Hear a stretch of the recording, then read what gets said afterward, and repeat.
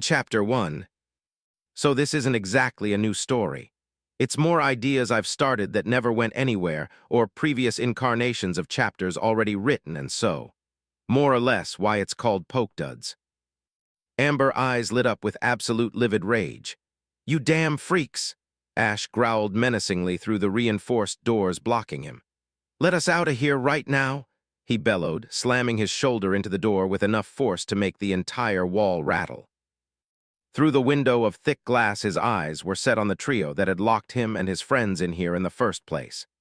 Jesse, James, and Meowth, laughing with malicious glee as Jesse waved around the silver suitcase, holding their pokeballs, and James paraded Pikachu around like a trophy, trapped within one of their stupid electricity-resistant cages. Jessie stuck her tongue out at him mockingly. "Yeah, right, twerp," she replied, going as far as to bring one of her hands up and flip him off. "We win. We've got to allow your Pokémon. Pikachu's trapped and you're stuck in there." James took the mocking even further, squashing his face right up against the glass and began making deranged faces at them. "There's absolutely nothing you can do now, you stupid twerps," he laughed out, his voice muffled from his position on the glass. Growling, Ash flung his face forward and head butted the glass window so hard the entire frame shook. James yelped and sprung back like the coward he was. "I'm gonna beat you till you're unrecognizable when I get out of here, you damn flamboyant clown." The amber-eyed trained snarled lowly. James actually paled at the threat, but before Ash could take satisfaction in that little victory and follow up with another threat for icing on the cake, a small feminine hand laid gently on his shoulder, grabbing his attention. He turned slightly, amber eyes practically glowing with a need for violence meeting soft, concerned pools of the clearest blue. He'd traveled with a few girls that had blue eyes. May's had been an incredibly light blue that bordered on crystalline, and Dawn's herself had been a deep, dark blue that almost bordered on black at times. But Serena, her eyes were just blue. He couldn't describe them in any other way. Her eyes were just so blue, bluer than the sunny summer sky, more blue than anything he'd ever seen. That was saying something, considering he'd seen the blue orb itself in person. "Ash," Serena breathed softly, those blue orbs of her casting a concerned glance at Pikachu outside the room within the clutches of Team Rocket. "Calm down, okay? Don't let them provoke you. We need to think of a way out of here. Stooping to their level won't help," she told him, her voice washing over him comfortingly. Serena had that effect on him. Brock's voice had been deep, wise in ways that touched on his experience. Scyllane's had been even more flamboyant than that fruitcake James. And each and every one of the girls he'd traveled with previously had been loud, proud, and fiery in their own different ways. Serena's was different. She wasn't quite as confident as the other girls he'd traveled with. She was soft-spoken and patient. He felt two small arms wrap around his midsection and broke away from his eye-to-eye with Serena. Looking down, he was met with a head of blonde hair pressed tightly against his stomach, thin arms trembling slightly. "Don't let them get to you, Ash, please," Bonnie said into his stomach, voice both hitched and muffled from his jacket. Bonnie turned her face up to meet his, and a flash of red-hot anger shot through his system once again. "We need to focus so we can save Deden and the others." She hiccuped slightly, blue eyes of her own nearing the shade of May's watery with unshed tears. Ash clamped down on the growl that threatened to explode from his throat, his eyes searching out Clement, flashing him a shaky smile from the other side of the room as he continued his search for anything useful to help them get out of this room. Instead, he lightly roughed her immaculate blonde hair in a comforting manner.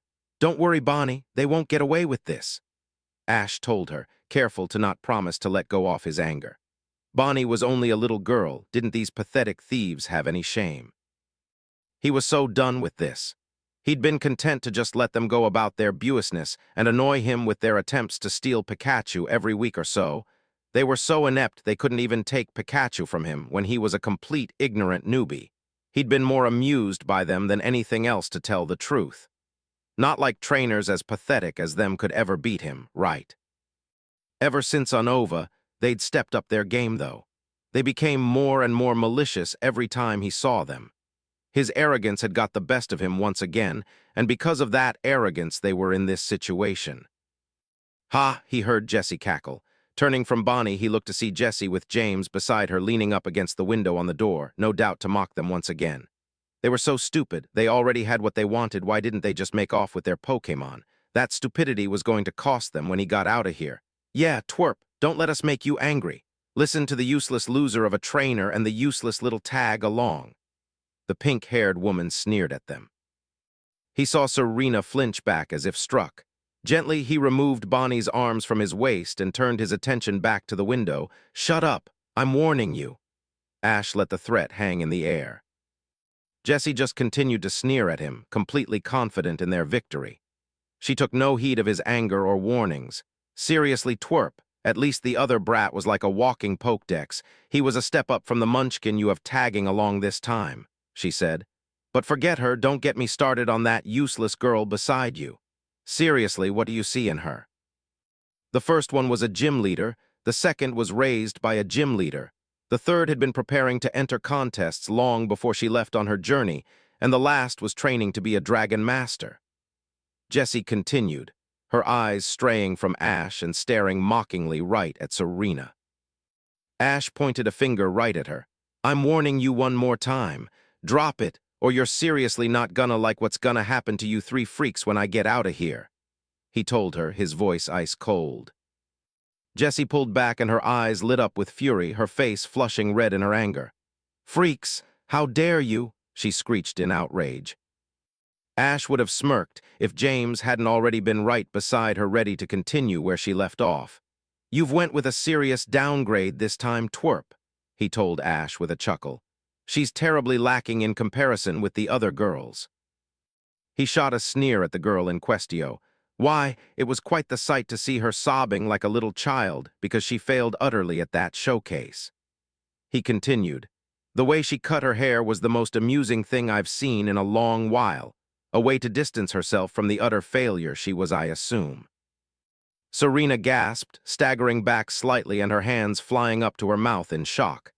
Her entire face was turning red from sheer embarrassment. You were watching me, she whispered, her voice disbelieving as if she couldn't believe they'd do such a thing.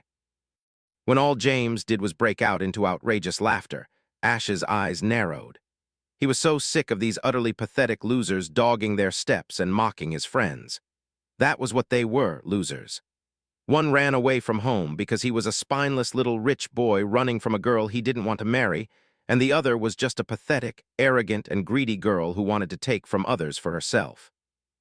He didn't know and could care less about Meowth's history. For one brief second, Amber turned into shining orbs of endless blue. Then he swung his fist. Serena had always known Ash was strong. She'd known ever since they were little when he attempted to escort her out of the forest at Professor Oak's summer camp. Her knee had been hurt more than first thought, and even with Ash steadying her, she couldn't put her weight on it. So what did Ash do? He picked her up and swung her onto his back, then he trekked for over 10 minutes with her on his back to reach the summer camp again, all without stopping or complaining once. Then there was the way he could casually let Fletchender roost atop his arm, all the while carrying Pikachu and his backpack filled with supplies. She tried to let Fletchender do it once, and she nearly toppled over within the first second. So yes, Serena had always known Ash was strong. He displayed it so casually and so often that it became kind of like a fact of life to her. Like the sun was hot, Ash was strong. It was just a fact. Then she was shamed to admit as she stood there completely out of her element and completely mortified by the mocking she was on the receiving end of, being compared to other girls in Ash's life of all things. Then, Ash swung his fist. Serena gasped, eyes widening in utter disbelief as Ash punched right through the thick, reinforced glass like it was paper and latched onto James' throat, dragging the man forward and making sure to smash his face harshly against the door that was locking them in. Ash, she shouted, worry filling her. Serena didn't care that he may have dragged James into the door with enough force to crack his skull. All she cared about was the fact that Ash could very well hurt himself very badly if the glass punctured his arm. Worry getting the best of her, Serena hurriedly pulled her red vest off and quickly rushed up behind Ash. James was screaming as Ash growled, pulling him into the door head first again and again while squeezing the man's throat tightly. This takes place in the Pokeball Company episode. So the original idea for this was for Team Rocket to save James and go to make their escape. Only, Clemont comes to the rescue and manages to fix up a Pokémon transport machine that was within the room. Ash calls Oak and gets the closest of his Pokémon at hand sent over, which just happened to be Sceptile that Oak was doing some research on. Well, those doors wouldn't last long against Sceptile, and Team Rocket even less so. They get stomped, arrested once and for all, and at the end of the day, Ash keeps Sceptile on the team.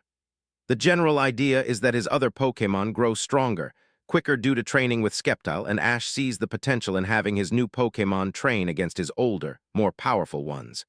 This story would probably include Ash getting Sawyer and Trevor's Mega Stones, because fuck those dopey kids. They in no way deserve Mega Evolution. To Chapter 2. So hey, you'll probably notice this dud is quite similar to the beginning of working the Master's path with skill. That's because this was the original opening chapter I'd planned that included Ash bringing in more than just Charizard. Well, before I scrapped that idea. It was early, incredibly early. So early, in fact, that the sun had barely begun to rise. Ash Ketchum sat entirely alone, his tanned face pensive as he stared at his outstretched hands. Neither Pikachu nor any of his other traveling companions through the Kalos region were awake, and they wouldn't awake for a good few hours yet. It was the next morning after his battle with the powerful trainer Elaine. Last night, he'd made a decision when everyone else went up to bed. Elaine's Charizard was incredibly powerful, Mega Evolution or not. He had to step up his training regime. Otherwise, it was quite likely that once again he would end up falling short of another league victory. He refused to fall short a sixth time. Sure, he was only 15 years old, and very rarely did someone his age earn the skills and Pokémon strong enough to even come close to winning a league conference. Never mind defeat any of the vaunted members of any region's Elite Four. There was a reason even the youngest of them were in their 20s. Without being humble, Ash knew he was a good trainer, great even leagues above the average trainer. The likes of Tierno, Trevor, and even Sawyer couldn't even come close to beating his Kalos team alone, never mind any of his older teams. But being just great wasn't good enough for Ash. He wanted to be the best, stand above everyone else, and have his name imprinted into history as a legend among legends. And then he wanted to become even greater still. Elaine was possibly the first real contender he'd come across ever since reaching Kalos. To be perfectly honest, the journey had been incredibly easy up to that point. The only possible snags had been Viola and Corina, and them only because Pikachu was still regaining the power he lost from whatever Zekrom did to the little guy. But yes, until Elaine, he'd forgotten that feeling. The feeling he got around the likes of Lance and Cynthia. The intensity of an opponent currently beyond his reach. And Elaine was beyond his reach when he'd battled and become one with Greninja. He'd saw and felt the power of that Mega Charizard. With his current team, he couldn't beat him. Pikachu may have been able to before they even came across Zekrom, but that was a moot point now, and his partner was playing catch-up. He was making good progress, enough so that he could even overcome Mega Lucario, but it would be some time before he reached the level where he could take down opponents of Mega Charizard's caliber. It was only recently Pikachu had regained a powerful enough voltage to sustain Volt tackle the way they liked to use it. Talonflame, Holocha, Noibet, hell, even Gudra couldn't hope to match that Charizard. Greninja alone couldn't either, though he was sure that if they could somehow master that powerful form of his, Ash was sure they'd have a good shot at bringing it down. Just like he'd felt Charizard's power as they battled, he could also sense the depths of Greninja's power and just how much power was there dormant that they couldn't yet tap into. And that was why he found himself in his current position. In his right hand, he held 5 shrunken Pokeballs.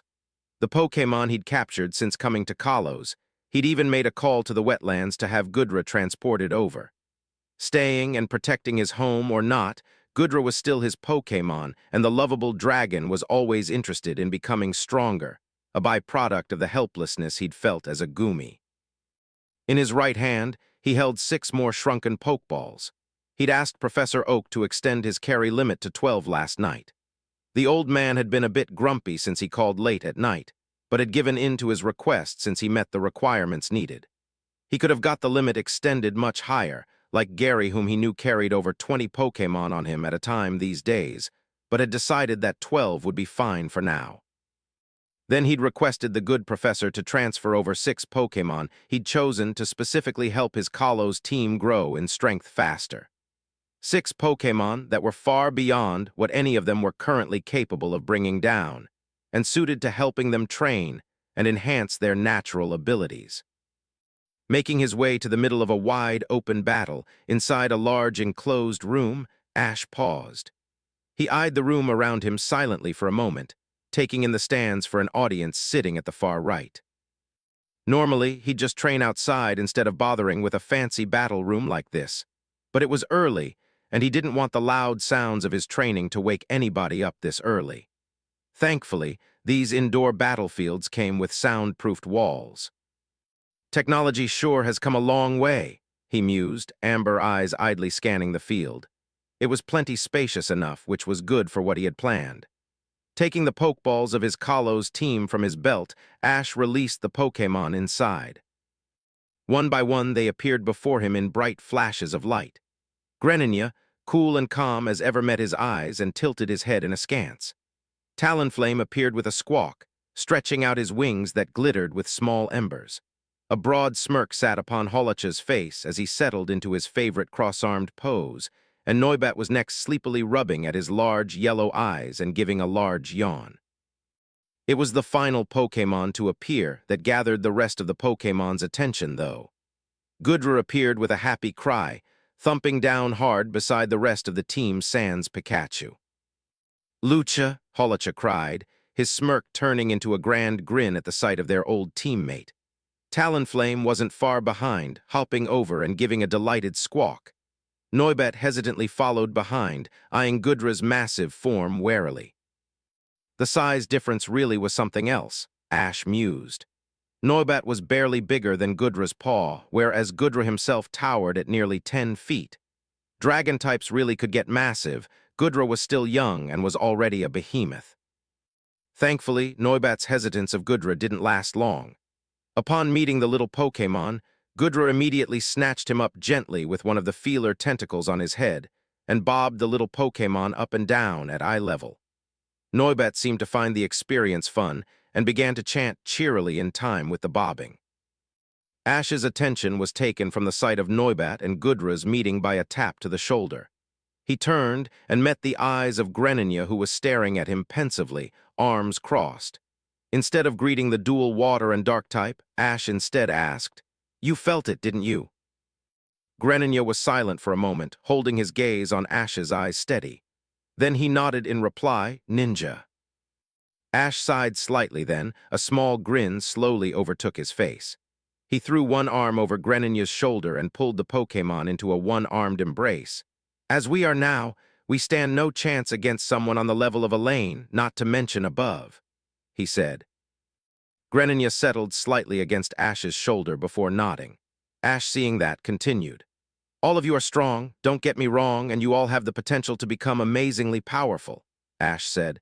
"But at the pace we're going at right now, winning the Kalos League will be a pipe dream if there are people on Elaine's level competing this year. And with how commonly we've run into mega evolutions lately, it's seeming entirely too likely for me not to want to prepare." When Greninja tightened his crossed arms and gave a tight nod, Ash's smirk grew in size, and he gently pushed Greninja out of his embrace with one hand and palmed one of the 6 Pokeballs on the other side of his belt. "That's why I've decided to bring in some help." He made sure to say that nice and loudly as he held the Pokeball up, drawing everyone's attention to him.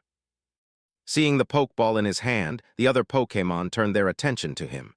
Gudra gently, the small, dragon down on his feet as the gentle giant's gaze turned both serious and wary.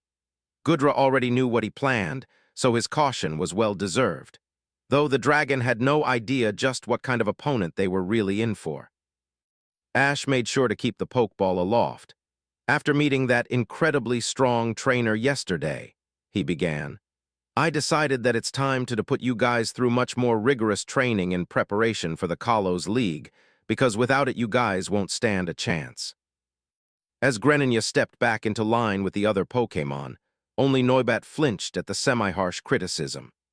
Again, well-deserved when taken into account that Ash never criticized the young dragon and praised him at any opportunity. Now this training is going to be incredibly tough, much tougher than any training I've put any of you through before, he continued. His gaze traversed from Pokémon to Pokémon, meeting each and every one of their eyes, though he held Noibat's watery gaze the longest and his stern face faded. You don't have to go through with it if you don't want to, though. I'd never force you into something like this. The statement was aimed more at Noibat than the rest, but he meant it towards every Pokémon he owned. Surprisingly, Noibat puffed his little chest up and did his very best to give Ash a confident glare. There's that dragon's pride. They all had it to some degree, Ash knew. He swept his eyes from each of his Pokémon, and when none of them backed down from meeting his gaze, Ash knew that they'd decided. Well then, he began with a grin, shaking the Pokeball he held aloft slightly. I brought 6 of my older Pokémon here, all very strong and here to help you guys train. And we're going to start off with a battle. He swept his amber eyes across the 5 Pokémon. The Pokémon in this Pokeball is both the youngest and weakest of the 6 I brought, he told them. But I'll tell you this now, none of you as you are have any hope of coming close to defeating this Pokémon. Then he released the Pokémon within. With a loud snore, the Pokémon was revealed. It was a behemoth that towered over even Gudra, even with its head bent downwards as it slept while standing up. Rough dark blue scales covered the majority of its body, while its stomach was covered in a red and yellow underbelly. Small spikes decorated from its knees upwards and fanned out from the edges of its underbelly, leading to a few on each arm. Its wrists featured a large, fine-like protrusion, while another emerged outwards from its middle back. Atop its pointed head, it had a star-like mark on its nose and 2 jet-like horns jutting from its skull. The reactions of his Pokémon varied. Greninja raised a brow in interest, while Hawlucha began to excitedly punch the air in preparation for a good fight. Both Noibat and Talonflame stared at the beast wide-eyed, while Gudra eyed the Pokémon with an anxious frown. Ash's grin, if possible, got even bigger. Guys, meet Garchomp, he introduced with a sweep of his arm. Frowning when the great dragon beside him continued to snore, Ash gave a sigh before reaching up to give the slumbering beast a flick on the nose, even then only reaching because Garchomp was bent over while it slumbered, figging time. He said simply when the Pokémon gave a grunt and sleepily blinked its eyes open. When its eyes fully opened and they landed on Ash, the great beast gave a delighted cry that would definitely terrify any children that could hear it, eyes filling with happiness. Then the dragon lunged forward, gaping maw wide open as Garchomp tried to chomp on his head. No way, Ash barked, springing back. It was bad enough when you were a little gibble. I'm not letting you chew on my head now. He shouted over his shoulder as he practically sprinted towards the stands on the far side of the battlefield. Thankfully, before Garchomp could make chase, Hawlucha interrupted. Flying through the air at great speeds, knee poised and glowing with power as he executed a textbook-perfect high-jump kick. Greninja blinked. That was both fast and terrifying. As soon as his trainer had vacated the immediate vicinity, Hawlucha had attacked. And really, who could blame Ash after having a beast like that trying to take a chomp out of his head? But in the time it took to blink, Hawlucha was already down. Greninja had seen it all. He was used to high-speed combat. That was how Ash trained him. But even then, he'd barely been able to follow. One moment, Hawlucha had seemingly taken the massive dragon by surprise and was mere inches from slamming his most powerful attack home right across the beast's face. Then Garchomp and merely lifted an arm almost faster than Greninja could follow and smashed Hawlucha aside with raw strength alone, no technique to empower the blow needed. Hawlucha shot off like a rocket, passing by their trainer and literally smashing through the audience stands. Thankfully, their trainer had the good sense to call the then unconscious fighting type back to his Pokeball. Noibat and Talonflame followed up immediately with shrieks of rage. Talonflame blitzing forward, entire body enshrouded in a pillar of flames so hot they turned blue, and Noibat followed close behind, glowing with the power of acrobatics. They, like Holocha, were defeated in the blink of an eye. It didn't even take a second for that Garchomp to charge up. Then it had fired an absolutely gargantuan black beam of destruction from its maw, the same gaping maw that wanted to chomp on their trainer's head. It reminded him of the day he met Ash and Team Rocket caused his friend, Sycamore's Garchomp, to go on a rampage, except her hyper beams were nowhere near as big, nor were they charged up so fast. The beam of destructive power had tore a literal trench larger than Greninja's own body through the ground in seconds, before the dragon had allowed the attack to dissipate and leave the grievously injured bodies of both Noibat and Talonflame to view. Luckily, Talonflame had been in front and using his strongest attack. That had negated a lot of the damage, and Noibat wasn't exposed to nearly as much as Talonflame, thankfully. Otherwise, both Pokémon would quite possibly be in critical condition right now. Then all the beast did, after taking down 3 of their comrades in less than seconds, was blink and begin staring at both him and Gudra blankly. When Ash had said they didn't have any hope of defeating this Pokémon before he sent it out, quite frankly, he'd been insulted. Ash had always believed in his power, in any situation, no matter what was thrown at them. He'd actually been a little bit hurt by the statement as well. Now he saw, though, his trainer was just telling the truth. It was even more mind-boggling when Greninja recalled that Ash had said this Pokémon was the weakest of the 6 he'd brought to help them train. So this was the type of Pokémon produced when training under Ash. He'd always known he'd made a good choice in choosing Ash as his trainer, but he never expected something like this. It was absolutely incredibly. He wondered just how strong the strongest of those 6 were. And were any of these 6 actually his strongest Pokémon? Or did he have other, more powerful monsters at his beck and call? Because that was all he could describe the beasts he imagined as. He blinked as a trio of icy blue forked beams of energy tore past him, lancing across the battlefield at breakneck speeds, the ground beneath it freezing over as it passed. With a battle cry, Gudra bounded past him, arms glowing with burning orange energy. Ice beam and a new attack. Interesting, it seemed Gudra hadn't just been resting on his laurels when they left him behind in the wet lands. He didn't really understand Gudra's decision to stay back there when they could be with Ash. To be honest, Greninja couldn't imagine home as anywhere else but by his trainer's side these days. But even though he didn't understand, he respected Gudra's decision. He'd never really had a home before Ash, he supposed. He'd never fit in anywhere else, not even with the Froakie tribe he'd hatched with. Greninja blinked as Garchomp responded in kind, arms turning the same burning orange as Gudra and tearing through that ice beam like it wasn't even there, barely even fazed by it besides a grunt of annoyance. Then Garchomp accelerated forward, clearing the distance between it and the charging Gudra in the blink of an eye. So fast Greninja only managed to glimpse a blur. With a battle cry of its own, Garchomp slammed its glowing fist into Gudra's belly. Gudra grunted himself, but used the momentum of the blow just like Ash taught them all early on. Even with his immense size, Gudra spun out of the way of Garchomp's next blow and slammed home both of his glowing orange arms, one on the Garchomp's collarbone and the other right at the bottom of its stomach. A debilitating set of blows to any average Pokémon, but this Garchomp merely once again grunted and slid back a foot, gouging small trenches in the battlefield with its feet. Gudra had already charged up his next attack, though before it even finished sliding even slightly back. Gudra forgot something clearly that Greninja hadn't. Garchomp had been trained by Ash as well, and for longer than them. So as Gudra fired his ice beam attack not even a second later, Garchomp was already using the momentum of Greninja's own double blows to duck, spin around and smash its tail glowing a bright blue right into Gudra's face. The blow was so tremendous it actually lifted the behemoth Gudra up off his feet and sent him flying across the battlefield, the same way Holocha had went.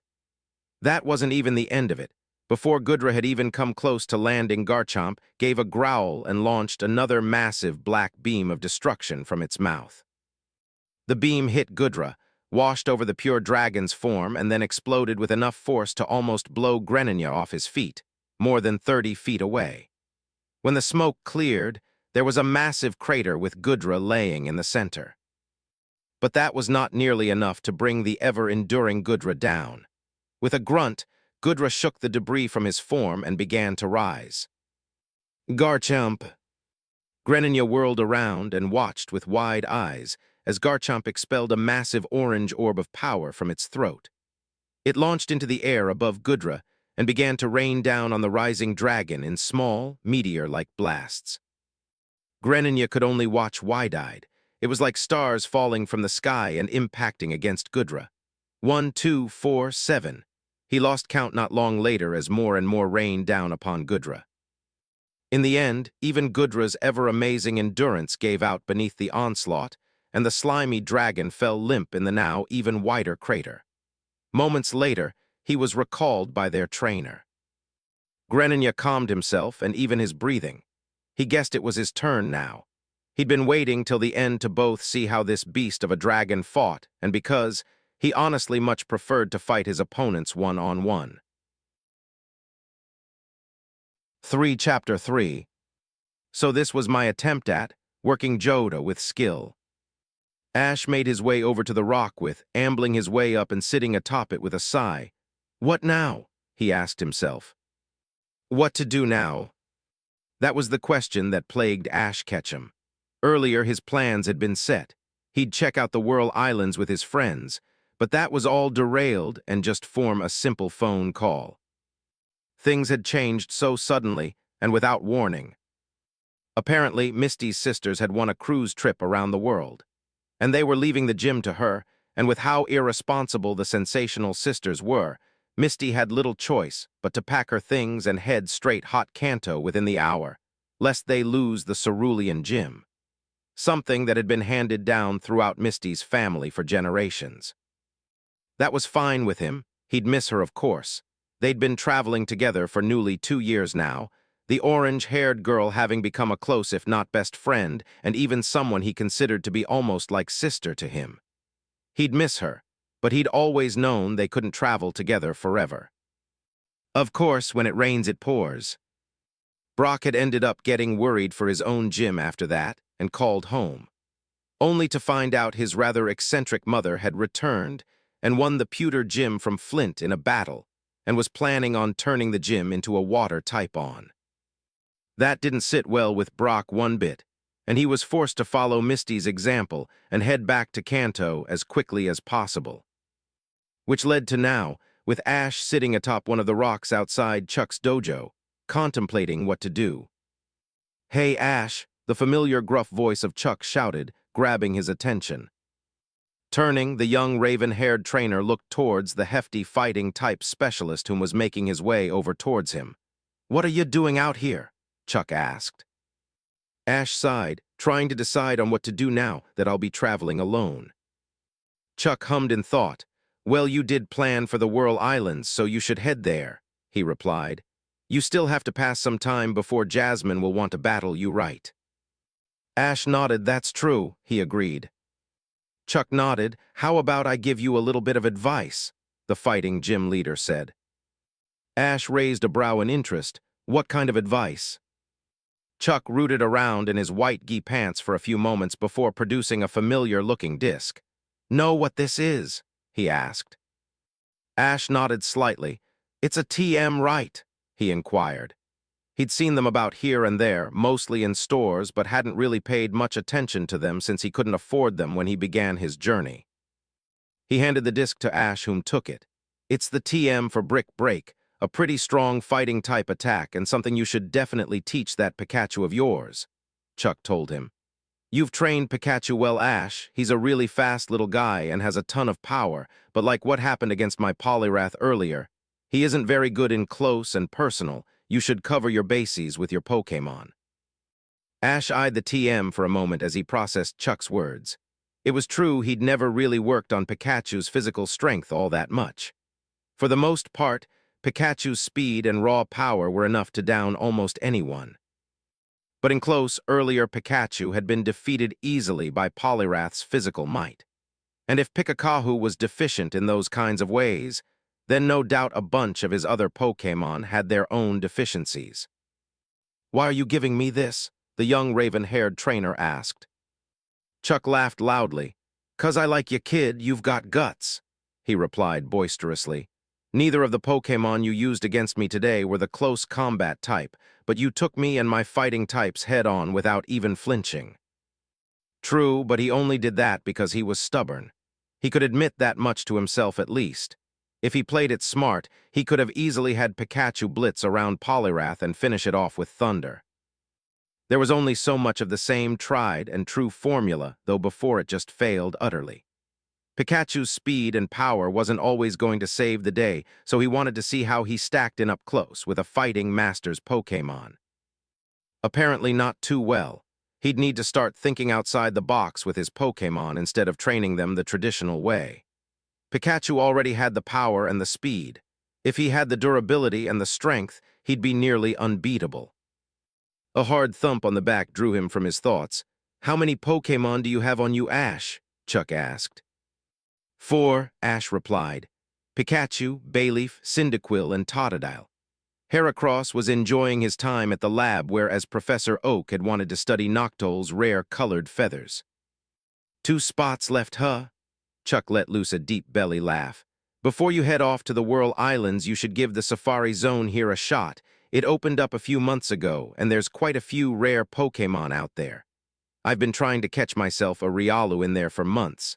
The little buggers are hard to keep a track of." "Safari, huh?" Ash mused. That might not be such a bad idea. Well, if he didn't get overrun by Tauros this time. He'd missed out on catching the likes of Rhyhorn and stuff last time because of just how much Tauros seemed to adore him. For Chapter 4. I'm not even sure where I was going with this one. It was either Pidgeotto or Bulbasaur evolving and Ash catching Aerodactyl Thauk, at least I think so. In hindsight, it wasn't the best of ideas to send out Charmeleon. But he was desperate. He and Pikachu were cornered. Team Rocket had run off somewhere, leaving them to fend for themselves, and the group of ancient and extremely powerful Pokémon continued to advance upon them. Ash scowled as his eyes flitted over Charmeleon's sleeping form atop a rocky outcrop of the deep, dark and dank cave they were trapped in. He missed Charmander. Never mind the fact that Charmeleon was so powerful now he'd yet to lose a single battle. The attitude his Pokémon had now really pissed him off. His amber eyes moved onwards, taking in the sight of the Pokémon advancing upon he and Pikachu. 4 in total, 2 massive Kabutops with gleaming sickle-bladed arms and 2 Amistar, tentacles writhing around their faces, and their mouths making odd yet terrifying sucking sounds. His eyes cut back to Pikachu, who was standing in front of him protectively, sparking electricity from his small red cheeks. Ash gulped. These odds were not good in any shape or form. "Thunderbolt," he ordered Pikachu. Not a second later did the small yellow Pokémon let loose a blinding, large arc of electricity that smashed into one of the Kabutops before it could even react. The ancient, supposedly extinct Pokémon gave a shriek of pain and was pushed backwards a few steps. But that was all, just like last time. Despite the fact that Kabutops were part water type and should have been exceedingly weak against a thunderbolt attack so powerful, it was still standing strong. It was a horrifying realization. These Pokémon were so ancient and powerful that even with a type advantage, his Pokémon couldn't even come close to matching them. Ash scowled. The strongest attack Pikachu had bar thunder, and it may as well have been a spitball for all the good it did them. Weren't Kabutops supposed to be part water type? The Pokédex claimed they were. The only bright spot in this otherwise bleak situation was the fact that at the very least, the Kabuto and Ammonite had chased after Team Rocket. Slowly, the 4 Pokémon surrounded he and Pikachu from each side. Ash half wanted them to just hurry up and attack. The thundering of his heart in his chest from the anticipation was driving him crazy. Quick think, what options did he have? Pidgeotto was a no-go. His loyal flying type didn't know any attacks that would be effective on rock types. If he got out of here, he made a note to do something about that. Squirtle wasn't with them. The little guy had been left behind when they were dragged down here thanks to the explosion of the dynamite going off. Pikachu's electric attacks were pretty much useless, and he didn't have the physical strength to keep up with these guys. That left him with raw strength. The only Pokémon he had with him that excelled in brute force was Charmeleon. But again, he was a no-go with how rebellious he'd been since he evolved. He missed Primeape. His only fighting type would be great to have on hand at the moment. Really, he only had one option. A loose plan began to form in his head. Ash's eyes tightened as he noted the Kabutops tensing at the legs. They were going to lunge. He decided, with the Amistar behind them, he and Pikachu had to either go towards the Amistar, backwards, or face the Kabutops head-on. "No way. I've had enough of this crap," the trainer growled. Quick as a flash, he palmed two of the Pokeballs on his belt and released the Pokémon within. "Pidgeotto Gust, Bulbasaur Vine Whip," he hurriedly ordered. The silvery burst from the Pokeballs hadn't even dulled before the materialized Pokémon attacked. Bulbasaur landed in front of him, twin vines launching forward and wrapping around the Kabutop's legs, while at the same time Pidgeotto appeared in the air above Ash and began to furiously beat its wings with enough force to generate a gale force wind towards the Amistar. As one at that moment, the Kabutops both slashed towards the vines holding them, slashing themselves free with ease. But it held their attention just long enough. "Thunderbolt," Ash told his starter again. He didn't even pay heed as Pikachu lit up in a brilliant yellow glow and unleashed a torrent of lightning atop the two Kabutops. He pointed at the Amistar held at bay by the winds generated by Pidgeotto. "Sleep powder." Chapter 5. This is from an idea where not only does Ash get his Pokémon early, but it's thanks to Damien as well. 8-year-old Ash Ketchum sighed in complete and utter boredom. The young boy, decked out in a plain yellow t-shirt and blue shorts, impatiently waited with his fishing rod already cast deep into the creek he was sitting on the edge of. "Boring," Ash sighed to himself as his lure bobbed gently to the sway of the water. He'd been at it for over an hour already and had yet to fish up one Pokémon. "Stupid Gary, I bet he's having heaps of fun at the Oak Ranch with all those Pokémon." The young black-haired boy grumbled to himself. Sighing once again, Ash relaxed back on the palms of his hands and stared up at the wide blue sky. His eyes locked on a large and majestic Pidgeot streaking through the clouds above. "What I wouldn't give for a Pokémon of my own," Ash said softly, his voice wistful. He couldn't wait until he was 10 years old and could finally receive a Pokémon of his own, officially, from Professor Oak. Granted, he could have one sooner than that, but he'd need someone to catch it for him who was already of age, which meant he was out of luck. Professor Oak wouldn't do it because he was a regional professor and under certain restrictions to only gift trainers with starter Pokémon when they turned 10. His mother couldn't do it because she, despite having studied Pokémon under Professor Oak, didn't have one of her own, and his father. The less said about him, the better. Sighing once more, for the final time Ash gave up and pulled his rod from the water before setting it aside and laying down, letting his amber eyes drift shut as he decided to take a nap in the warm sun. Damien scowled as he looked at the Pokeball firmly clasped in his hand. "Pathetic." The teen sneered. He was average in height with rather long blue hair, wearing black leather pants, a lilac undershirt, and a brown cowboy vest over it. Pressing the button on the Pokeball, he released the Pokémon from inside in a flash of white. In front of him, a young Charmander formed from the red energy released, standing beside Damien in the small forest-like clearing they were in. Charmander was an orange reptilian creature resembling a tailed bipedal salamander with some dinosaur qualities. Charmander had 4 small fangs visible on its upper and lower jaws, a cream underside, and an expansive cream coloration on the sole of its foot. Its most notable feature was the flame burning on the tip of its tail. "Charmander," the young fire Pokémon greeted its trainer cheerfully.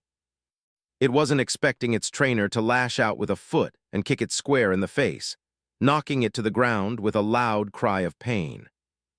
"So pathetic, Charmander," Damien growled out as he lifted his foot and began stomping on the small fire Pokémon, causing it to give a loud cry of pain each time. "You didn't even come close to beating that Wartortle or even that Sandlash when you battled them." He sneered once more, his voice oddly sinister. It didn't matter to him that his older brother had just given him the Charmander freshly hatched from an egg just a week ago. The only thing that mattered to him was that it was a weak loser Pokémon, and it deserved to be treated as such.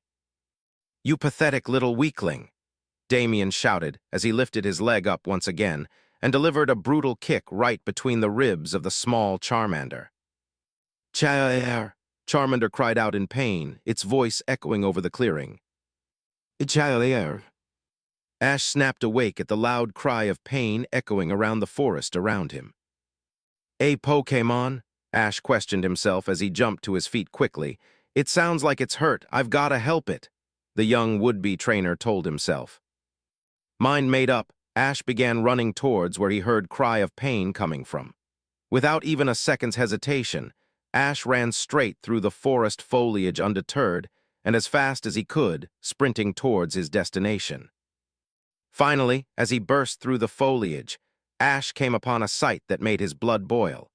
A blue-haired teenager a good few years older than him was kicking a downed Charmander that was covered in small bruises. Ash stood there, stupefied at the sight. How could someone be so cruel to a Pokémon and a baby from the looks of it? "Ha, how'd you like that, you little piece of shit?" The blue-haired teen laughed as he kicked the Charmander once again, taking enjoyment from it. The small Pokémon barely letting out a grunt this time, having given up crying out in pain in hopes of help. The last kick, though, was enough to snap Ash out of his daze, and with a war cry that caught the blue-haired teen by surprise, Ash sprinted right at him and tackled the larger boy to the ground. Ash didn't give the older boy time to recover and immediately decked the teen in the face with his fist as hard as he could. The older boy gave a loud cry of pain with his nasally voice as his nose erupted in a fountain of blood. Ash was about to follow up with another punch when, to his surprise, the older blue-haired teen began wailing and crying like a little girl, tears spilling from his eyes and mixing with the blood and snot pouring from his nose. Snorting in disgust at the older boy, Ash stood up and made his way over to the Charmander that was blearily looking up at him through a blackened eye, which caused another jolt of righteous anger to shoot through Ash before he squashed it. Kneeling down, he gently picked the small Charmander up into his arms. "It's going to be okay, Charmander. I won't let him hurt you," Ash told the fire Pokémon as soothingly as he could. "Char." The Charmander responded weakly with a nod before its eyes drifted shut and it lost consciousness. Ash growled again as he got a closer look at the small Pokémon's condition. It definitely needed to go to a Pokémon Center, but the closest one was in Viridian City. Ash sighed once, before his amber eyes filled with determination, and he got ready to begin running towards Viridian City at top speed when he caught sight of something at his feet. Rolling it over with his foot, Ash grinned as he noticed that it was a Pokeball. "Perfect," Ash said to himself as he bent down and laid Charmander on the ground gently, before picking up the Pokeball in his hand and standing up. "Charmander, return." Ash chanted the familiar phrase as he returned the fire lizard Pokémon to the Pokeball in a beam of red energy. "This will make it so much easier," Ash said to himself as he planted the Pokeball in his pocket before turning on his heel and running through the clearing in the direction of Viridian City, deliberately stomping on the blue-haired teen as hard as he could as he went past for good measure, causing the older boy to cry out in pain. But Ash gave him no sympathy as he made towards Viridian City as fast as his small legs could take him. "Don't worry, Mom, I'll come home first thing tomorrow morning," Ash told his mother, not a trace of doubt in his tone. It wasn't like he was in any danger after all. He was at a Pokémon Center. Delia Ketchum sighed in defeat but smiled gently at her precious son nonetheless. "Okay, dear, but remember to be careful on your way back," the youthful-looking mother told her son. "And Ash?" Delia questioned softly over the video phone. "Yeah, Mom?" Ash asked in return. Delia smiled at him from her side of the video phone. "I'm very proud of you," she told him. "Helping a Pokémon in need was very brave of you." The young mother praised her son. Ash felt his face heat up, and he turned to look away in embarrassment as his mother chuckled softly. "Bye, Mom," Ash said as he lifted his hand. "Goodbye, sweetie. Have a pleasant night," Delia responded as Ash hung up the video phone. Zig's Chapter 6. What the crap is this? I have no memory of ever writing this. In fact, I don't ever remember being at a point where I wanted to write such an edgy piece of crap. Gather around, folks, this might just be the biggest dud of all. Hell, it might not even be me that wrote this. But I found it buried in my folders, so I figured I'd put it up here with the other duds. Hell, I don't even know where the plot is going with this, since it's basically just skimming over so much. Actually, not even skimming, but outright skipping. Life. It was one simple four-letter word, yet it contained so much meaning. Meaning that not even the greatest of minds could completely fathom and would never be able to, because life was not meant to be understood, it was only meant to be lived. Life for me, though, I thought I had it all planned and figured out. I'd catch a ton of Pokémon, I would then train them to the best of my ability, take on the Pokémon League, win it, then go on to conquer the Elite Four and the champion of the Kanto region, Lance Wataru. It's funny how life throws you curve balls now and then, though. The leader of Team Rocket, a criminal syndicate out to rule the world through the use of Pokémon, had theorized that I was sheltering his ultimate creation from him after rescuing the Pokémon a while back. So old ruthless Giovanni had led an attack on my hometown of Pallet in hopes of uncovering Mutwo and recapturing the cloned legendary Pokémon. I wasn't sheltering Mutwo, though, hadn't even seen the psychic Pokémon for months since I and a few friends saved him from Team Rocket. So in the end, Giovanni just ordered the town razed to the ground. He was driven off eventually, thanks in no small part to the combined effort of Professor Oak's Pokémon and the well-trained Pokémon me and my one-time rival Gary Oak had left behind at the Oak Ranch. But it was not without casualties on either side, and the most devastating being that my mother Delia Ketchum had been burned alive by a team of Charizard, along with her trusty Mr. Mime, who had tried to fight the large fire dragons off. I took a sick sense of pleasure from hearing that the team of Charizard along with their Team Rocket handlers were killed in a rage-induced surprise attack by three of my own Pokémon, Bulbasaur, Kingler, and Snorlax. I didn't even hear of the attack until a few days later. The electric lines for Pallet Town had been cut so that no calls for help could be made, and it was a real bone-shaking terror that filled my body when I had been walking past a TV in a Pokémon Center in the Johto region and heard about the attack on a news report. That period of time was a blur for me. Even now, I couldn't quite remember the entirety of it. I abandoned my journey through the Johto region, leaving my two traveling companions Brock and Misty behind, and made a call to the Charisific Valley. Charizard made it to me within a few hours, and hopping on his back, Pikachu on my shoulder, raced off towards Pallet Town. Abandoning my Johto League challenge, with only 4 out of the 8 needed badges to compete in the Silver Conference, not like it mattered, because at that time I was busy with more important things. My blood boiled in my veins when I saw the wreckage that was Pallet Town. So what if I was to be compensated by the insurance agencies for my house and my mother's death? Money couldn't bring her back. After a night of staying in Pallet Town, my mind had been made up. Giovanni would not get away with what he had taken from me. Professor Oak and Tracy tried to wane me off of my chosen path, but I would not be dissuaded, and I demanded the right to carry every Pokémon I had. Or else I would cut my ties with Pallet Town and become a wanderer where it was within the law for me to carry all of my Pokémon, for there would be no home to send them to. The elderly professor was too sentimental to allow me to cut ties with Pallet, and would not have allowed me to go out on a life-endangering quest without any support at all, within the law or not. So he made a few calls to the League community, pulled a few strings, and got me the required clearance to carry all Pokémon I captured. I had decided that very night that I needed every single Pokémon I could get, and thus decided to recall the ones out training or attending other duties. It may have been selfish of me, but I was too focused on revenge to care otherwise, and my Pokémon were loyal enough to return without much complaint. Pidgeot, Primeape, Squirtle, and Haunter were even happy to return to my side when they learned of my plans. They may not have agreed with them, but they would never have allowed me to venture into such danger without them by my side to help me. Sadly, I had no idea where Lapras or Butterfree ended up after I allowed them to go their separate ways from me and my other Pokémon. It was a pity. Lapra's ice attacks and the varied status-affecting moves Butterfree could use would have been very helpful on my quest. It impeded me in no way, though.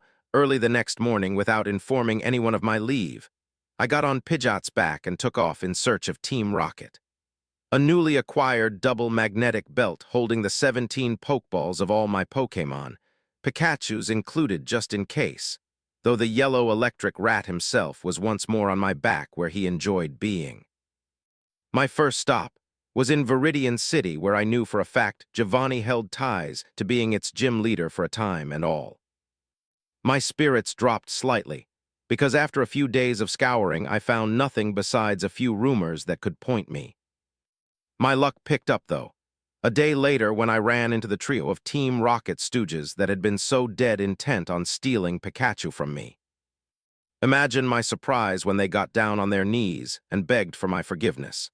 They had no idea the attack was going to take place, or else they would have warned me. They wanted no part in murdering innocent people. They continued to tell me that they had deserted the ranks of Team Rocket and were going into hiding. But before they left, they handed me a piece of paper with every Team Rocket base and operation they could think of named on it. I allowed them to leave unharmed, because I was suddenly thankful for all the time they'd spent following me around. As unorthodox as it was, it taught me how to look over my shoulder and not just blindly assume I was safe. My next plan of action involved me leading an attack on the rocket base, hidden underneath the game corner in Celadon City. I, along with my Pokémon, barely made it out alive. The majority of the grunts in the base were no problem to take care of, but there was just so many of them that kept on coming. Finally, the grunts were done, and I moved on to the elites, that were few in number yet very good trainers. By the time I was done with them, every single Pokémon I had was exhausted. And then I was blindsided by the two rockets running the Celadon branch of operations. Petrol and Proton were supposedly very high up in the Team Rocket hierarchy. Battling against all 12 of the Pokémon between the two rocket executives took me and my Pokémon to our very limits. But it was not unexpected, especially not when reviewing their teams of Pokémon. Petrol with his Umbreon, Muck, Crobat, Arbok, Skunktank, and Metagross, and then Proton with his own team consisting of an Espeon, Venusaur, Steelix, Weezing, Crobat, and Houndoom. In the end, I only walked away the winner because Haunter pushed himself to the limit and beyond, forcing himself to evolve into Jengar and defeat the last standing Pokémon, Petrol's Metagross, with an extremely powerful Shadow Ball attack. It dawned on me then that I was lucky and just wasn't at the level needed to take on an organization like Team Rocket.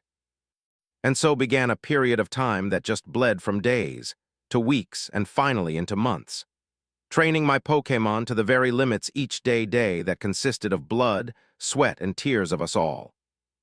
In that time, I'd convinced Bulbasaur to let go of his fear of evolving because I needed him to reach the pinnacle of his power.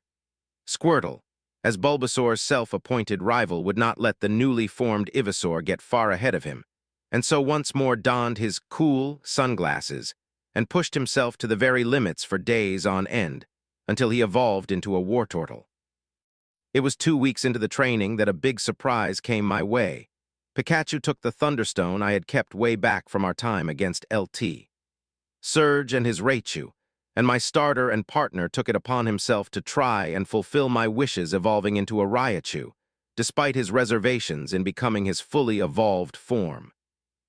I questioned whether he even needed the stone, having long since reached the point where others of his kind would evolve, but I think it was more a mental block than anything.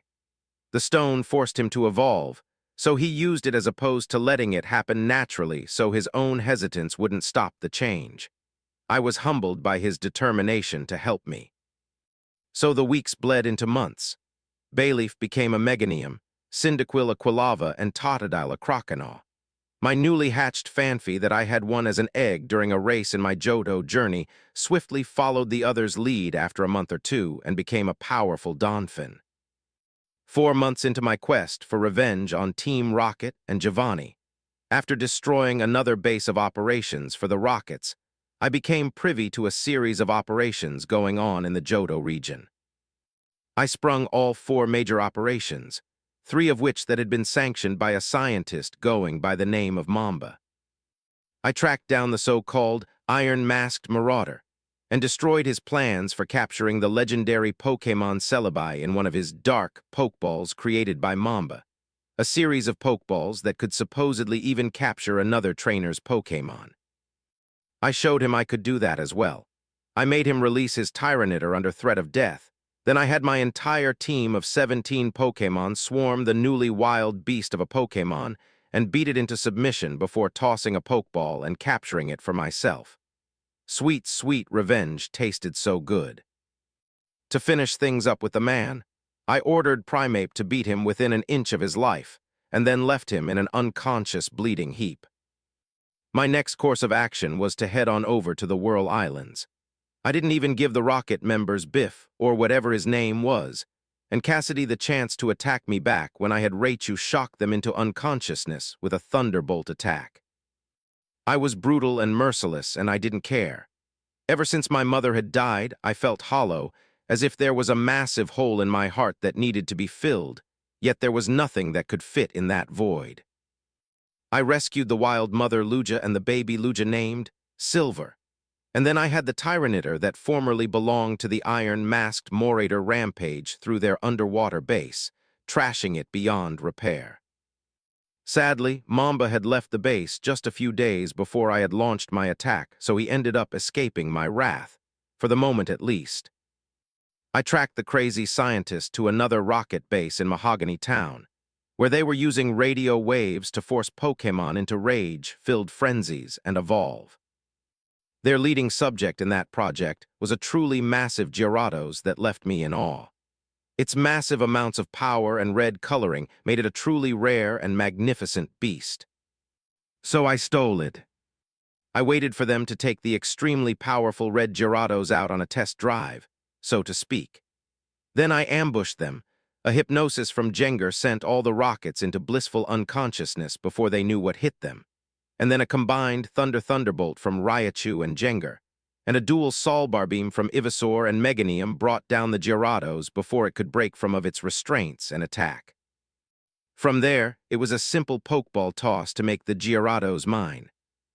The beast took me weeks to tame and bond with, and in the end it settled to listening to me between a mutual want of revenge on Team Rocket and, eventually, respect, though that would take months to earn. I fell upon the Mahogany Rocket base with a holy vengeance a few days later, and the red Gyarados was my weapon upon them. I heard that Mamba was crushed to death in the panic to escape from Gyarados. Gyarados and I laughed ourselves silly imagining and acting out how the scene had played out. Gyarados made a shockingly hilarious, cowering human who goes splat impression. All of this playing around, in retrospect, was a very good indicator of how much I had changed. Finally, there was only one operation left to stop before I moved on to hunting Giovanni. Chapter 7 Go Hydreigon! Cameron called out as he released his admittedly most powerful Pokémon up first in hopes of taking an early lead against Ash. Hydreigon appeared in a flash of blue light, roaring its challenge loudly over the cheering crowd. Hydreigon was a 3-headed, dragon-like Pokémon. Hydreigon had 6 thin black wings on its back, each of which ended in 2 points. On Hydreigon's neck was a fuchsia-colored flower-like collar which opened to its head. The main head was a dark blue and its eyes black with fuchsia pupils. Its hands, also black, harbored a head in each one. These heads were also blue with black eyes. There were small collars on the inside of Hydreigon's hands. On its abdomen were 2 overall-like fuchsia stripes. Its feet appeared atrophied, having no claws or defined soles and 2 or 3 small toes. Its tail also sported a fuchsia stripe with a black tuft on the end of it. Ash grinned from the opposite side of the field. I'm glad I thought ahead to request some of my other Pokémon from back in Kanto. The raven-haired trainer commented as he lifted a Pokeball up clenched in his palm. Let's go Buizel! Ash shouted as he released his Pokémon from inside in a flash of blue energy. Buey! Buizel grunted as he appeared on the battlefield, arms crossed in his typical cool pose. Buizel possessed mainly mammalian characteristics with orange fur and paws, as well as resembling a realistic cross between a weasel and a sea otter. The collar that was around its neck could be inflated and used as a flotation device when the Pokémon inhaled. Buizel also carried characteristics of sea creatures, in that it had two blue fins on its arms and two tails, appearing to be split up, that resembled a fish's fin. Its tail acted as a boat propeller by spinning. There were parallel marks on his cheeks. Additionally, Buizel had cream-colored paw pads on both its fore and hind feet. Hydreigon versus Buizel, round 1 begin. The referee called as he stepped back from the battlefield, lowering his red flag and holding up the red one. Cameron immediately sprung into action. "Hydreigon, try attack," he shouted as he fist-pumped. Hydreigon roared from all 3 heads before firing 3 separate beams of energy, one of electricity, one of ice, and one of fire, racing towards Buizel, who stood unperturbed.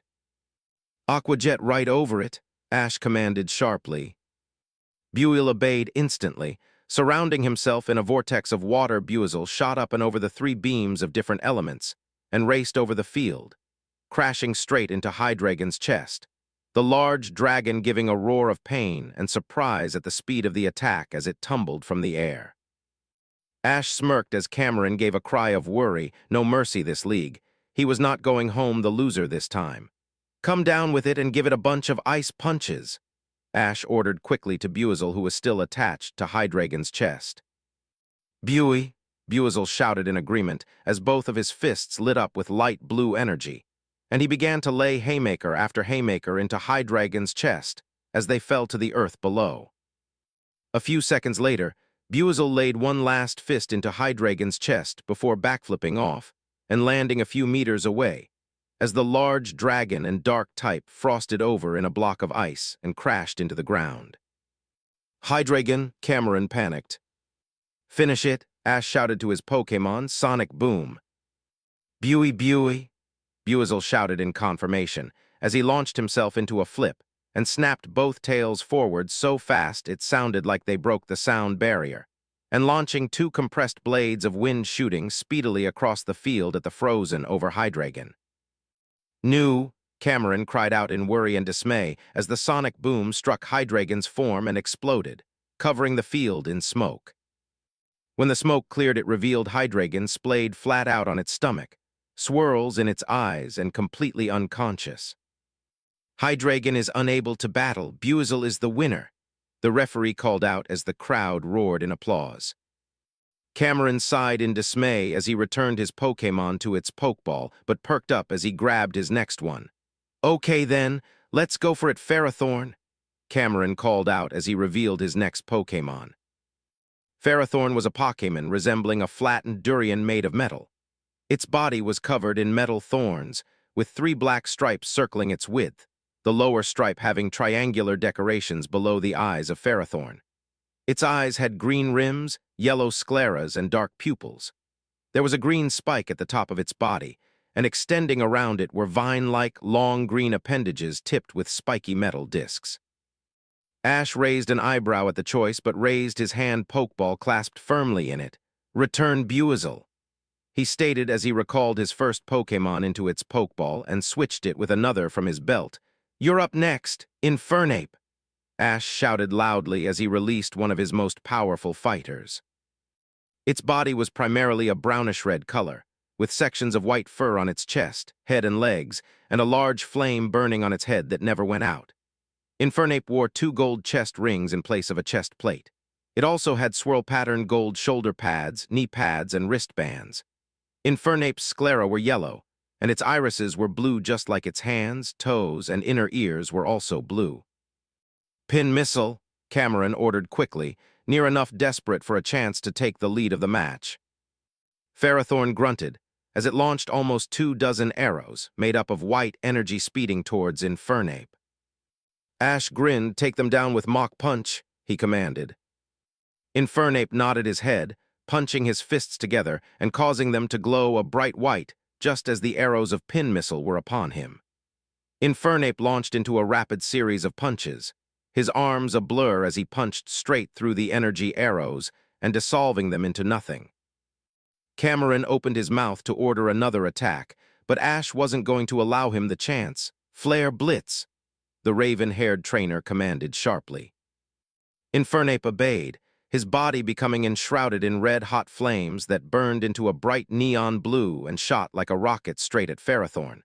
The dual grass and steel type giving a cry of fear just before Infernape smashed straight into it, blasting it clear into the wall of the arena a good 100 feet away. Ferrothorn fell from the now cratered wall completely unconscious and in need of medical attention. "Ferrothorn," Cameron cried out as he returned the Pokémon and looked at its Pokeball worriedly. Sighing, the forgetful trainer switched the Pokeball with another, determined to try and still win the battle. "Samurott, go!" he called out as he sent out his next Pokémon. Samurott appeared on Cameron's side of the field with a grunt. Samurott was a quadruped, blue sea lion-like Pokémon. Long, white whiskers extended from its snout and head, and on the back of its head was a large, rounded beige helmet-like shell with spikes and a spear-like, pointed protrusion in the front. Its underbelly was covered by a dull, bluish-gray seashell-like carapace, and its limbs were covered with beige, sectioned bracer-like coverings, looking as if comprised of seashells, with the forelimbs, bracers being the swords called scimitars that it used in battle. The lower two segments of these bracers were the scabbards for the two swords. The upper segment and spike made up the scimitar and its handle, respectively. Samurott possessed 3 navy digits on each limb, and a fin-like, splayed tail with the innermost section being beige like the seashell-like portions of its body. Unfortunately for Cameron, Ash had no intention of putting his Pokémon in a fight it was in a disadvantage in. "Infernape, return!" Ash said as he returned the fire ape to its Pokeball, placed it back on his belt, and looked down at his side to his trusted partner. "Ready?" he asked with a grin to the yellow rodent. "I vaguely remember this. Something I wrote when I was only a few chapters into Sinnoh with skill, like 6 years ago." Pikachu gave a large grin and thumbs up. "Pika!" The small yellow mouse Pokémon responded confidently before running out onto the field on all fours. "Take it down with Hydro Cannon," Cameron shouted, his voice now clearly desperate. Samurott gave a roar as it powered up the strongest known water-type attack. Opening its mouth, Samurott launched a large, glowing sphere of water speeding like a shot towards Pikachu. Unluckily for Samurott, Pikachu's strongest attribute, even after all his years with Ash, was his speed, and easily followed the attack, jumping to the side and effortlessly evading the powerful attack that left a large crater in the small mouse's previous position. "Electro Ball," Ash ordered. Pikachu obeyed and jumped into the air, generating a large sphere of electricity on his tail and launching it speeding towards Samurott, who couldn't dodge because of the resting period after using an attack like Hydro Cannon. Samurott gave a loud cry of pain as the attack struck home and exploded on impact, electrifying the water Pokémon's entire body with powerful shocks. By the time the smoke cleared, Cameron was fretting in worry and Ash had already made his next move. "Volt Tackle," he said calmly. Pikachu again obeyed and began blitzing towards Samurott at top speed, the little mouse naught but a blur as Samurott struggled back to its feet. Chapter 8. Ah, the nostalgia. This really takes me back. The first story I ever posted on this website. This is Chapter 4 of it. Sadly, I couldn't find the others, but if I do, I'll post them too. Oh, ooh. Ash exited the Diglett Cave, having decided to take that route to Vermilion as opposed to taking MT, Moon to Cerulean. He saw another trainer ahead of him glaring at a Pokeball. Curious, Ash got closer. "You lose every fight I use you in, and you eat more'n any other 2 of my Pokémon combined.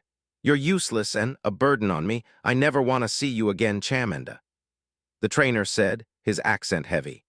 He finished his speech by turning around and carelessly tossing the Pokeball over his shoulder, which popped open with a flash of blue light to reveal a small Charmander. Ash's hand clenched into a fist at his side at the casual abandonment. He saw the Charmander collapse onto its behind and looked sadly at the blue-haired trainer as he walked away, clearly having heard every word. Catching the Charmander now would be in terrible taste, but Ash did want to make sure it was okay, so he made to step towards it. The Charmander must have heard his footsteps, though, as it suddenly raised its head and glared at him through watery eyes. With speed uncharacteristic in a Charmander, it stood up and sprinted into the forest. Ash followed behind it after he heard a screeching sound. Walking into the brush, he was right away treated to the sight of the Charmander fighting a large Rattata and Pidgey, and losing. Charmander was clearly the one who started the fight, most likely interrupting a battle between the two Pokémon, because both the rat and bird were already visibly injured. Despite having the advantage of being well-rested, the Charmander's technique was killing it. It didn't seem to know how to use Ember yet, proving how young it was, and whenever it managed to score a hit, it would never capitalize on it, instead switching targets. The fight didn't last much longer, and Charmander was left laying face down in the ground before the Rattata and Pidgey both resumed their fight, ignoring it.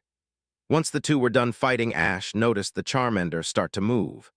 It got up slowly, the determination etched on its features so hard-set that even someone terrible at reading Pokémon's moods could see it. Ash crept away, promising himself to keep an eye on the Charmander as it walked off in search of another fight. Which is exactly what he did. For the next 3 days, Ash watched the Charmander. The first day, he was greeted to a great shock. When he managed to find the Charmander again, it was a little past noon, and he thought it was just a trick of the light. But after a few minutes, he realized that the Charmander's tail was gold. Every fight and subsequent loss caused the gold to creep farther across the Charmander's scales. 2 days later, Ash was sure of his decision. He was going to catch the Charmander. It wasn't because it was a rare color, nor was it even because it was a Charmander. It was its attitude. He wanted to be the best, just like Ash, but he couldn't do it alone. Just like Ash couldn't have started on his path to being the best if he hadn't matured after Pikachu was injured on his trip to Viridian City. Ash waited until the 4th day to challenge the Charmander. He noisily approached where he knew he had bedded down for the night with Pikachu on his shoulder. When Ash entered the Charmander's sleeping area, he was already awake and waiting for him, thankfully not having run off, just like he'd hoped. Ash locked eyes with the Charmander, a smirk growing as he returned his challenging stare with one of his own. "Pikachu," he said, not looking away. "Show him our strength, you're on your own." Pikachu took Ash's words to heart and was off like a shot the second he touched the ground using Quick Attack. The Charmander reacted appropriately to a quick opponent, spinning around, his fiery tail whipping around in a quick slash, but he wasn't quick enough and Pikachu plowed into him. Both Pokémon fell to the ground. Ash's eyes widened as Charmander, from underneath Pikachu, growled as black smoke, and eventually flames peeked out from between his clenched teeth. He was about to use Ember, something he must have learned either in the past few days when Ash wasn't spying on him, or right this very second because of Pikachu's clear strength advantage. Pikachu was quick, though, and rolled off of him, the attack shooting harmlessly into the air. Charmander, angered at its failure, dove on top of Pikachu, who was on his back and reared back his claws.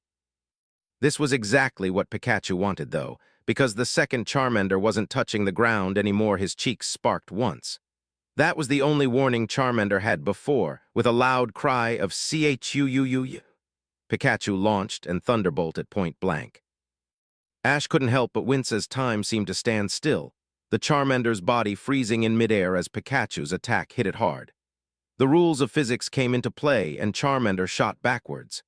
Ash stepped closer as Charmander rolled and skidded across the ground, eventually winding up on his back, staring blankly up at the sky, just a hair's breadth away from passing out.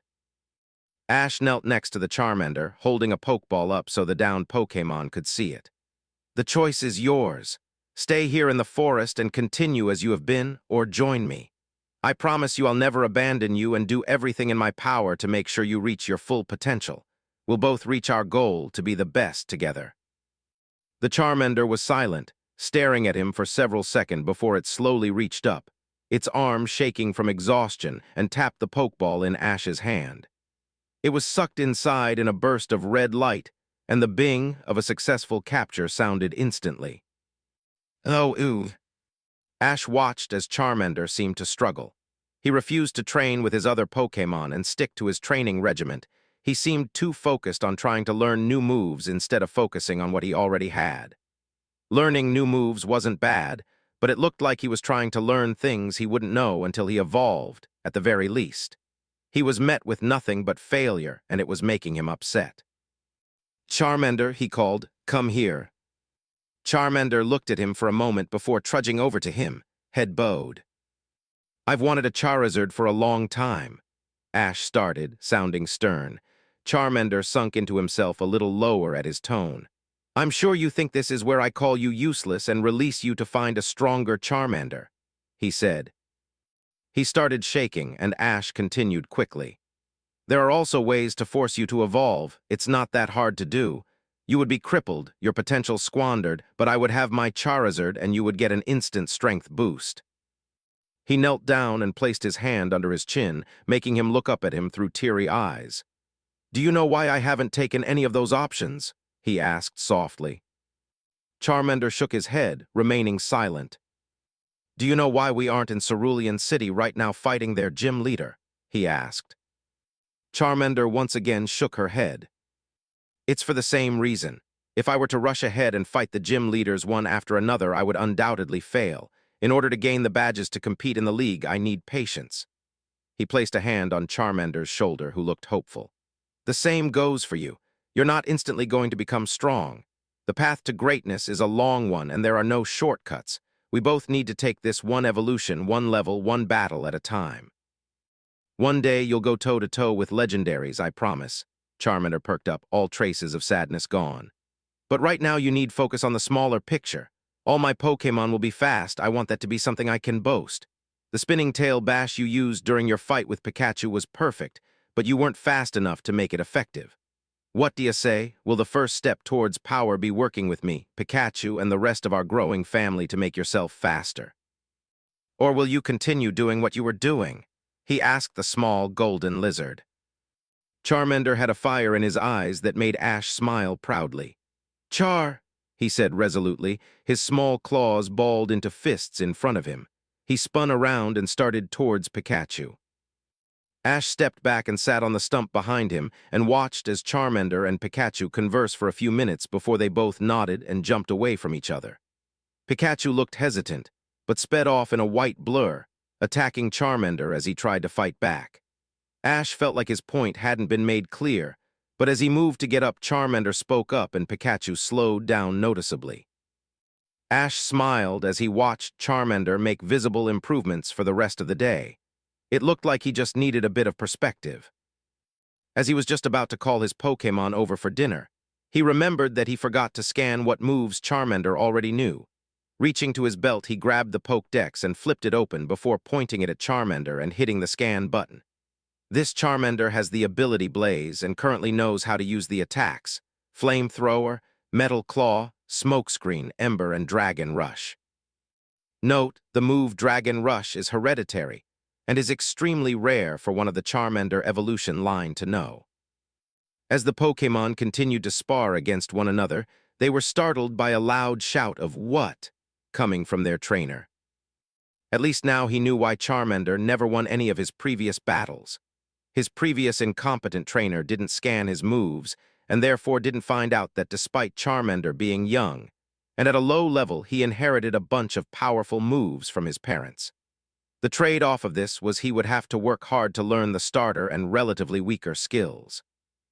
Once again, Ash didn't notice the small blue jackal-like Pokémon, watching him intently from the branch of a tall tree. "Oh, ooh." Ash sighed as he continued to trek through another forest. He wasn't ashamed to admit he was lost, but he was rather put out about it. Although, at the very least, he'd gotten lucky to stumble upon a small town near the Cerulean power plant. The power to the whole town was cut off, and he was asked by the nurse Joy who ran the Pokémon Center there to check in at the power plant and see what the problem was. When he finally reached the power plant, he found the problem. A bunch of rather rowdy Grimer were leeching the power plant lead by. Surprisingly enough, one of their fully evolved forms, a muck. From there, it was rather simple. He caught the muck. While it was a pretty strong muck, It didn't know any good ranged attacks, so Pajado took care of it easily enough, and he finished up by catching it and sending it to the Oak Ranch in Pallet Town. After their leader was caught, the Grimer fled quickly. With Muck, and the Grimer dealt with the power plant was free to produce electricity again. He was happy to hear from Professor Oak when he reached the Pokémon Center.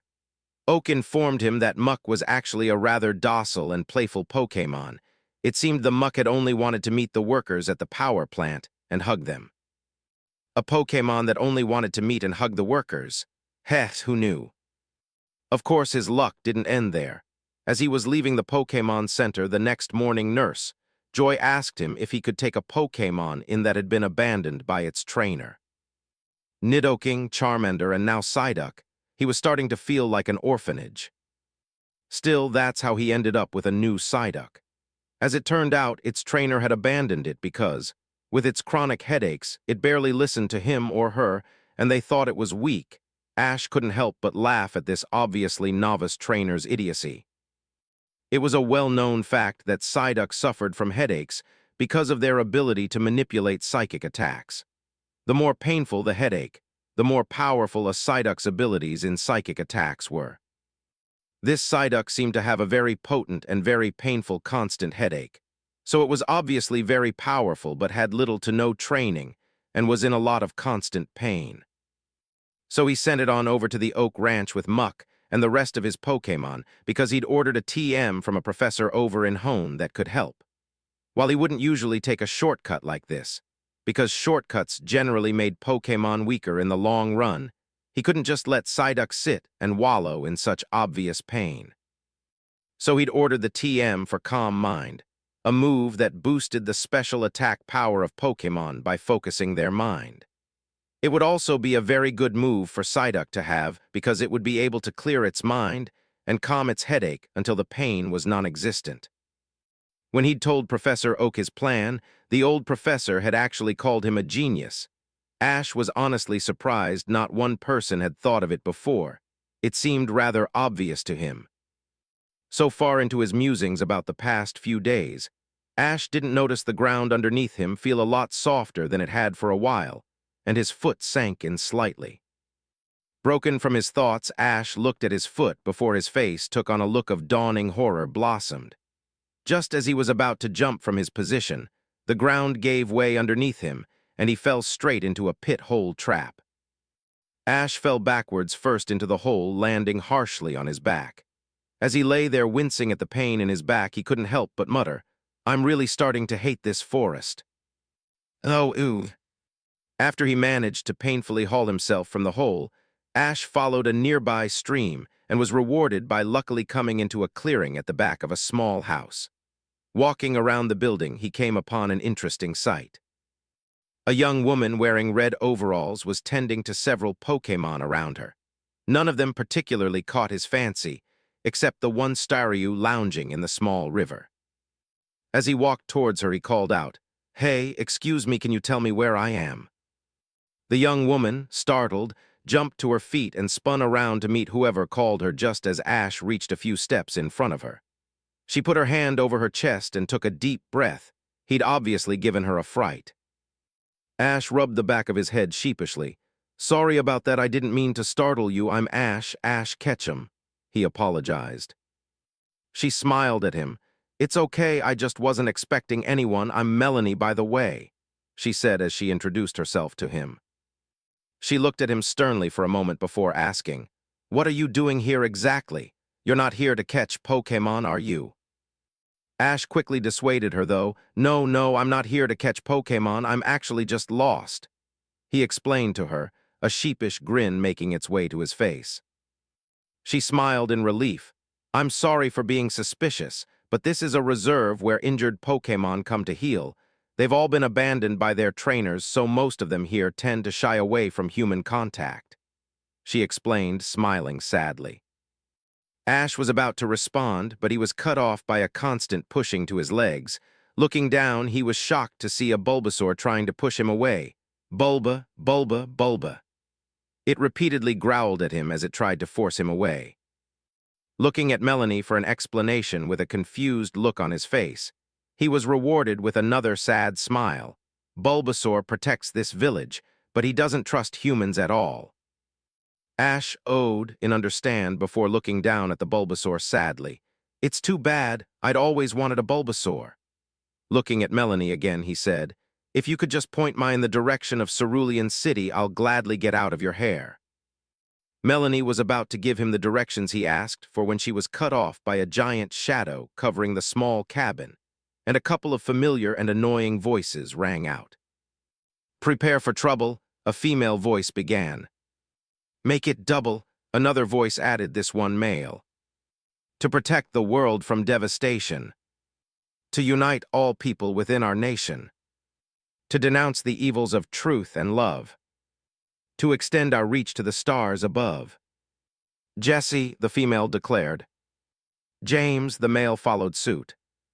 Team Rocket speed off at the speed of light, they said together.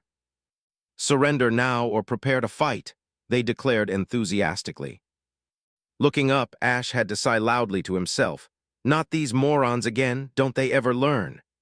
He took note of their latest contraption, a small floating stadium with a vacuum hose attached to the front. As they did another one of their stupid songs that Ash didn't care to listen to, they activated the hose that began a powerful air suction, nearly pulling everyone from their feet. Turning, he saw Melanie ushering Pokémon into her house.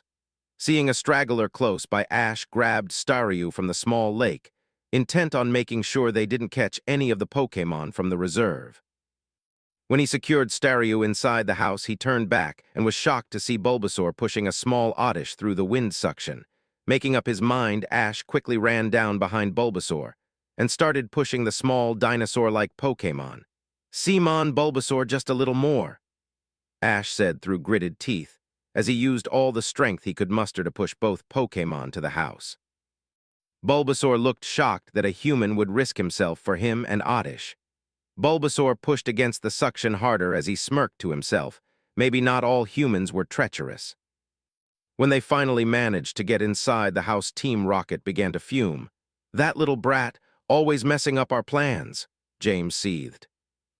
Meowth laughed, not this time. Now all our targets are in the same place.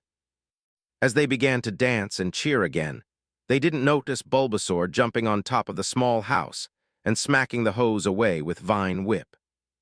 With the hose out of the way and sucking in air from all over the area, Ash smirked because he'd figured out the weakness to the newest machine Team Rocket built. Unclipping a Pokeball from his belt, Ash held it securely and let the beam shoot out and materialize, shockingly enough to those watching, into a completely gold Charmander. Charmander, flamethrower straight into that hose. Charmander gave a loud char to signal he heard before unleashing a torrent of flames straight into the hose. With all the air getting sucked into the hose, the flames from the attack were powered up, and within seconds the machine blew up in a fiery explosion. Team Rocket's blasting off again. They all heard. Looking up, they could all just barely make out the three grunts of Team Rocket as they rocketed through the sky. Is everyone okay? Melanie asked as she came out of the house. I just got the wind knocked out of me. Ash joked with a small smirk that only grew in size as he saw Bulbasaur beside him laughing. This village is well protected with Bulbasaur here, Ash said, his eyes trained on the small blue-green dinosaur Pokémon. Melanie turned to him. Ash, don't you agree Bulbasaur would be an excellent addition to your team? She asked. Ash turned to her a little confused by her question.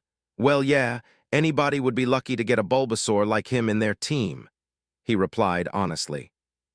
I think Bulbasaur should go with you, Melanie said. Ash looked up a little shocked at her declaration. Bulbasaur stayed here to protect the weaker Pokémon, but they shouldn't need protecting. He's done a good job protecting them, and now they don't want to leave because it's safe. They're supposed to go back into the wild where they may one day meet a great trainer like you to accompany, she explained at his look. Ash stared intently at Bulbasaur as Melanie continued.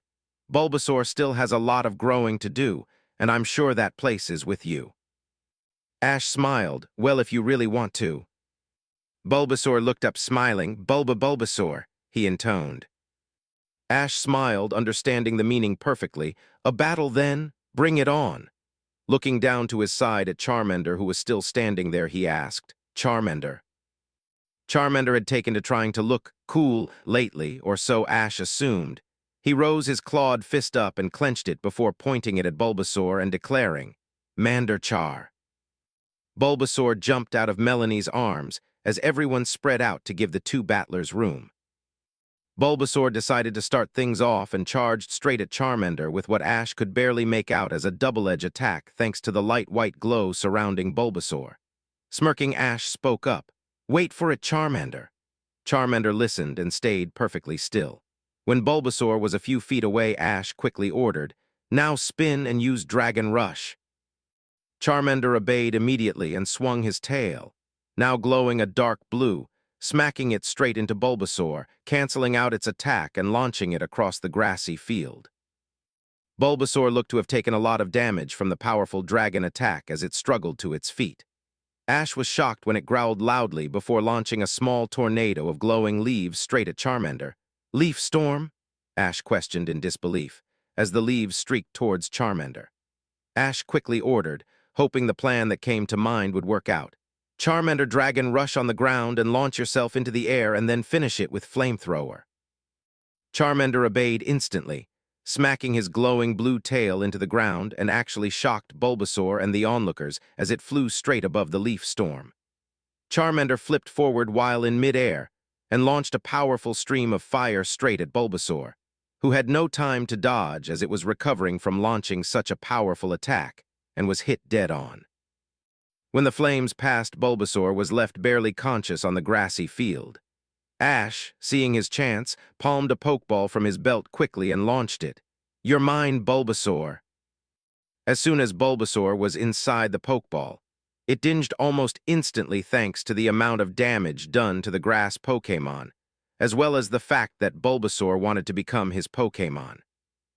Half an hour later, Ash with Bulbasaur by his side waved goodbye to Melanie as they headed towards Cerulean City.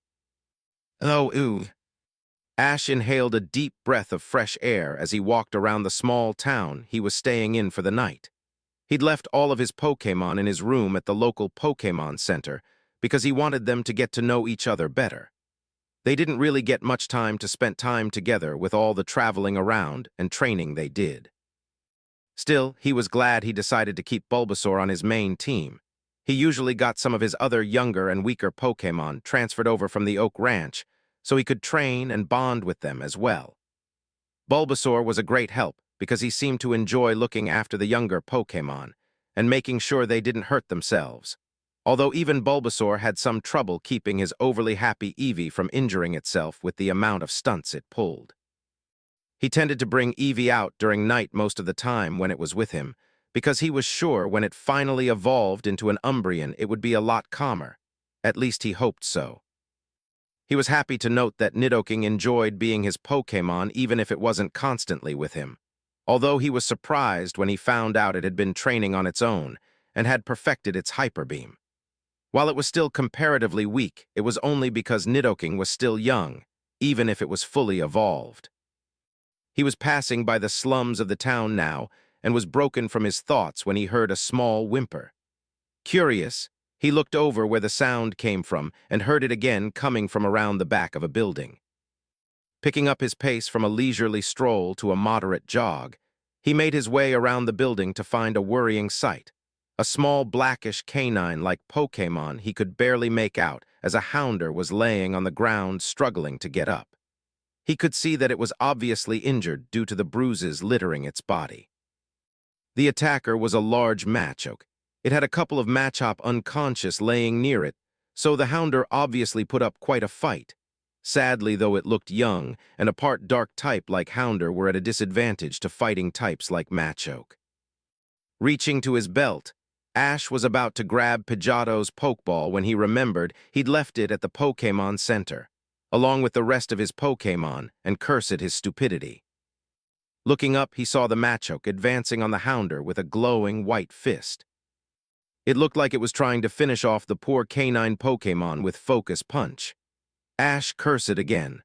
Such a powerful attack on a Pokémon like Hounder, weakened as it was, may actually kill it. It took only a split second for Ash to make his mind up. He started at a fast sprint and caught the Machoke by surprise as he rammed straight into its side with his shoulder, and thanks to his speed and momentum, actually managed to roughly throw the large, muscular fighting type roughly to the ground a few feet away. He wasted no time and turned to the injured Hounder, who had a shocked expression on its face. Ash ignored it. He already had his hand in his back pocket. Grabbing one of his empty Pokeballs, he set it down in front of Hounder before looking it in the eye and speaking. "Get in the Pokeball, you'll be safe. It can't hurt you inside there." With that said, he turned back to the Machoke that was now back on its feet and advancing on them again. Hounder looked tempted to follow Ash's orders and was about to get inside the Pokeball when it heard a cry of pain. Looking up, it was shocked to be just in time to catch Ash attempting to charge the Machoke and buy it some time, only for the fighting type to launch a devastating mega kick right into Ash's midsection, followed by a loud snap as Ash fell to the ground holding his ribs, tears of pain welling up in his eyes. The Machoke began advancing on Hounder again, but was stopped once again by the recklessly stubborn 10-year-old grabbing onto its leg and pulling with all the strength he had. Looking at Hounder again, Ash pleaded, "Get in the Pokeball. I can't hold it any longer."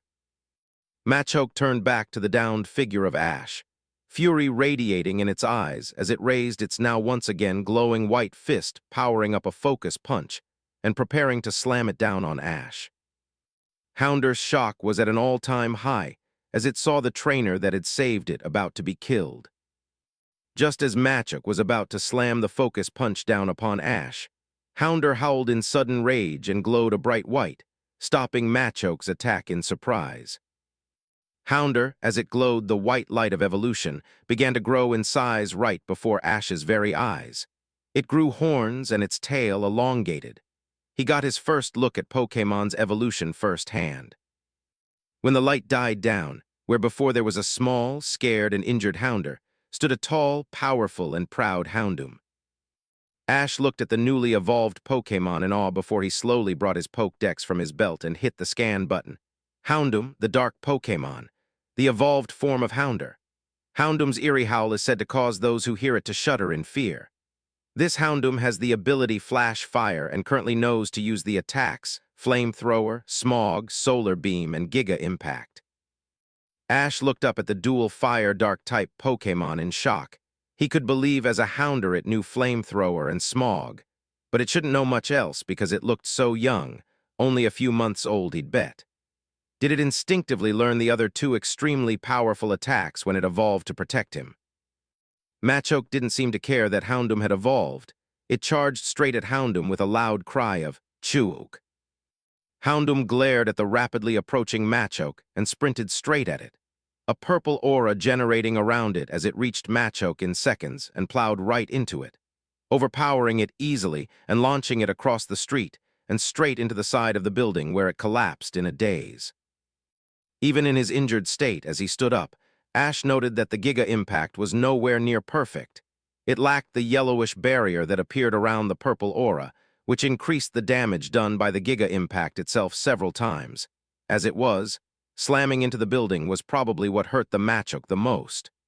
But still, Ash had to admit even imperfect Houndoom's Giga Impact packed quite a punch.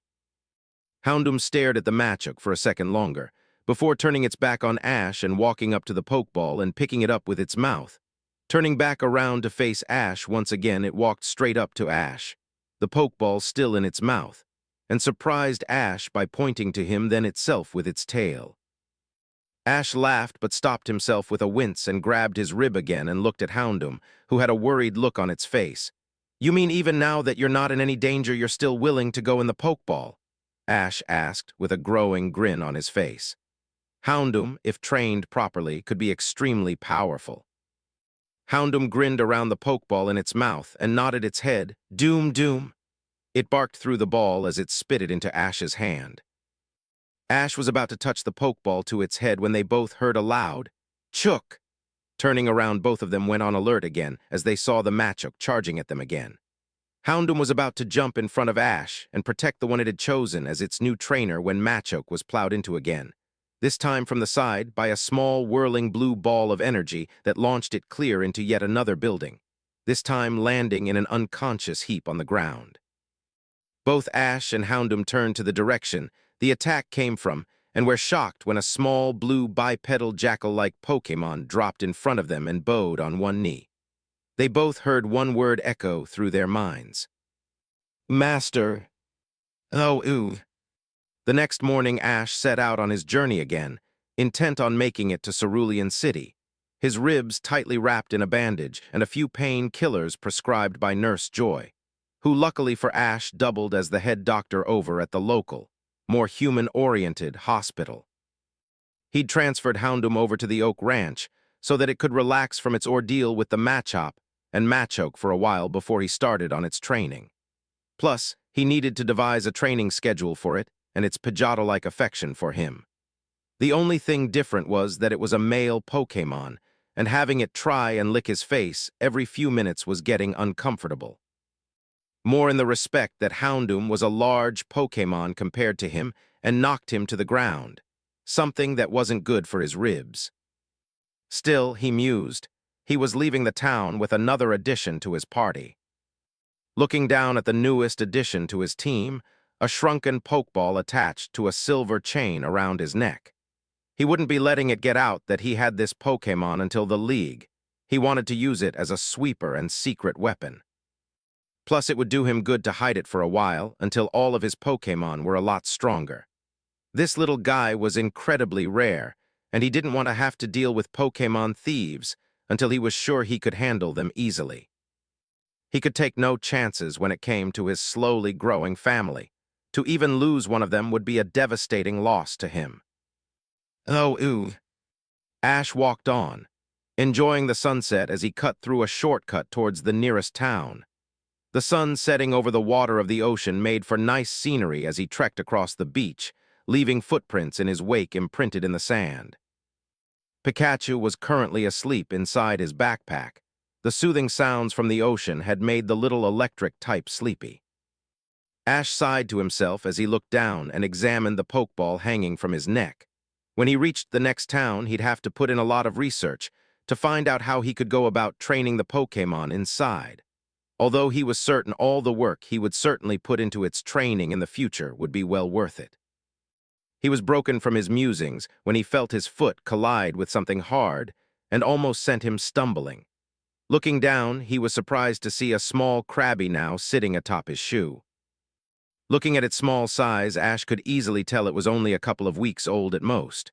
Reaching into his back pocket, he grabbed an empty Pokeball before grinning at the Krabby, who was now looking up at him curiously. Sorry about this, little guy. With it still on his foot, Ash instantly kicked his foot upwards and sent the small Krabby soaring before launching the Pokeball at the skyward water Pokémon. When the Pokeball hit, Krabby was immediately sucked inside. As the Pokeball fell from air, it moved from side to side a few times before it glowed red and gave a loud ding, signifying Krabby was captured just as the Pokeball fell into Ash's outstretched hand. In his other hand, Ash pointed his Pokédex at the Pokeball and hit the scan button. This Krabby has the ability Hyper Cutter and currently knows the attacks, Bubble, Vice Grip, and Water Gun. Ash examined the Pokeball for a moment before he hit the transfer button on his Pokédex and watched as the Pokeball disappeared in a flash of white. I can work with that. Better wait till Krabby has grown a little more before I start training it first, though.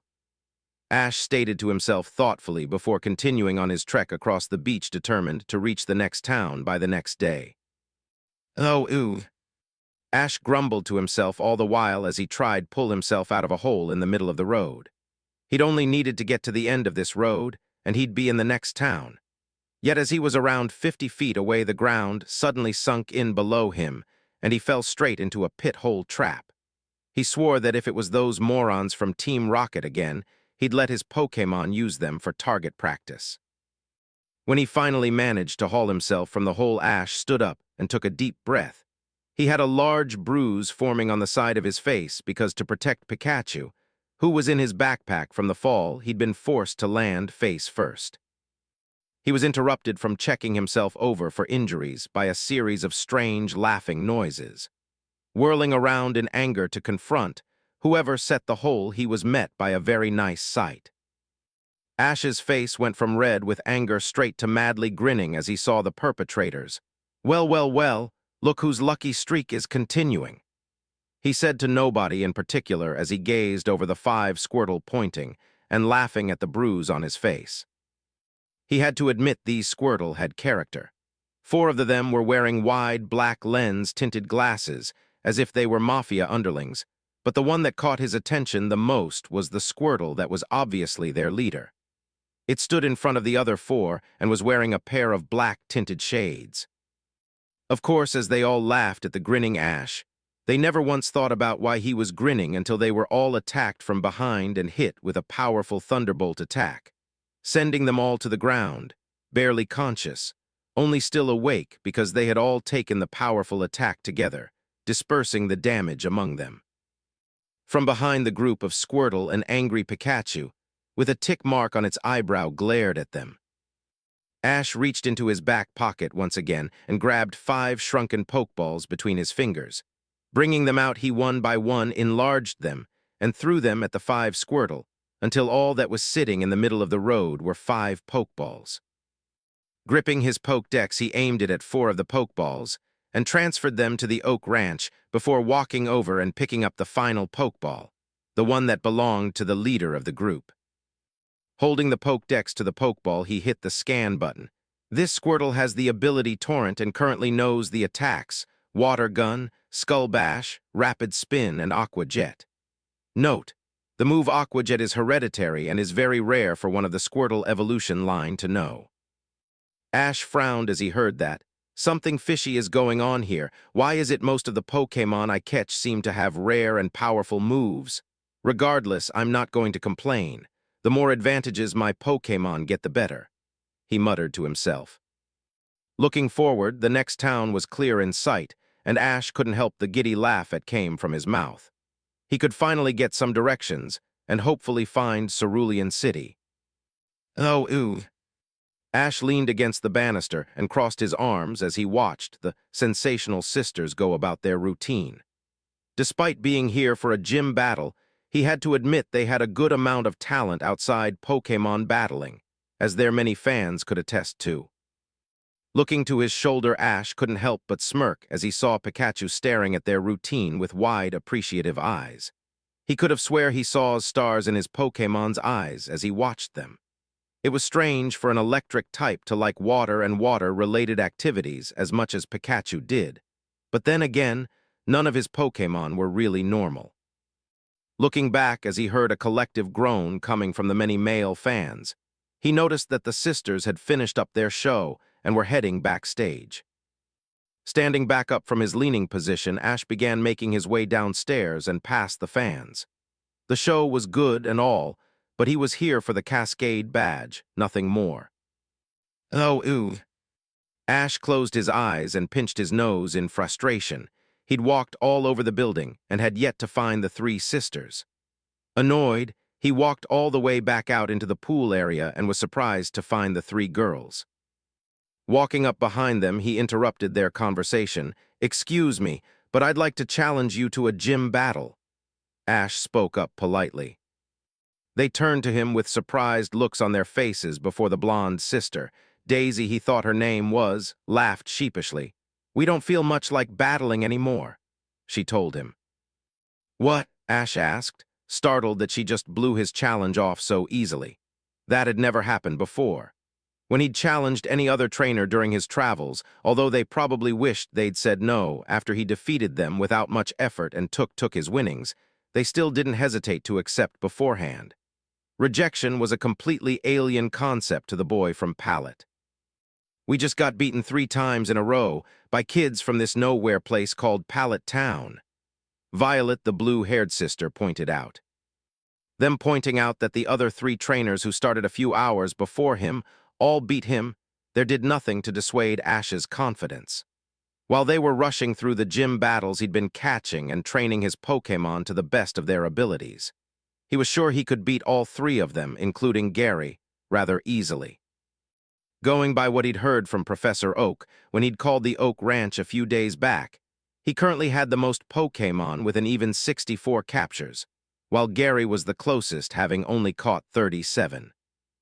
It was just one defeat after another. My eyes were spinning from all the losses. Violet continued, ignorant of his inner thoughts. We had to, practically rush all our Pokémon to the Pokémon Center, Daisy added. The final sister, Lily, and by far the prettiest as far as Ash could see, pulled a Pokeball from her underneath her swim suit. Ash, despite himself, could only think of a few places she could keep it, and they weren't very practical nor comfortable. This is the only Pokémon we have left, she said as she enlarged the ball and threw it to the floor.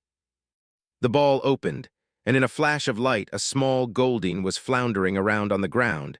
Ash couldn't help but sigh in disappointment. Unless it evolves into a Seeking, we can't use it to battle, so there's no point in battling, Violet told him.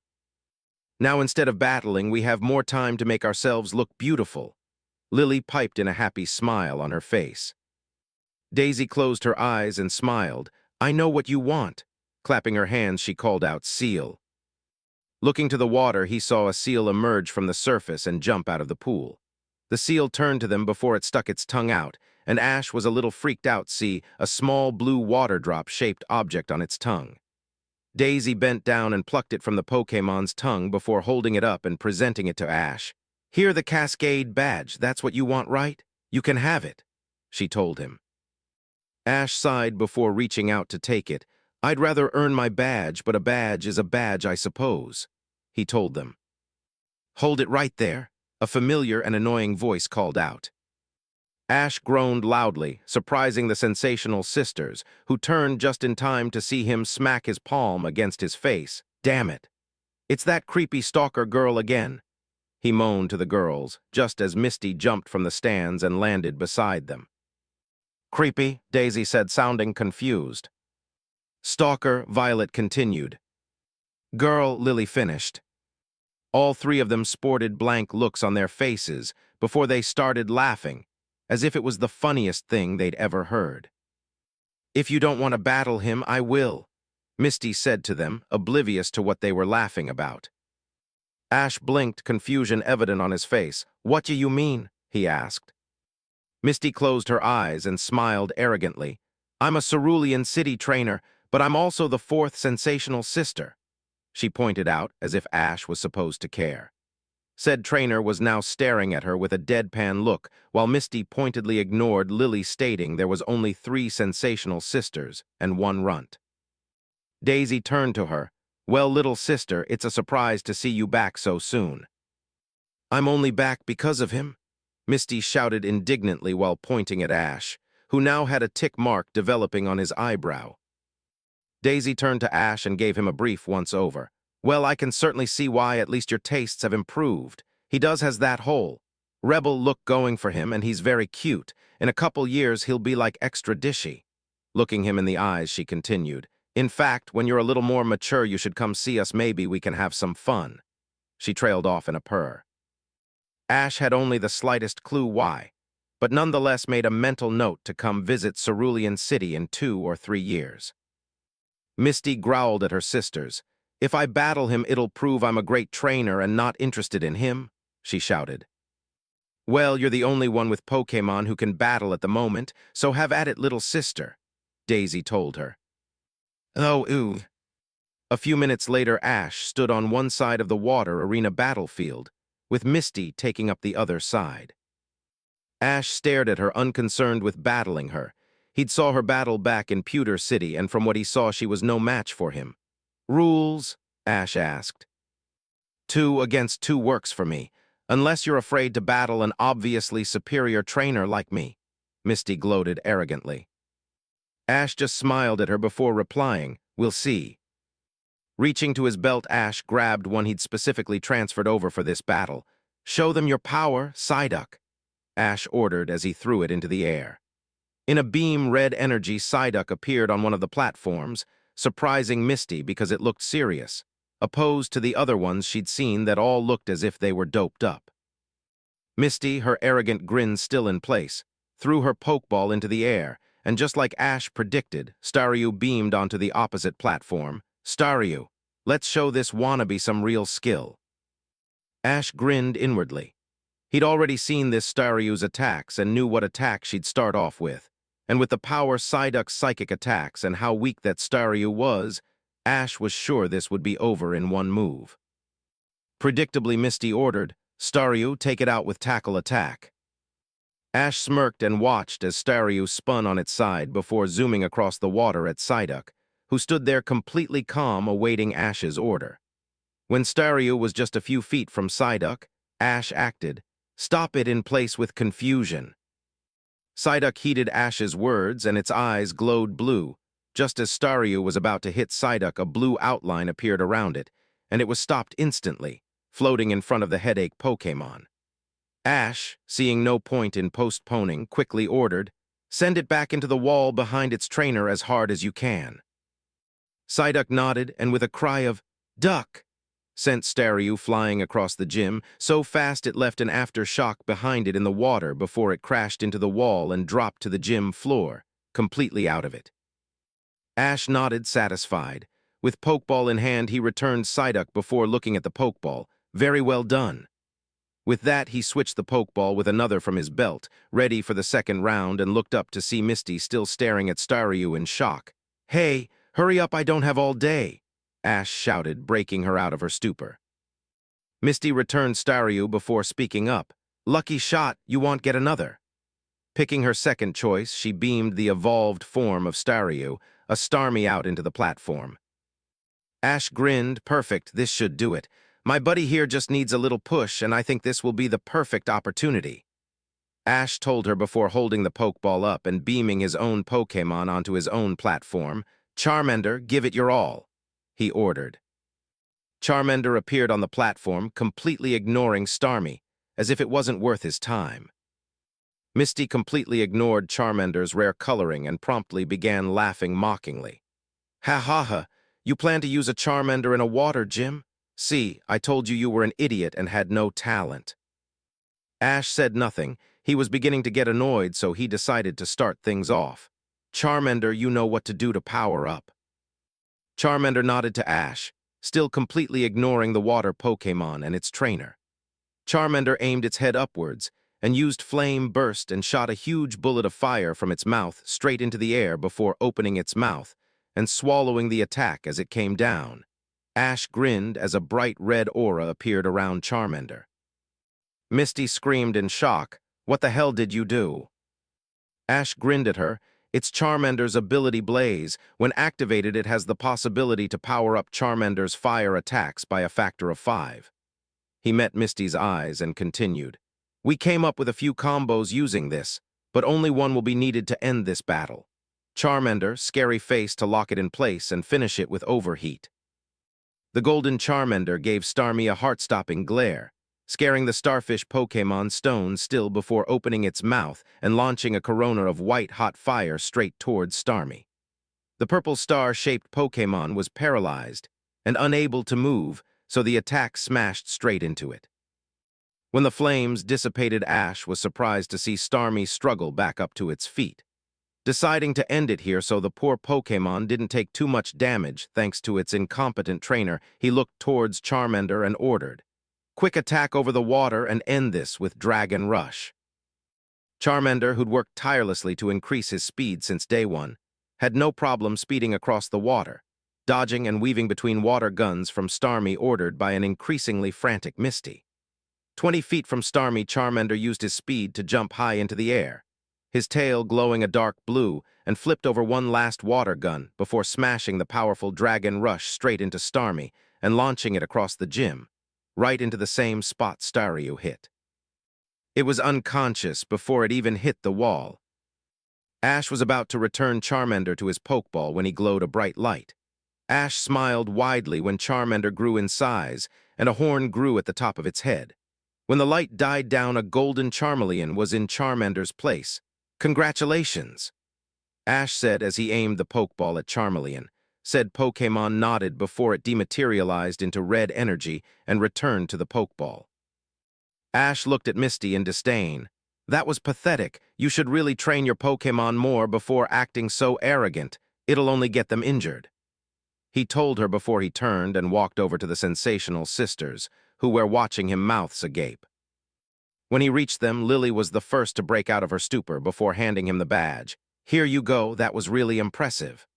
Ash smiled and thanked her as he took to Badge. He was about to bid them goodbye when Lily leaned over and kissed him on the cheek. A little something for good luck. Come back and visit if you're ever passing through Cutie, she whispered in his ear. Ash turned red and stuttered a hasty goodbye before turning and speedily leaving the gym. Despite his blush, Ash couldn't wipe the silly grin from his face. He silently promised himself that he'd definitely come back and visit. Oh, ooh. 2 days after winning his second badge, Ash silently watched an exchange between a group of boys. He'd been traveling through an area full of mist when he came upon a boy running on a treadmill. He was surrounded by another group of boys who seemed to be asking him questions. "What is the name of Pidgey's advanced stage?" the red-haired member of the group asked. A puzzled frown came upon the boy running on the treadmill's face. He continued trying to keep up with the treadmill while thinking, but it seemed he wasn't too good at multitasking as he tripped over his own feet and tumbled from the treadmill in a heap at the group of boys' feet. "I'm sorry, I forgot," the boy muttered timidly. The group of boys surrounding him sighed in disappointment as the red-haired one, the leader of the group Ash assumed, stepped forward. "You forgot, and you call yourself a Pokémon tech student? Well, we don't want to study with the likes of you," he pointed out seriously. Ash, who was by this time leaning against the tree with his arms crossed, spoke up, startling them. "You know, I'm not exactly sure what's going on, but from my point of view it looks like you're bullying that kid." The green-haired kid spoke up after a few seconds. "There's nothing going on here, mind your own business. There's no room in our school for losers who don't even know Pidgey's evolved stage. We have to maintain standards." Ash was nonplussed with his answer and shot back. "Well, if your school is turning out guys like you, it must have pretty low standards." "That's your opinion, you should keep it to yourself," the one with long black hair told him, before they all turned and headed away through the mist. When they had walked into the distance, Ash turned back to the boy he helped. "Blech, Poketech Academy, I remember when Professor Oak asked me and Gary if we wanted to go." Ash muttered to himself. The boy turned to Ash as he stood up. "Thank you. My name is Joe, by the way," he told Ash. Ash was just about to respond when the fog cleared away and a huge, luxurious school came into view, while a voice rang out. "Today's special class, Fog Battle Techniques, is now over. Tomorrow will be snow competition secrets." Ash pointedly ignored the kid's whining. If the kid didn't like it, he should do something about it. But he did ask, "Mind giving me a tour? I could have come here a few years back, but decided I wanted to travel as a trainer instead. I'd like to see what's so great about it." Joe gave Ash a small smile before replying, "Sure." "Oh, ooh. At Pokémon Tech, everything is graded by your skill as a trainer," Joe lectured before continuing. "Even though I'm at the bottom of my class, I'm still more powerful than a trainer with just 2 badges. That seemed to finally annoy Ash. "So you're saying because I've only got 2 badges so far your Pokémon are more powerful than mine?" Joe had his eyes closed as he answered, "Of course." Ash grit his teeth and pulled a Pokeball from his belt. "Battle now," he all but snarled. Joe smiled confidently. "You'll be sorry," he told Ash as he led him over to an open area in the room with a huge mat covering the floor. Joe pulled a Pokeball out and threw it into the air. "Weepinbell, let's go," he shouted as the grass type beamed onto the mat. Ash couldn't stop himself from sneering. He could tell just by looking at it that the Weepinbell was barely out of its Bellsprout form. Throwing his own Pokeball into the air, he ordered, "Squirtle, teach him a lesson." The Squirtle squad leader Ash caught just over a week ago appeared on the mat, arms crossed, with his black shades firmly in place as he looked at Weepinbell impassively. Ash decided to start things off. "Squirtle, water gun." Squirtle smirked before his cheeks puffed out, and he opened his mouth before letting loose a jet of water that crashed straight into Weepinbell and sent the plant Pokémon soaring.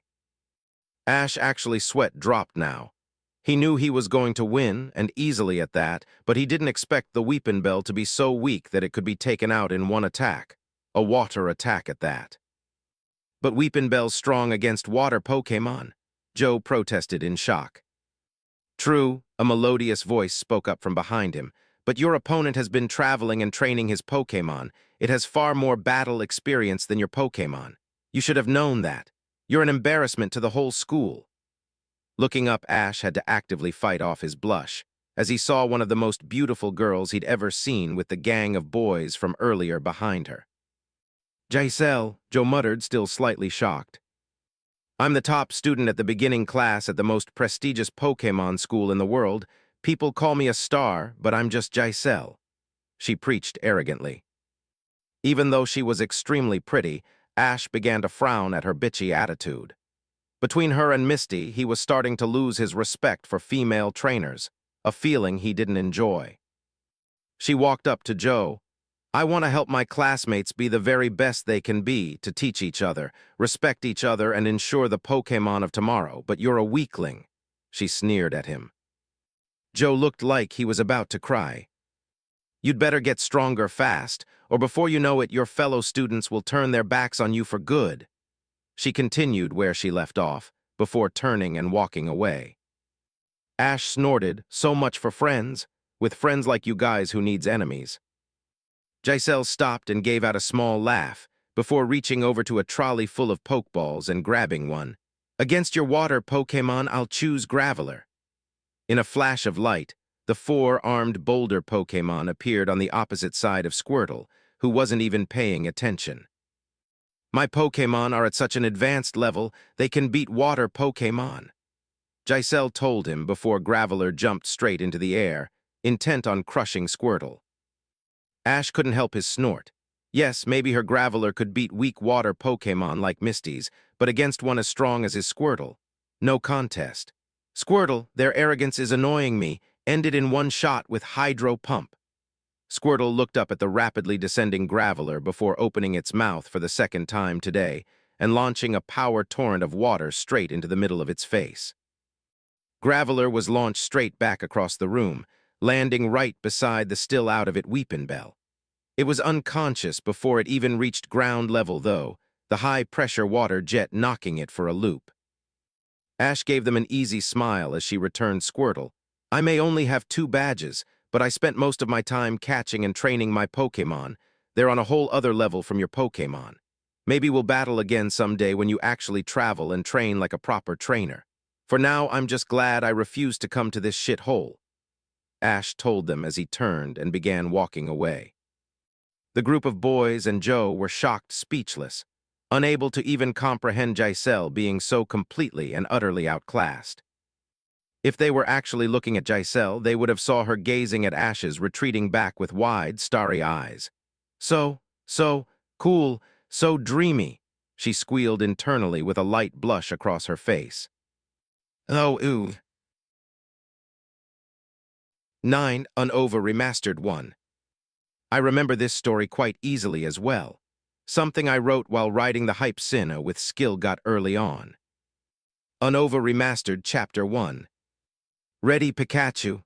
Ash asked the small yellow rodent Pokémon on his shoulder. "Pie, Pikachu. Of course, when am I ever not ready to set off?" Pikachu replied as he made himself comfortable on his trainer's shoulders. Ash gave a small chuckle in reply. "When you're too busy gorging yourself on ketchup." The amber-eyed teen supplied as they left the Nacren City Pokémon Center and began walking down the busy street. "Pie HMPH." Pikachu mock sniffed in distaste at Ash, before relaxing as a question popped into the small electric rodent's mind. "Pie Pie. Where exactly are we headed anyway? Didn't you promise to meet up with Scylla and Iris in Nimbasa City?" Pikachu questioned his trainer as he lazed on Ash's shoulder. Ash licked his lips as he replied, "Well, buddy, I was checking the fastest routes to Nimbasa on the Pokémon Center's computers when you were sleeping last night." The wild-haired trainer replied, stopping a moment before he continued. "The fastest way on foot was through Pinwheel Forest, but I found a route just as fast without the risk of getting lost." Okay, what route then?" Pikachu asked next. Ash looked up at Pikachu over his shoulder as he answered, "We're gonna take a shortcut just to the side of Pinwheel Forest where we can get a ferry to Verbank City," he replied. "Not to mention, I found out it has a gym there that specializes in poison-type Pokémon." He continued with a grin at the thought of another badge to add to his growing collection of Unova gym badges. Pikachu lazily opened one eye and grinned right back at him. Pie, Pika Pie, that's great, Ash. Is there anything else you found out about the gym? Poison specialists are always a pain to fight, so any advantage will help in the long run, Pikachu inquired. Ash grinned sheepishly as he reached up and rubbed one of Pikachu's long black-tipped ears. Only that the gym leader there, Roxy, is one of the most powerful gym leaders in the region, right up there with a guy called Bryson and another called Drayden who's reputed for being a dragon master.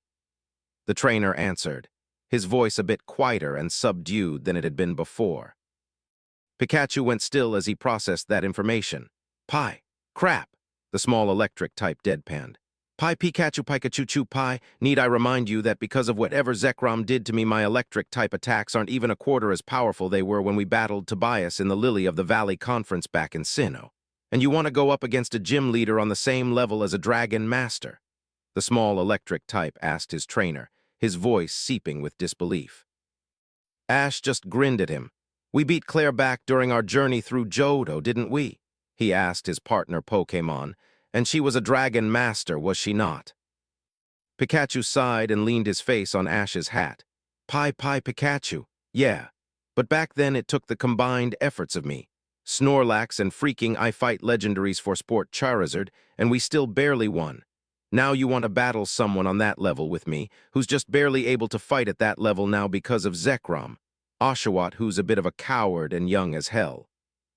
The abandoned Tepig, who's so afraid you'll abandon him like his previous trainer, he fights for you, until he can barely move anymore, and Snivy, who, despite pretty rather powerful for how young she is so weak in her defenses that one strong fire-type attack will bring her down, Pikachu ranted to his best friend. Ash just laughed in reply as Pikachu sighed. Pie Pikachu Chew Pie, I suppose I could bite the bullet and let you evolve me into a Raichu with a Thunderstone. I'd get most if not all of my power back, not to mention a huge boost in physical abilities, and the ability to learn moves like Giga Impact and Hyper Beam. The small electric type lamented. It wasn't like he was totally against becoming a Raichu anymore. He just liked himself the way he is, or was before Zekrom stole most of his power from him, for reasons as of yet unknown. Ash gave Pikachu a fond smile. It was always nice to hear how much his partner would willingly give him for him, but he wasn't about force Pikachu to evolve until it was an absolute necessity. Nah, don't worry about it, buddy, Ash responded. We'll just have to start training harder than ever, and until then we can go back to having you use Thunder for more power. We may have stopped using it because of how powerful your Thunderbolt was, but thanks to Zekrom, we need the extra firepower. The trainer continued. Pikachu sighed but nodded nonetheless. Pie Pikachu, okay, but remember me evolving to Raichu is always an option. After all, you've been lugging that Thunderstone you got years back in Vermilion City after we lost to LT. Surge and his Raichu around all this time, Pikachu said to Ash. Ash nodded. All right then, but until then, how do you feel about learning a new move that I spent hours researching last night? He asked his starter Pokémon. Pikachu quirked an eyebrow at Ash. Pie, what kind of move? The small rodent inquired. I'm thinking Signal Beam, Ash answered simply. Pikachu's other eyebrow joined the already raised one. Pie Pikachu. A bug-type move? I didn't know we could learn any of those, the mouse Pokémon said in return. Pikachu Pie. That would work well with my move set though. Electric moves for any water or flying types, a steel-type move for ice and rock types, and then Signal Beam, a bug-type move for grass, dark, and psychic Pokémon, Pikachu pointed out. Ash nodded. That was what I was thinking for the most part, buddy, he said to Pikachu. A thought suddenly crossed Pikachu's mind. Pie, are there any other interesting moves a Pikachu can learn outside of electric-type attacks? The yellow mouse inquired. Ash nodded in reply. Oh yeah, there's a few. For instance, there's a way to charge your body full of electrons and make yourself fly. You can also do something similar using that technique on a large body of water to perform the surf attack, and the Pokédex even said that Pikachu can learn how to use the dig technique. Ash told his Pokémon, who near enough went starry-eyed at the mention of using surf. Pikachu was near daydreaming as he thought of using Surf to mow down all those ground-type Pokémon that caused him trouble over the years. Pikachu's daydream, asterisk. Emuhahaha, bow before me, weaklings. A giant version of Pikachu roared with a delighted laugh as he rode a massive tidal wave of water. Several rock and ground-type Pokémon such as Rhydon, Onix, and Sandlash huddled together and cried in fear and despair as the massive tidal wave crashed down upon them and swept them away, never to be seen again. Pikachu's daydream, end. But the move I saw that was suited to you the most, Ash continued with an amused chuckle, had to be Petal Dance. The amber-eyed teen finished. And just like that, Pikachu's daydream came crashing down around him as he face-planted right into the back of Ash's head, who just laughed. Righteously, at least in Pikachu's mind, the small electric rodent pumped a fist into the air as he declared mightily, "Pika, never!" There was no way in hell a manly Pikachu like him was ever going to use such a sissy move, despite how powerful it was. That move was for girls and girls only in his mind, and he was way too manly for his sexuality to be questioned. After all, how many female Pokémon were vying for his attention? May's Glaceon, Gary's female Umbreon, Annabel's Espion, and Dawn's Buneary, just to name a few of the fine ladies that had been ensnared by his manly Pikachuness. Ash couldn't help it. He burst out into a full-bellied laugh as he made his way towards Pinwheel Forest. He ignored the stares from the public around him. He knew he made quite a sight. His clothes didn't really garner much attention, being that he wore one of his normal red and white Pokeball hats, a blue and white short-sleeved zipper, black cargo jeans, and red and black high-top sneakers. It was Pikachu who he was conversing with that garnered the attention of the Unova region natives, being that very few of them had ever seen a Kanto native Pokémon in real life. And he was just walking down the street with a Pikachu riding on his shoulder, conversing with the small electric type like it was just any other Pokémon, which to him it was, he supposed. Just over an hour later, Ash smiled. He was turned around another large tree. From what I remember, the port for the ferry to Verbank should be about another 10-minute walk from here, Ash thought to himself. He was enjoying the walk through the outsides of Pinwheel Forest so far. They had seen quite a few Unova native Pokémon that he hadn't seen up until now, Suwaddle and Venipede to name a few. Turning around another tree, Ash grinned when he caught sight of a straight path through the forest, and in the distance a large boat towering over the trees. "Almost there, Pikachu. When we get on the ship, I'll feed you guys, okay?" Ash said to the Pokémon on his shoulder. Pikachu nodded with a smile. "Pie, right," the electric type responded. "Croco," a deep guttural voice cried out in front of them, the voice sounding almost excited. Looking up, Ash and Pikachu blinked owlishly as they caught sight of a Krokorok in a very familiar pair of sunglasses. "You again?" Ash questioned in a deadpan, receiving a nod from the dual ground and dark type. "Lemme guess, you're here to battle Pikachu again?" the trainer asked with a sigh. Krokorok was a primarily tan-colored, bipedal crocodilian Pokémon, having a long snout as typical of crocodilians, and a thick black stripe on the bridge. Krokorok's eyes were round and sepia-colored, with a circular pattern of black around them stretching between each eye, giving the impression of an archetypal robber's mask or a pair of glasses, with the ridges surrounding the eyes being large and protruding. Many thick black stripes were present down Krokorok's back, stretching to its pink-colored underside and encompassing its tan-colored limbs. Its tail had black spikes and black stripes running down it. But what made this Krokorok different from normal was the pair of small, red-rimmed dark sunglasses covering its eyes. "Krokorok," Krokorok declared as it raised a fist into the air. Ash grinned in reply. "All right then, we're always up for a battle. Right, buddy?" he asked Pikachu. "Pie, Pikachu, damn right," Pikachu crowed as he leaped down to the forest floor. "You ready, Krokorok?" Ash asked, getting a confident nod in reply from the crocodile-like Pokémon. "Right, Pikachu, start things off with quick attack," he commanded. Pikachu blurred forward, a blinding silvery white trail of energy exploding from behind the small Pokémon as he raced towards Krokorok. closing the distance between them faster than the blink of an eye and smacking Krokorok in chest, hard.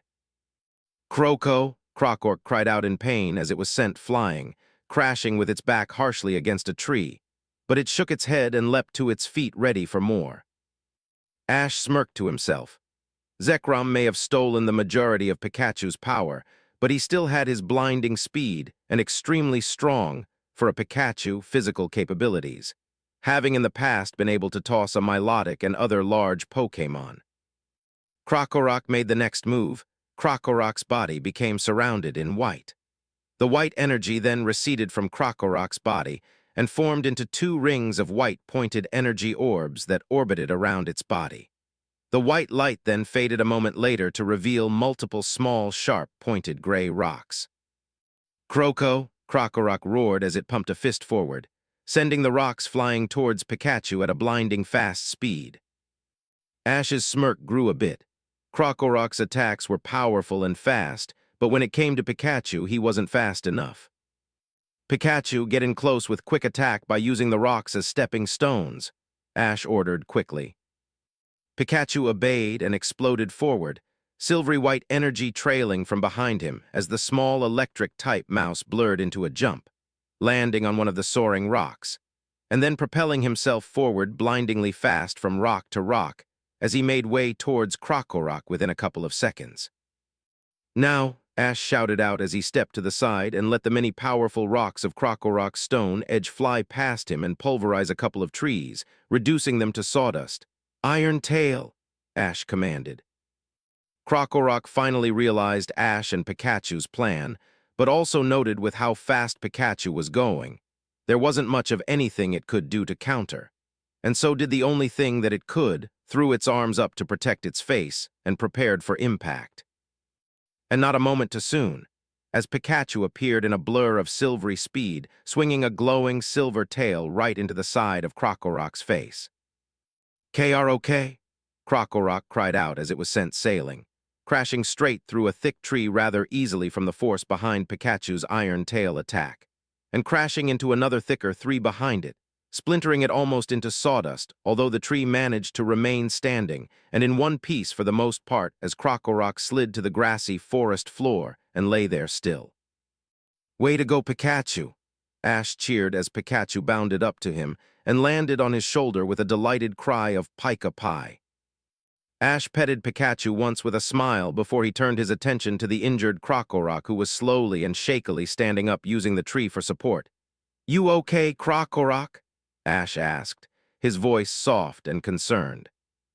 "Krokorok?"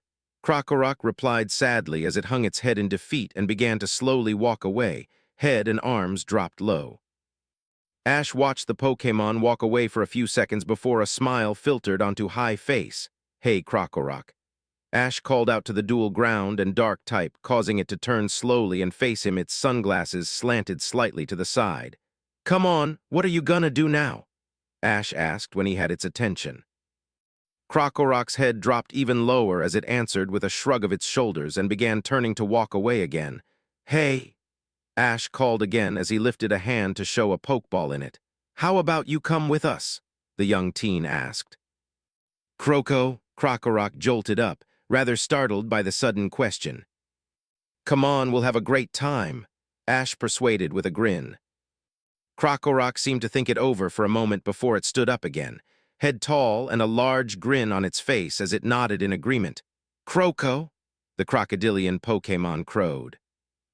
"Awesome," Ash replied with a bigger grin and cocking his hand back. "All right, Pokeball, go," he shouted as he tossed the red and white sphere at Krokorok, smacking it straight in the head before opening and sucking Krokorok inside in a beam of red energy. The Pokeball fell to the grass and rolled slightly from side to side as it glowed a deep red. One shake, two shake, and on the third shake the Pokeball rolled to a still and gave of a small, ping noise as Krokorok was captured. "Sweet," Ash said as he looked to Pikachu on his shoulder. "Krokorok is bound to help out a lot against a poison-type gym." The amber-eyed teen continued, getting a nod of agreement from his Pokémon. Grinning again, Ash walked over and picked up his newest Pokémon's Pokeball before clipping it to his belt beside the others. All right, now on to Verbank City, Ash said to Pikachu with a smile as he began walking to the straight forest path again. Night had fallen, and Ash leaned over the railing of the ferry with a contemplative look on his face as he watched the moonlight in the water. After feeding his Pokémon, he left them in his cabin, mostly to relax and get to know Krokorok better. His mind was on his upcoming gym battle. Krokorok had a pretty good moveset with Stone Edge, Crunch, Dig, and Brick Break. A well-balanced attack set, even if there wasn't any long-ranged attacks at all besides Stone Edge. But he was sure he could work with that. He had done amazing things with less before after all. He was sure Pikachu could at least pull off one win. He may not have the fire power he used to, but with his speed, he could run rings around even some of the fastest Pokémon, and despite his small stature, Pikachu could take a real beating and keep coming back for more. Not to mention there was always Thunder. Pikachu had stopped using the attack because his Thunderbolt had reached a level where even some of the most powerful electric types couldn't reach with their own Thunder. And Thunderbolt was much quicker and less energy taxing to use. But now that Zekrom had stolen most of Pikachu's power, they would again have to utilize the move, until Pikachu could build his power back up to the level he had it at before. A level where he could go head-to-head with legendaries like Regice and Latios, and come out on top. Even a low-level Pokémon could defeat a high-level Pokémon if the trainer was good enough. And with Krokorok's power, Ash was sure that with his abilities, they could pull of a win together. It was his other 3 Pokémon he was worried about. All of them were rather young, even Snivy, who was the oldest and most powerful of them. But then Snivy had quite a disadvantage against poison types, not to mention some on the level of what this gym leaders were, so she was out. Oshawott, despite having finally been able to open his eyes and master Aqua Jet during their 2-week training at Don George's Battle Club, was still relatively new to battling and still flinched back in fear from stronger, bigger, and more experienced Pokémon, so he was also out. And finally, there was Tepig, who had no battle training at all until he started training it. Granted, the small fire pig had quite a bit of power, a bit more than Snivy in fact. Its moveset just didn't compare to the others, though. Snivy had great moves, Leaf Storm, Leaf Blade, Vine Whip, and Attract, and so did Oshawott with Aqua Jet, Water Gun, and Razor Shell. Tepig, though, had very few pitiable moves, Tackle, Ember, and Flame Charge. The only good move out of Tepig's whole set was Flame Charge, but because of Tepig's small size and low amount of weight, the attack was nowhere near as effective it would be when Tepig evolved to a Pignite and gained body mass. Despite how much stronger his 3 youngest Pokémon had gotten at the Battle Club in the past 2 weeks, they just were not ready and able to fight on the level of someone like this Roxy was, who was said to be on the same level as Drayden the Dragon Master, who was near equal in strength with Dragon Master Claire, who trained with Lance herself and could give the Elite Four a run for their money. Ash sighed. It was so hard to get used to using low-level Pokémon again, especially after using Pokémon like Torterra, Sceptile, and Infernape. Wait a second, the amber-eyed Kanto native said to himself with a sudden blink. There's nothing stopping me from getting one of my more experienced Pokémon from Professor Oak. I've already got 4 new Pokémon, and I'm happy with them. He continued. Ash mused as he leaned his chin on his hand that was resting on the railing of the ferry. He had so many Pokémon it was hard to choose, although he didn't really want to bring Charizard all the way from the Charazific Valley just for some gym battles. Charizard was his strongest Pokémon, and only ever wanted to battle extremely powerful Pokémon to help him achieve his dream of becoming the most powerful Charizard in the world. Ash grinned at the thought, how many Charizards had defeated a legendary like his had. No, Ash decided. He wanted one of his older Pokémon, strong and more experienced than the young ones he had with him just now, but one that still needed to train themselves to reach the level his Pokémon like Sceptile and Infernape were at. It was so hard to choose, he mused. Quilava maybe, but he already had a fire type with him. The same would rule out Bayleaf, Bulbasaur, Buizel, and Totodile. Kingler maybe. Kingler was one of his strongest Pokémon when it came to physical attacks, though. Noctowl could use some work, he supposed, Corphish too for that matter, and a few others that came to mind as well. Gibble. Ash thought on that as he remembered the Sinnoh champion Cynthia completely crushing his rival Paul's strongest Pokémon like they were bugs. A powerhouse like that would be really helpful in the long run, Ash supposed. Kind of like having another Charizard on the team, except this one not a fire type. And he had no dragons with him. Not to mention he was sure Iris would love to meet his Gibble. She went just gaga over dragon Pokémon, and he thought his Gibble was pretty special. Learning Draco Meteor when he was so young was, after all, quite the accomplishment. Ash sighed and stood up as he felt rain drops hit his bare arms. I'll decide tomorrow when I get to Verbank City. For now, I'll just go get something to eat, spend time with my Pokémon, and have a good night's rest. He said aloud to himself as he crossed his arms behind his head and began making his way back to the inside of the ferry and on the way to his cabin. 10 Unova Remastered 2 and Chapter 2 of Unova Remastered. It really was hard to decide in the end on what Pokémon he should have Professor Oak send over from the Oak Ranch back in the Kanto region, Ash mused. Donphin's moves were powerful and fast. Heracross had varied moves that were all power-based thanks to how powerful the dual bug and fighting type really was. Glalie was another great option, what with his ice-type attacks, and the amount of power the mischievous Pokémon had. Sighing, Ash sat down on one of the couches in the waiting area of the Pokémon Center, gazing at the Pokeball clasped in his hand. Did he make the right choice? The question had been on his mind for the past few minutes, but despite it all, he was sure he made the right decision. After all, he hardly had any time with Gibble considering. He caught the small dragon and ground type near the very end of his journey through Sinnoh. I had a lot of great Pokémon to choose from, but besides my Sinnoh Pokémon, I've spent very little time with Gibble compared to my other Pokémon. Ash said to himself. So, I'm positive I made the right decision, and with a little training Gibble will become a real powerhouse. The trainer continued as he leaned his head back over the couch and stared up at the green ceiling of the inside of the Pokémon Center. Excuse me, Ash, your Pokémon have all made a full recovery. Nurse Joy's voice rang out over the intercom system. Ash smiled and stood up, clasping Gibble's Pokeball to his belt as he did so. Awesome, he said aloud as he looked to the clock hanging on the wall of the opposite side of the room, reading 14:08, and with enough daylight left to challenge the Verbank City Gym. Ash mused happily. Sticking his black and red trim fingerless glove covered hands in his cargo jeans pockets, Ash made his way from the room towards the room with the front desk.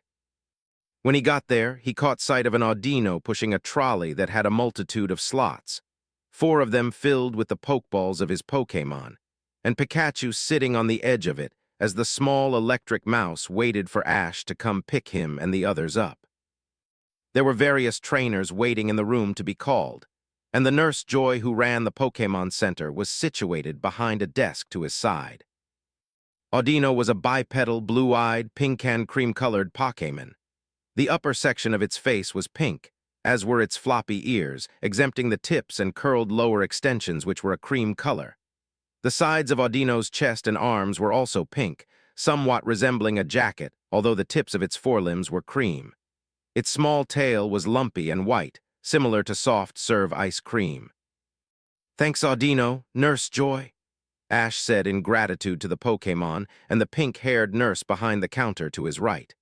Ash couldn't help but think Brock would love Unova, what with all the Nurse Joys and Officer Jennies being a slightly different than the ones from the other regions.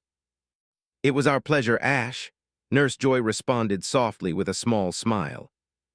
Pika, finally! Pikachu cheered as he launched himself straight off the trolley and into his favorite resting spot on Ash's shoulder as Trainer retrieved his Pokeballs and began reclipping them to his belt. Good luck in your gym battle, Todd, Nurse Joy began but was interrupted as the revolving doors leading to outside the Pokémon Center slid open, and a brown-haired teen wearing tan-covered slacks, an orange undershirt and green vest ran into the Pokémon Center with a worried expression on his face. And in his arms, whimpering in pain with a purple tinge to his face, was a Darumaka. Darumaka was a small, red, circular Pokémon. Above its eyes were yellow curly eyebrows and its face was orange. 3 yellow ovals were positioned on its abdomen, and a curvy yellow line was on its back. Its paws were an orange color and possessed 3 digits each. Seeing the state of the Pokémon, Jordinio hurriedly pulled over a stretcher as Nurse Joy rushed around to inspect the Pokémon. "What happened?" Nurse Joy asked as the boy laid the small fire-type down on the stretcher. "I challenged the Verbank City gym leader to a battle, but she took down Darumaka within seconds with a combination of Toxic and Gyro Ball." The brown-haired teen in a dejected tone as Nurse Joy examined his Pokémon. Ash perked up at the mention of the gym. He could use the information supplied by this teenager to help him prepare. "Prepare the antidote, Jordinio," Nurse Joy ordered. Jordinio complied and began pushing the stretcher away, taking the Pokémon away to heal it from the poison, the pink-haired nurse following right behind Jordinio as it went. "Nurse Joy," the brown-haired boy shouted to her, causing her to turn to him and notice his pale and worried face. "Will my Darumaka be all right?" he asked worriedly, tears budding at the corner of his eyes. Nurse Joy gave him a confident smile. "Don't worry, at this Pokémon Center we're used to dealing with poison all the time," she answered. "We'll call you as soon as we're finished." The kindly nurse continued before moving on to follow Jordinio through the doors to where she would presumably heal the Pokémon. "Okay," the brown-haired teen replied, giving a sigh of relief and looking visibly relieved. Deciding now was as good a time as any, Ash made his way over to the other teen. "You just had a gym battle," Ash stated, more than asked. The boy turned to Ash and nodded his head in the positive. "Yeah, the Verbank gym is really tough," he replied. "Are you here for a gym battle too?" he inquired. Ash gave a grin as he answered. "Yeah, I'm just about to head over to the gym in a few minutes for my gym battle." "Then you better be ready for a lot of poison because I've never seen anybody so good with poison-type moves," the brown-haired teen replied. "And her Pokémon are really high level. We couldn't do anything. First she poisoned us, and then she defeated us easily as if we weren't even a challenge at all," he continued gravely. They were interrupted this time by the arrival of a few more trainers gathering around them, with serious but grave looks on their faces. "The same thing happened to me," one of the girls stated, her brown hair done up in 2 pigtails and wearing a pink dress. A teen around the same height as Ash with short blue hair wearing a white shirt with jeans cut in next. "The same thing happened to us too," he told them. "Me too," another girl chimed in, this one with long, dark blue hair wearing a cyan dress with a ribbon in the middle. "That gym is way too difficult," she continued dejectedly. Finally, at the back, a boy with short, spiky black hair, wearing a red shirt and black jeans, commented, "I can't believe with just one of her Pokémon, she defeated all 6 of mine," he told them somberly. Ash's eyes widened at that tidbit of information. Pikachu's alongside him. Defeating a trainer's roster with just one was no easy feat. In fact, Ash himself had only ever done it a few times over the course of all of his journeys. It was a very rare feat indeed, accomplished by only the strongest of trainers, or those lucky enough to face someone who specialized to the point of insanity with a Pokémon their entire team was weak to. But that went without saying. Well, that or a weakling trainer. To date, only 3 of his Pokémon had managed it before: Pikachu, Charizard, and Sceptile. Well, for any battle worth mentioning. Ash grew pensive after a moment, nodding his thanks to the other trainers. "Thanks for the information. I'll be sure to use it to my advantage," he told them as he turned on his foot and left the Pokémon Center, walking down the street towards where the map had said the gym was. Both he and Pikachu were quiet as the trainer of the two tried to come up with a winning strategy. But he just couldn't think of anything until he saw this gym leader's Pokémon battle in person. "I should have asked those trainers for directions rather than information on the gym leader," Ash deadpanned as he leaned his head against the entrance to the gym. It'd take him over half an hour to find the gym. He'd walked through the alley a couple of times expecting to find some kind of grand building like what most of the other gyms he'd challenged looked like. How was he supposed to know that the entrance to the gym was a ratty door that led underground? Finally, after over a half an hour of searching, he noticed the gym's sign on the door. The sign itself was just as ratty and worn as the door itself, to make the situation even more annoying. Sighing one last time, Ash straightened himself up and gave his head a few shakes, slapping his cheeks lightly for good measure. After a few moments, Ash grinned, head in the game and ready to battle. "All right, let's go," he declared to nobody in particular as he opened the door and entered.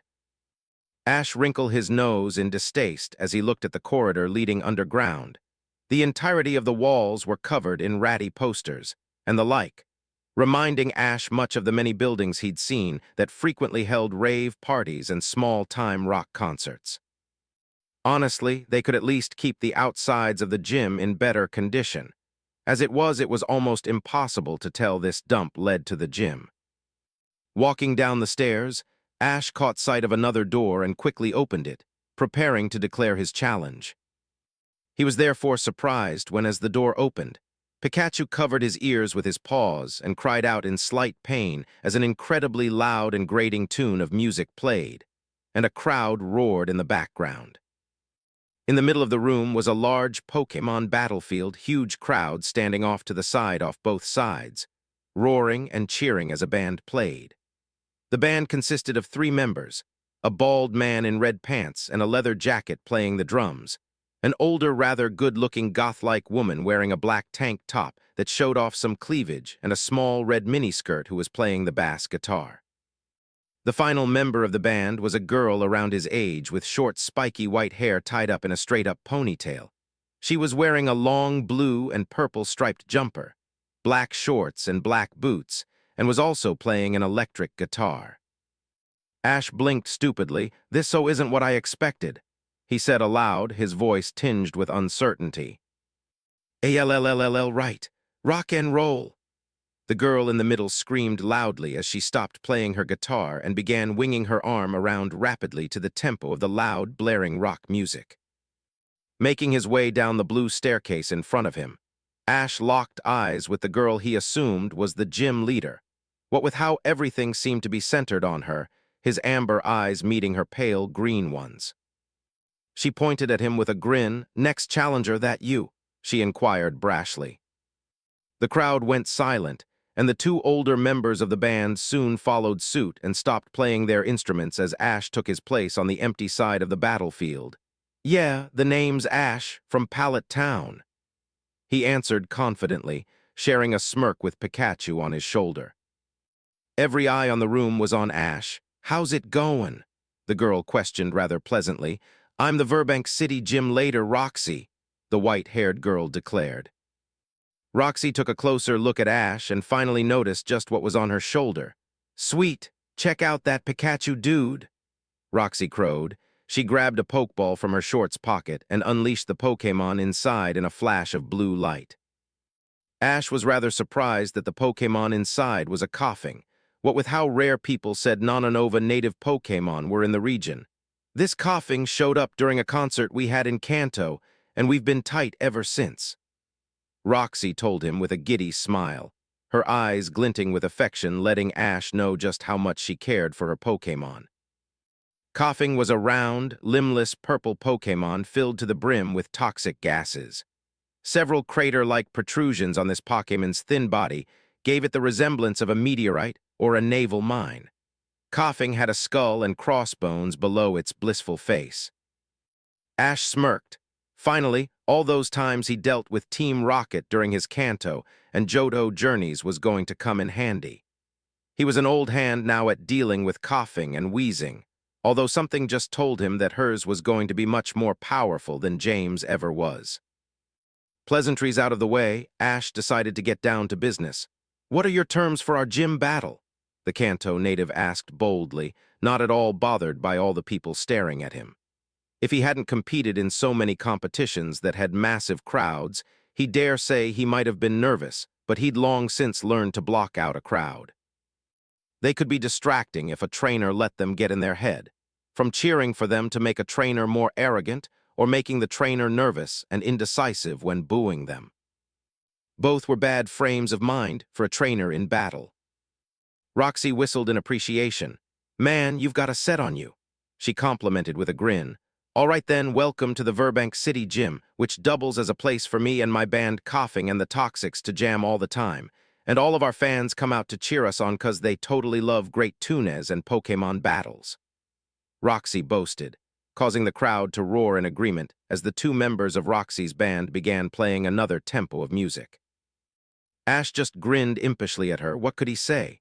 He'd always been a headstrong kinda guy, more into making his moves on the fly than trying to strategize. He preferred to run with his instincts, and while he didn't always come out on top, they never steered him wrong. He had accomplished a lot in the past few years after all, and had a whole slew of amazing Pokémon thanks to said instincts. Okay then, Roxy started as she took her place on the other side of the battlefield. We'll go for a 3-on-3 Pokémon battle, that cool with you, dude? The white-haired punk girl inquired. Ash let his grin stretch. Oh yeah, I'm totally up for this, he responded. Brill, my man, I'll be starting with coughing, Roxy proclaimed before looking to the side of the room, her eyes landing on a man with shoulder-length brown hair wearing a navy blue suit. The lights dimmed and a spotlight shone down upon Ash, giving the crowd a clear view of him. Roxy began to play along with her two bandmates as she spoke loudly to the roaring with cheers crowd. Your attention, please. Burbank City Gym battle time, and challenging the house is Ash from Pallet Town. The introduction she gave Ash induced another loud roar of cheers from the crowd as they simultaneously began to chant, Rosei, Rosei, R-O-X-I-E, and Ash, Ash, Ash. All right, ref, kick us off, Roxy ordered to the visual pleasure of the crowd. The man in the navy blue suit stepped up to the small box beside the battlefield. You got it, Roxy, he responded with a grandiose wave of his arms which caused the lights of the gym to light back up again. Okay, here's the deal. Both the gym leader and the challenger will use 3 Pokémon, and only the challenger will be allowed to substitute Pokémon. The ref continued. You rock hard, ref, Roxy declared as the large overhead screen above the battlefield flared to life. An icon of Ash and Roxy on the sides with 6 circular slots. 3 of them dull and gray, and 3 of them lighted up a bright blue with Pokeball icons in the middle. Now opening up the show is coughing. Bang! Zoom! Roxy shouted. Coughing floated idly above Roxy before almost literally shooting forward in a blur of speed above the battlefield, shooting across to Ash's side of the field before spinning and zooming back to Roxy's side. Ash whistled. He was impressed. That is one damn fast coughing, the teen complimented, but it still didn't compare to Pikachu's. Grabbing one of the Pokeballs from his belt, Ash tossed it up and released the Pokémon inside. Let's go, Krokorok. Krokorok appeared in front of Ash on the battlefield with his arms crossed. Croc! The dual ground and dark-type Pokémon idly commented. Although Ash didn't understand him, he only really understood Pikachu because of how long they'd been together. But he could tell most of the time what his Pokémon meant, although he hadn't reached that level yet with Krokorok, considering he had only just caught the crocodilian Pokémon the night before. Up above, the first lit-up slots on the overhead screen faded away to be replaced with icons of both Coughing and Krokorok. Let's rock the house, the referee declared with a swipe of his hand, causing the 2 band members behind Roxy to begin playing a fast, kinda action-packed sounding tune, one Ash would expect to hear during a big battle in a thriller movie of some kind. Ash figured that was the starting signal and took the first move quickly. He needed to test the waters first and see how well that Coughing was at dodging. All right, Krokorok, Stone Edge, he ordered sharply. Krokorok obeyed instantly, and within moments had conjured the attack and sent the multitude of sharp rocks flying speedily towards Coughing. Gyro Ball, let's go, Roxy declared in reply. Coo-woo-offing? Coughing cried out loudly as it began to spin rapidly, a glow-glowing outline surrounding it as the floating poison type began to repel the speeding rocks.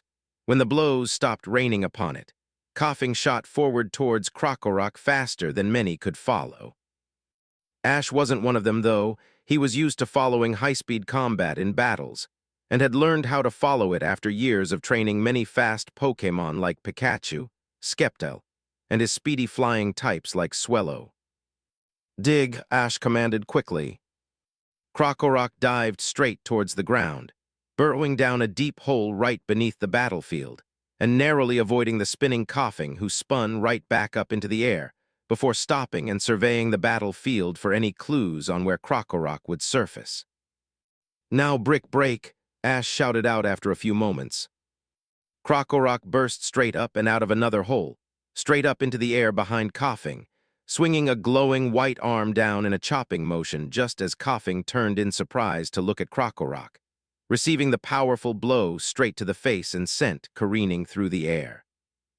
Coughing managed to right itself before it crashed into the ground, but Ash was already applying his next move. "Stone Edge, let's go," Ash declared. He had to keep up this momentum and not give Roxy and Coughing any time to counterattack, and that meant bombarding Coughing with attack after attack before it could do anything edgewise. Midair, Krokorok conjured the multitude of sharp rocks and sent them shooting down at Coughing, raining down blow after blow upon the poison type before it could attempt to dodge after its recovery. "Cough!" The poison-type Pokémon cried out in pain as it was bombarded with a great deal of the sharp projectiles and forced to crash harshly against the ground with a pained grunt. "Now wrap this up, Krokorok," Ash shouted quickly. "Come down and use Brick Break," he continued.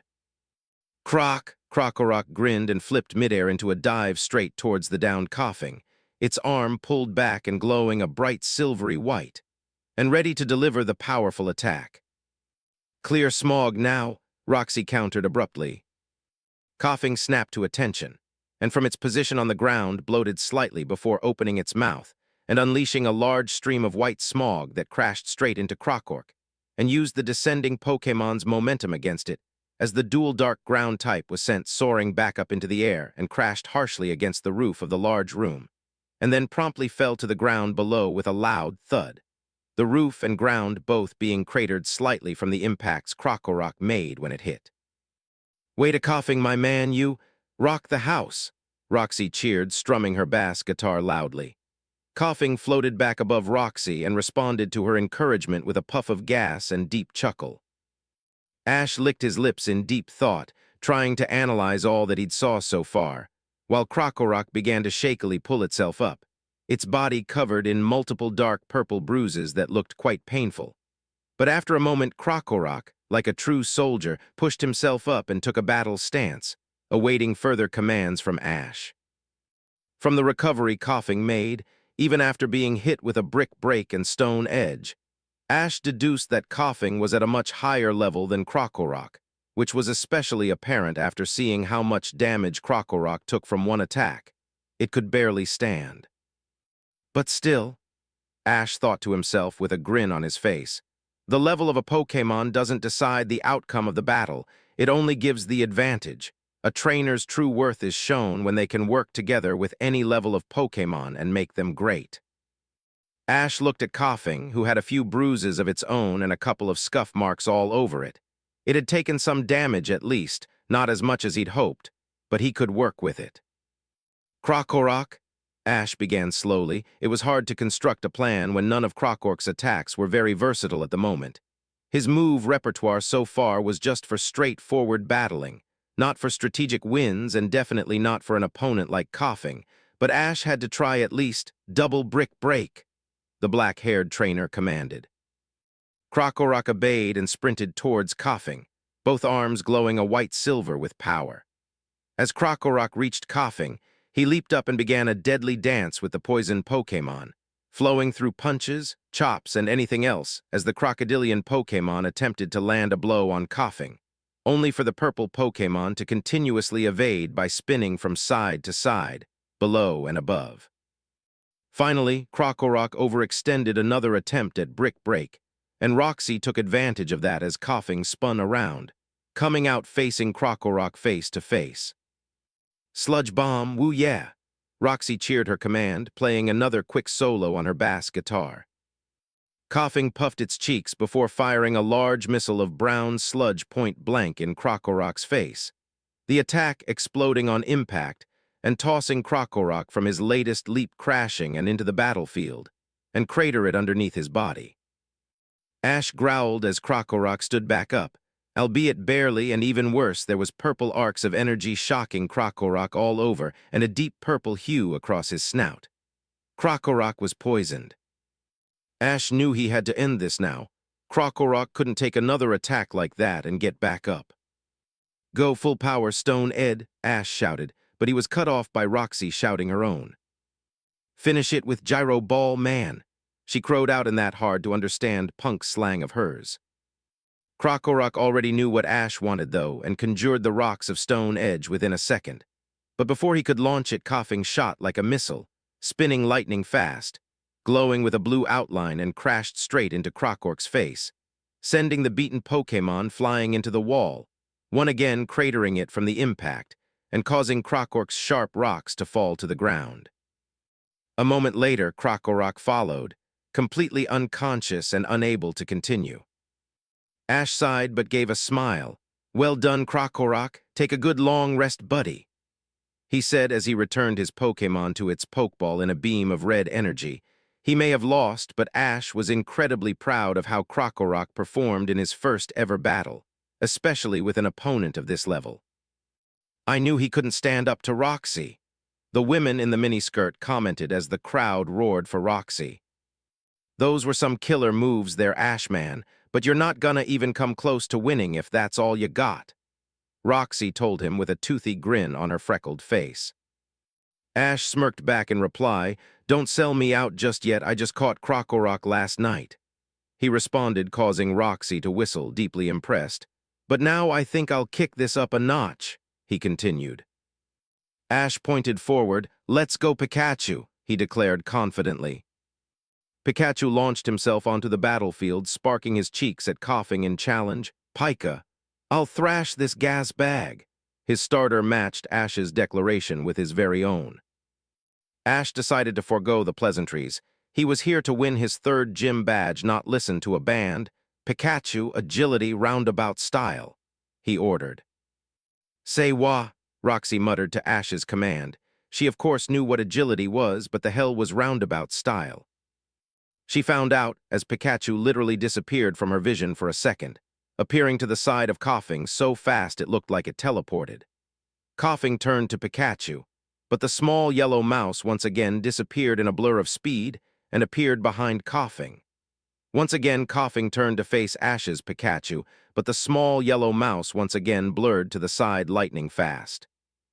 Every time Coughing tried to catch Pikachu in its line of sight, the electric Pokémon would run around it. So fast, Coughing was spinning madly out of control in confusion, trying to find the lightning-fast rodent Pokémon. "Now Pikachu Iron Tail," Ash shouted abruptly, a triumphant glint in his eyes that his plan worked. Before Coughing knew what happened, Pikachu appeared in a blur of speed, spinning down from above and slammed a silvery glowing white tail into Coughing's cranium and sent the poison type careening into the ground, splintering it beneath him with a loud cry of pain. Pikachu didn't let up, though, and followed right after, landing on Coughing and pinning it to the ground. "Thunder," Ash whispered, but even though it was quiet, it carried all over the entire roaring crowd. "Pikachu!" Pikachu roared as his body was engulfed in a massive pillar of lightning that scorched everything it touched: the battlefield, the air, the ceiling, and unfortunately for Roxy, Coughing most of all. Pikachu jumped back as the attack died down, a triumphant grin on the small Pokémon's face. Coughing was planted firmly in a crater, burnt black and completely unable to continue. Roxy gaped. "Whoa, that is some serious power, man." She breathed out, literally shocked out of her wits. She was completely outplayed there, and Coughing never stood a chance. As Roxy returned her Pokémon to its Pokeball and switched it with another Pokeball in her black short pockets, Ash took a look at Pikachu. His partner Pokémon was panting mildly. Ash tisked. Pikachu had even less power than he thought, and unleashing a full-power thunder when his reserves and power were still recovering tired him out immensely. Ash growled quietly. At this rate, Pikachu would fall unconscious after a few more thunder attacks from exhaustion. Not to mention the more tired Pikachu got, the less able he was able to stand up to attacks, especially considering the Pikachu species were not known for the defensive prowess. "All right, I'll admit you got me by surprise there, Ashy Man, but I think I'll follow your lead this time around and kick this up myself." Roxy spoke up as she released her next Pokémon in a bright flash of white. Let's rock and rule Scolipede, the white-haired girl cheered. Scolipede was a huge centipede-like Pokémon, with bright magenta coloration interspersed with purple rings spaced evenly along its segmented upper body. Its horns extended from its head in a similar way to antennae, which were long and slightly twisted. Purple banding decorated its horns, as well as its similarly shaped dual tails. It had 4 pairs of purple-tipped forelegs with nasty-looking stingers. Its legs further down its body were longer, with curved black patterns and black tipping on the extremities of the limb. "Screech, Scolipede," Roxy commanded. Scolipede waved its antennae repeatedly and shrieked loudly, causing orange shockwaves to ripple out from its antennae and expanse over the entire battlefield. Pikachu squealed in pain, the sound-based attack rattling against his enhanced hearing. "Now use Sludge Bomb," Roxy followed, up-biting her lips with all of her top teeth and thrumming her bass guitar. Scolipede stopped its screech attack and fired a large ball of brown sludge raging towards Pikachu, who had his eyes closed and whimpering in pain from the last attack. "Iron Tail," Ash ordered sharply. He knew with complete confidence that no screech could keep Pikachu at bay for long. Pikachu's eyes snapped open. His ears were ringing, but he would fight for Ash no matter what situation, proven by his body moving before he even started recovering. His glowing white tail swinging around to cleanly bisected the sludge bomb, saving himself from the attack. "Gotta finish this fast. Pikachu can't keep up using attacks that are energy-based because of how low his energy levels are, and that only leaves us with agility. All the other attacks used Pikachu's energy in some form of another, and thanks to Zekrom, Pikachu's is almost always dwindling on empty because of the amount of power his attacks take." That suggestion from Pikachu about evolving to a Raichu was literally becoming more and more appealing. But he wouldn't take away Pikachu's happiness with his form at the moment because of his selfish desires to win a gym battle. It would just take time, that's all, to get Pikachu back to tip-top shape. And he would take any amount of time to ensure Pikachu and his other Pokémon's happiness. But for now, they had a gym battle to win. Pikachu volt-tackled towards Scolipede. Ash ordered quickly, a risky plan forming in his head, but it would work if Pikachu got close enough. "Pika, Pika, Pika, Pika, Pika," Pikachu chanted as he bounded towards Scolipede rapidly, his charging body enshrouded in an aura of golden electricity. "No way, man, time to put a stopper on your show," Roxy fired at him. "Scolipede rock tomb," she screamed, thrumming her guitar.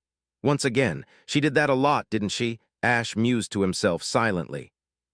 Scolipede roared into the air, conjuring a large gray boulder with a transparent glow above its head, before jerking its head forward and sending the boulder flying at the rapidly closing Pikachu. "Go straight through it," Ash ordered. To the shock of almost everyone present, that plan sounded absurd. But Pikachu didn't even hesitate to launch himself at the boulder, crashing into it as hard as he could, propelled by the power of Volt Tackle. He trusted Ash with his life and trusted his crazy-ass ideas in battle because they usually always worked. Both the boulder and Pikachu stayed in a deadlock for a moment, before with a cry of "Pika!"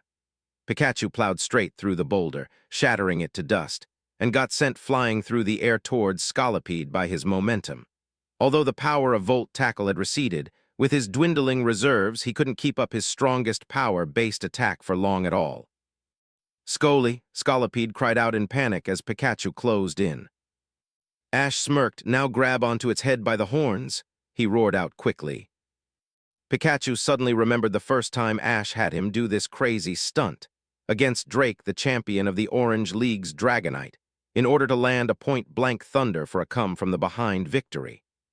Pikachu knew Ash well enough by now to know that it was his plan, and that it would be using the last of the small electric type's reserves, but Pikachu supposed it was worth it for now. "I swear I'll get my power back somehow, someway," Pikachu vowed as he flipped in midair and grabbed tightly on Scolipede's horns, causing the large poison bug-type Pokémon to begin bucking like a Rapidash to get him off. Roxy looked over and caught Ash's grin, the same grin he had against coughing, and her face paled slightly as she caught onto Ash's plan. "Fucking ingenious man," she crowed in her head. "Thunder," Ash shouted above the crowd's roar, a sense of victory in his tone. "Pikachu!" Pikachu roared again, and just like before, the small electric rodent Pokémon was engulfed in a massive pillar of lightning that scorched everything it touched. But mostly just Scolipede this time, because Pikachu needed to focus what energy he had. Pikachu jumped down, landing in the middle of the battlefield as the light show died down once more, panting heavily, body covered in sweat and looking ready to keel over at any moment, but stood strong. Pikachu knew he could at least try to soften up the last Pokémon for Gible and hope to ensure their victory. Roxy let her guitar hang and actually lifted her hands up into the air after she returned Scolipede and began to clap. "That was amazing, just terrific. I don't think I've ever had a challenger with a set of stones like you before, ready to do the craziest ass shit in order to win," Roxy told him, before a secretive smirk played across her face. "But sorry, I'm afraid that this is where the concert ends for you, Ash," the white-haired girl continued as he released her final and third Pokémon. Ash wrinkled his nose at the sudden stink introduced to the air by this new and very large Pokémon. It kind of reminded him of a Trubbish. Grabbing his Pokédex, Ash scanned the Pokémon, Garbodor, the trash heap Pokémon, and the evolved form of Trubbish. When Garbodor inhales garbage, it becomes part of its body. The fingertips on Garbodor's right hand spray a powerful liquid poison. His Pokédex rattled off. Ash put his Pokédex back in his back pocket and studied the massive trash heap of a Pokémon. Garbodor was a Pokémon that had the appearance of a pile of trash spilling out of a large, torn-open garbage bag. It had a round, lumpy body that was mostly tan, colored with blue and pink lumps, reminiscent of mold. Its head had the appearance of the tied end of a garbage bag that had been ripped open and trailed down like a cape. It had two appendages that looked like clumps of garbage coming from its head, which resembled pigtails or ears. Its large round eyes had small pupils, and when it opened its mouth, its large, triangular teeth could be seen. Garbodor had two extremely long arms made of garbage that were held together with piping, and fingers also made up of piping material. It had one finger on its left hand, and three on the other with flat, dumpy feet. "Pikachu, agility and tackle in straight to the chest," Ash ordered grimly, and suddenly he knew Pikachu had no chance in attaining victory at the moment, but this last attack would give Gible an advantage. Pikachu didn't even hesitate, even when he already knew Ash's plan. They could practically read each other's mind after being together for so long. Pikachu blurred forward at Garbodor faster than the eye could see, and crashed straight into the massive Pokémon's stomach, doing very little damage at all, and that was only because of his speed and momentum. Roxy smirked. "Not very smart of you," she jeered. "Finish it off with double slap," Roxy ordered. Garbodor pulled the panting Pikachu from its chest easily with its long arms. Garbodor tossed Pikachu into air before swinging two glowing arms up, blinding white with energy, and delivered two harsh blows to Pikachu's head, and sending the small Pokémon flying straight across the arena, rolling to a stop after hitting the ground in front of Ash, eyes in swirls. "Pika, oh," Pikachu muttered as Ash picked him up with a soft smile. "Well done, buddy," Ash whispered softly as he lay Pikachu gently down on the ground behind him. Thankfully, Pikachu had avoided getting poisoned, so he'd be fine with a bit of rest. He was mostly just exhausted anyway, considering he only took one attack that did brutal damage because of Pikachu's lack of energy to defend his body. "Well, how'd you like that?" Roxy taunted with a toothy grin. Ash just smiled back at her. "I'm not here to trade jibes with you, I'm here to win," he declared confidently as he lifted Gible's Pokeball. "And with this Pokémon, I'm gonna get that badge," Ash continued seriously. "Still confident, I see. Damn, you're one slammin' hot dude," Roxy commented. Ash wasn't sure if she was hitting on him or just complimenting him, but put it out of mind for now. "Let's see it then, Ash, my rockin' man." "Let's win this," Ash declared as he released Gible from its Pokeball in a bright flash of white. Ash blinked. The Pokémon that appeared in front of him was not his mischievous and cute little powerhouse of a Gible. That was a freaking badass and intimidating Gabite. Ash almost facepalmed. He didn't think anything big had really changed all that much with his Pokémon. Not something like this anyway, and so hadn't even checked with Gibble until the battle. He really hadn't expected his Pokémon to evolve, but this was a good thing. Gabite was one beastly-looking Pokémon, even if this one looked more mischievous than the rest of its species with that eye smile and toothy grin. Gabite was a dark blue shark-like species Pokémon, with a red underbelly that covered from the middle of his abdomens to the bottoms of his jaws, and the rest of his undersides being a light blue in color.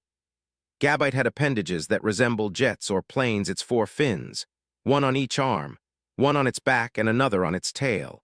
Horns that resembled jet plane engines rested on his head, each with a light blue stripe in the middle.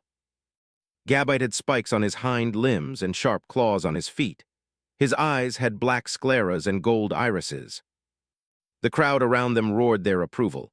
Wow, damn, look at that thing, and honest to fucking God, Gabite. Those things are super fucking rare and badass looking to boot. Roxy gushed over the badass Pokémon. It ain't a poison type, but that baby is my kinda Pokémon, rock that shit, man. Roxy cheered along with the crowd. All right, Ashy, my man, show me what you and Gabite can do, Tilda, she sing-songed. Gladly, Ash responded. All right, Gabite, let's start this off with Dragon Pulse, he ordered sharply, punching his fist forward in Garbodor's direction. Gabite growled and happily obliged, opening his mouth and forming a large turquoise-colored ball of energy and launching it, the attack streaking through the air towards Garbodor rapidly. Use your arms to dodge, Roxy commanded quickly. Garbodor obeyed and used its massively long arms to push itself high into the air, standing on just its arms, allowing the Dragon Pulse attack to miss completely by passing underneath it, and then it landed back on the ground right after. Sweetness, Roxy cheered. And just like that, Ash had a picture-perfect plan to end this in his victory, but he needed to wear down that Garbodor. One good attack should weaken it significantly enough for Ash to swipe victory. Venoshock, Roxy shouted next. Garbodor lifted its arms and began firing 2 separate streams of dangerous-looking green liquid from the pipes in its arms towards Gabite. Dodge with dig, Ash ordered quickly. Gabite dived straight at the ground just like Krokorok, burrowing a hole straight down beneath the battlefield and avoiding the green liquid easily. Now was the time to put his plan into action. Dragon Claw, Ash shouted his order. Gabite burst through the ground behind Garbodor and delivered a powerful and crushing blow to the back of the poisoned Pokémon's head, with a glowing blue claw that left a trail of energy in its wake. Garbo, Garbodor cried out in pain, stumbling forward a few feet from the force of the blow. Ash knew that attack would only stun a Pokémon as powerful as Roxy's, but that was all he had hoped for, and as Gabite landed, Ash completed his next order. Now, Rock Smash. Gabite sprinted forward quickly towards Garbodor's back, one of the dual-ground dragon Pokémon's entire arm and claw glowing a powerful blinding orange. Dodge upwards and trap in beneath you, Roxy ordered her Pokémon in return. Garbodor obeyed immediately and used its arms to spring high into the air again. Gabite swiped at Garbodor's back with his glowing orange arm, but missed as it jumped and he stumbled. And that was all the opening the large trash heap Pokémon needed as it slammed down harshly on Gabite, pinning the Pokémon to the ground with its weight. Sorry, Ashy, my man, Roxy told him, her voice light and her face slightly flushed from how much she was enjoying the intense battle. But this is where it ends. She continued, and was about to order Garbodor to finish Gabite with Hyper Beam when she caught Ash's triumphant smirk. Why are you smirking? Roxy inquired, an uneasy yet excited feeling forming in her gut. Couldn't he see that he was about to lose? Ash chuckled loudly at her as the crowd quietened down to hear what he was saying. You did exactly what I predicted you would do, the trainer replied. You mean? Roxy began hesitantly, uncertainty clear on her face. Yeah, you fell completely right into my trap, Ash revealed to the shock of everyone there. Now Gabite Draco Meteor, Ash commanded, triumph blazing in his eyes. Gabite obeyed and bit right into Garbodor from below. Within a moment, Garbodor's entire body was enshrouded in a blazing orange orb of energy before the orb was fired straight up into the highest height of the gym, exploding and raining down upon the ground in multiple powerful firework like explosives. Garbodor fell harshly against the gym floor, burnt black around the edges and covered in a great deal of bruises, the most prominent being a large purplish-blue one that came from the powerful dragon claw attack Gabite unleashed upon the back on Garbodor's head. Everyone was quiet in the gym was the realized that Roxy, the Varbank City gym leader, all-round rock star and undefeated, had just been toppled. Roxy gaped, before after a second she began to chuckle. "Oh my God, that was fucking great. I don't think I've ever such an awesome and fucking intense battle," she admitted happily as she returned her third and final defeated Pokémon in a beam of red energy. She dug around in her pocket with one hand as she walked over towards Ash. When she reached him, she held out her hand, showing a small purple with gold trim badge. "Here, as proof of your victory here at the Verbank City Gym, I award you with the Toxic Badge." Roxy roared at the end, followed immediately thereafter by all of the fans in the crowd, who were immensely happy to have witnessed such an amazing and intense battle. Ash looked to Gabite and returned him in a beam of red light. "Good work, buddy," he said before turning his attention back to Roxy and accepting the badge, quickly flipping out his badge case and inserting the badge before slipping it back into his jeans pocket. "Thanks, Roxy, great battle." Ash returned with a toothy grin of his own, his amber eyes burning with a crazy, wild passion, in Roxy's own words, which would later be quoted in a song of hers.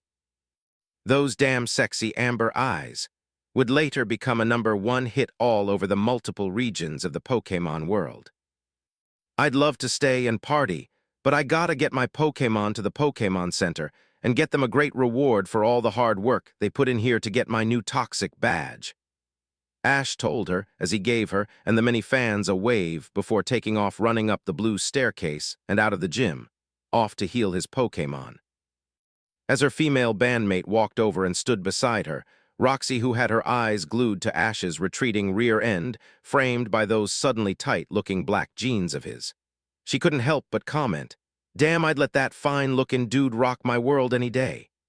The teen punk rock star commented. Billy Joe, her female bandmate in the tiny red miniskirt, nodded in agreement. "Yeah, that kid could have his fun pounding me doggy style anytime he wanted." The black-haired beauty of coughing, and the Toxics replied with a husky purr in her voice. Ash had no idea the fun he missed when he left to get his Pokémon healed, and when he did eventually find out he'd been cursing his damn noble streak towards his Pokémon for years to come. Those punk band girls were damn hot, curvy as hell to boot. Let it not be said that his old traveling companion Brock hadn't rubbed off on him. The woman-loving doctor in training had fortunately only passed on enough of his bad habits to Ash that the young Pallet Town trainer couldn't help but admire every piece of skin displayed by gorgeous girls.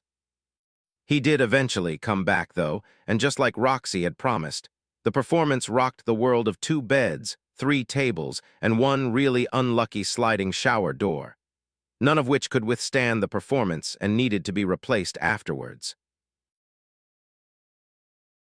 11. Chapter 11. Ash closed his eyes for a moment, centering himself as to not allow his nervousness to get the better of him. It was hard, though. This was the big one after all, the Enideco League Final. Breathing deeply, he was interrupted by one of his ever-faithful companions, his first companion to be precise. "Pika." Opening his eyes, he smiled softly down at the yellow rodent Pokémon. "You ready, buddy?" he asked his partner since the beginning of his journey. Pikachu smirked confidently up at him and allowed some sparks to generate around his cheeks as he walked beside Ash towards the entrance of the arena, the light at the end of the tunnel, so to speak. "Pi Pikachu," Pikachu replied simply. Ash grinned. "Well, since you're so sure, I don't know what I am worrying about, buddy," Ash told his Pokémon as they walked out of the tunnel and into the arena. Surrounded by thousands of cheering fans, Ash was about to grin up and wave for the crowd before he caught sight of his opponent standing at the ready on the other side of the battlefield, and his amber eyes gained a steely glint of determination. Long, flowing, dark blue, almost gray hair, he was wearing a red velvet shawl over his torso and a smart button-up shirt underneath, polished black shoes and gray silk designer trousers. Tobias, he was the favorite to win, having only needed to use one Pokémon to get through the whole league. And even Ash himself had to admit the Pokémon he used was quite the intimidating prospect of going up against in a battle. Darkrai, the nightmare Pokémon, a ghost-like black creature with piercing blue eyes, a small cloud-like patch of hair on its head that waved around in the wind, and a red-like scarf around its neck. A legendary Pokémon. Watching it hover on the battlefield actually grated on his nerves a bit. Gritting his teeth, Ash barely held in his snarl at the blatant arrogance of Tobias. He'd already chosen his Pokémon before he even got on the field and was standing there smirking to himself as if he'd already won.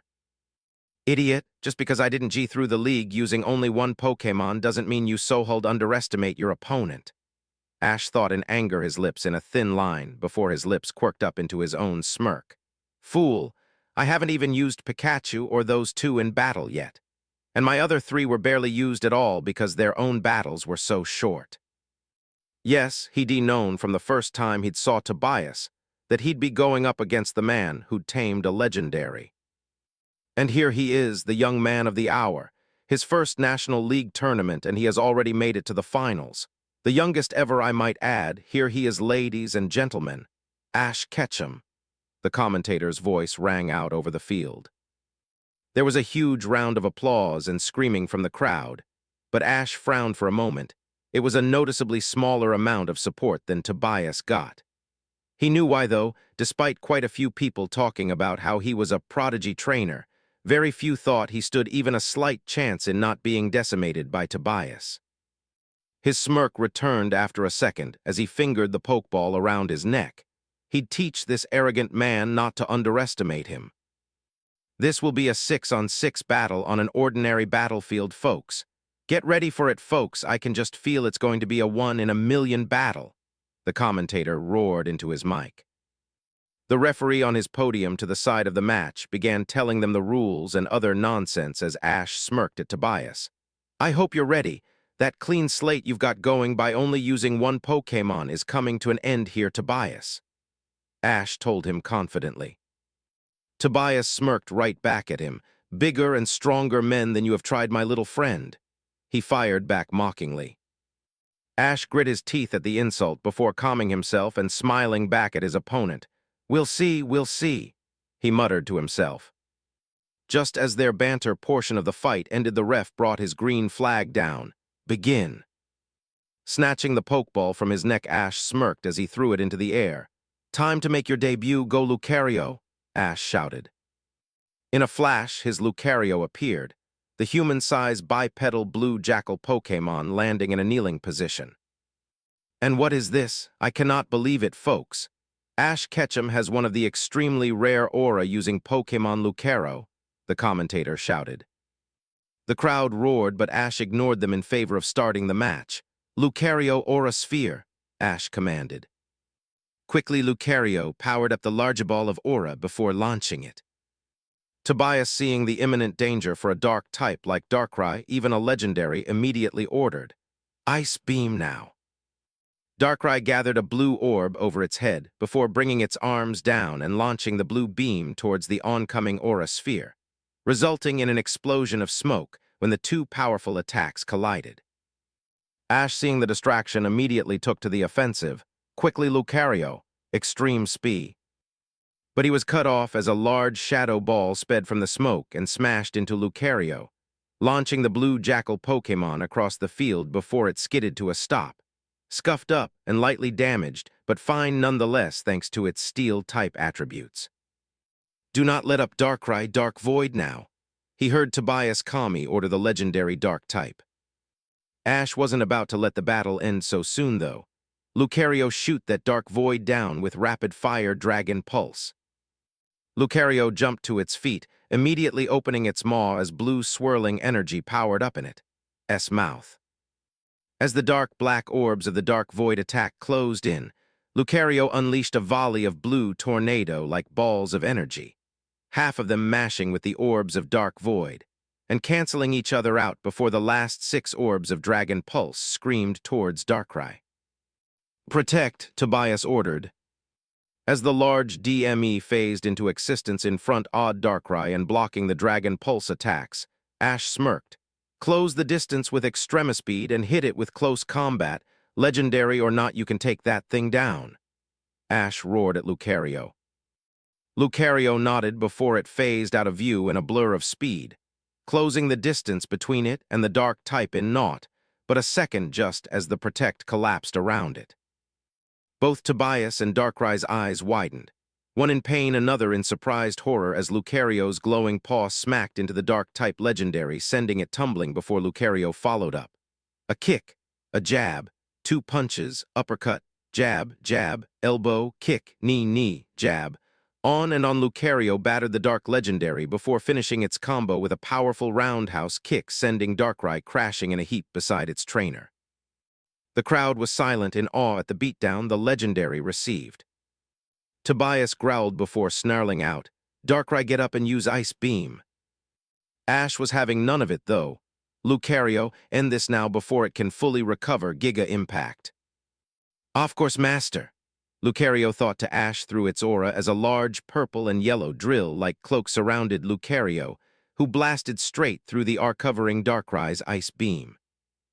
Not but a second later did Lucario crash straight into Darkrai, triggering a massive explosion. Seconds later, as the smoke began to clear, Lucario landed from the sky in front of Ash, bent on one knee. When the smoke cleared, everyone was shocked to see Darkrai still floating in place, although the legendary was in pretty bad shape, covered in bruises and burn marks. Tobias gave a victorious laugh. "Ha, Darkrai is a legendary, nothing can stop my unbeatable Pokémon, you stupid whelp," he shouted at Ash in glee. "Now Darkrai Dark Pulse," he ordered quickly. The Dakar legendary had been forming the dark ring-like beam in its hands, before launching straight towards the immobile Lucario. Ash grit his teeth as he saw Lucario still recovering from its Giga Impact and unable to counter. He could bring it back, but then they'd lose the chance for a counter-attack. "I'm sorry, Lucario, but I need you to endure this attack so we can finish this." "As you command, Master, I trust your judgment," Lucario thought back to him. "Thank you for your trust. Now counter with a full-power aura sphere as soon as you're able," Ash commanded Lucario through his thoughts. Seconds later, the dark spiral of energy slammed into Lucario, triggering another earth-shattering explosion. Say what you will, but even for non-power type attacks like Dark Pulse, legendaries could cause so much destruction. As the smoke cleared, the crowd began to roar in applause as Lucario came back into view standing on its 2 legs, covered in scrapes, bruises, and burns, both arms to its side holding a massive ball of blue energy almost half the size of its body. "Now, Lucario," Ash roared. Like a bullet, the large aura sphere was launched from Lucario's arms and sped towards Darkrai, the dark legendary panting in exhaustion from its wounds and powerful attacks, while wounded caused it to be unable to dodge. "No, dodge, don't stand there, dodge," Tobias roared at Darkrai, but it was too late. Approximately a second later, the large aura sphere crashed into the legendary dark type, grinding into it, causing Darkrai to cry out in pain before the large blue aura sphere exploded. The arena was quiet as everyone waited in bated breath for the smoke to clear, and when it did, the crowd broke into a massive earth-shaking applause, screaming and shouting in excitement. For on the battlefield lay a battered and beaten legendary dark-type Darkrai, completely unconscious and unable to continue. "Darkrai is unable to continue. Lucario is the winner," the ref shouted. "I don't believe it, the rookie, the underdog of the century. Ash Ketchum has defeated a legendary Pokémon in battle. Ash has broken Tobias' seemingly unbeatable Pokémon and broke his clean record of only using this one Pokémon per battle. What a young man he is! What skill as a trainer!" the commentator cried out in awe. A teaser from the first ever Pokémon story I wrote. Ash closed his eyes and smirked as Lucario lowered to one knee and closed his eyes. Well done, I'm extremely proud of you, Lucario, but no time to rest now, there's no telling what he'll send out next. Ash thought to Lucario. Lucario seemingly nodded. I understand, Master, thank you for your praise. I will not let you down, Lucario thought back devotedly. Ash opened his eyes as Tobias recalled Darkrai in a beam of red light and held up another Pokeball. So you defeated one of my Pokémon, don't let it go to your head, kid. It was just a lucky fluke. A fluke I plan on making sure doesn't happen again, and with this Pokémon I'll end you. Tobias shouted back at him arrogantly as the Pokeball in his hand opened, and in a flash of light revealed his next Pokémon. Again the crowd was silent in awe. Flapping its wings and flying above them was the legendary fire Pokémon, the Pokémon said to be a phoenix, Moltres. Ash frowned as he looked up at the legendary fire and flying type bird Pokémon, shit, was all he could think of to sum up his thoughts. Tired Lucario versus well-rested Moltres. Tired Steel and fighting versus well-rested fire and flying. Tired normal Pokémon versus legendary Pokémon. Shit, Lucario sure had its work cut out for it. 12. World with Skill 1. Ash grinned, thumbing his nose as he stared at his opponent eagerly. All right, Kenny. The raven-haired trainer began. Since you challenged me, the first move's all yours, he stated. In stark contrast to Ash, his opponent Kenny, a brown-haired youth a small bit shorter than him, had his eyes set, cold and almost glaring if one were to look closely. Fine, then, he replied, outstretching his hand and pointing at Ash's Pokémon.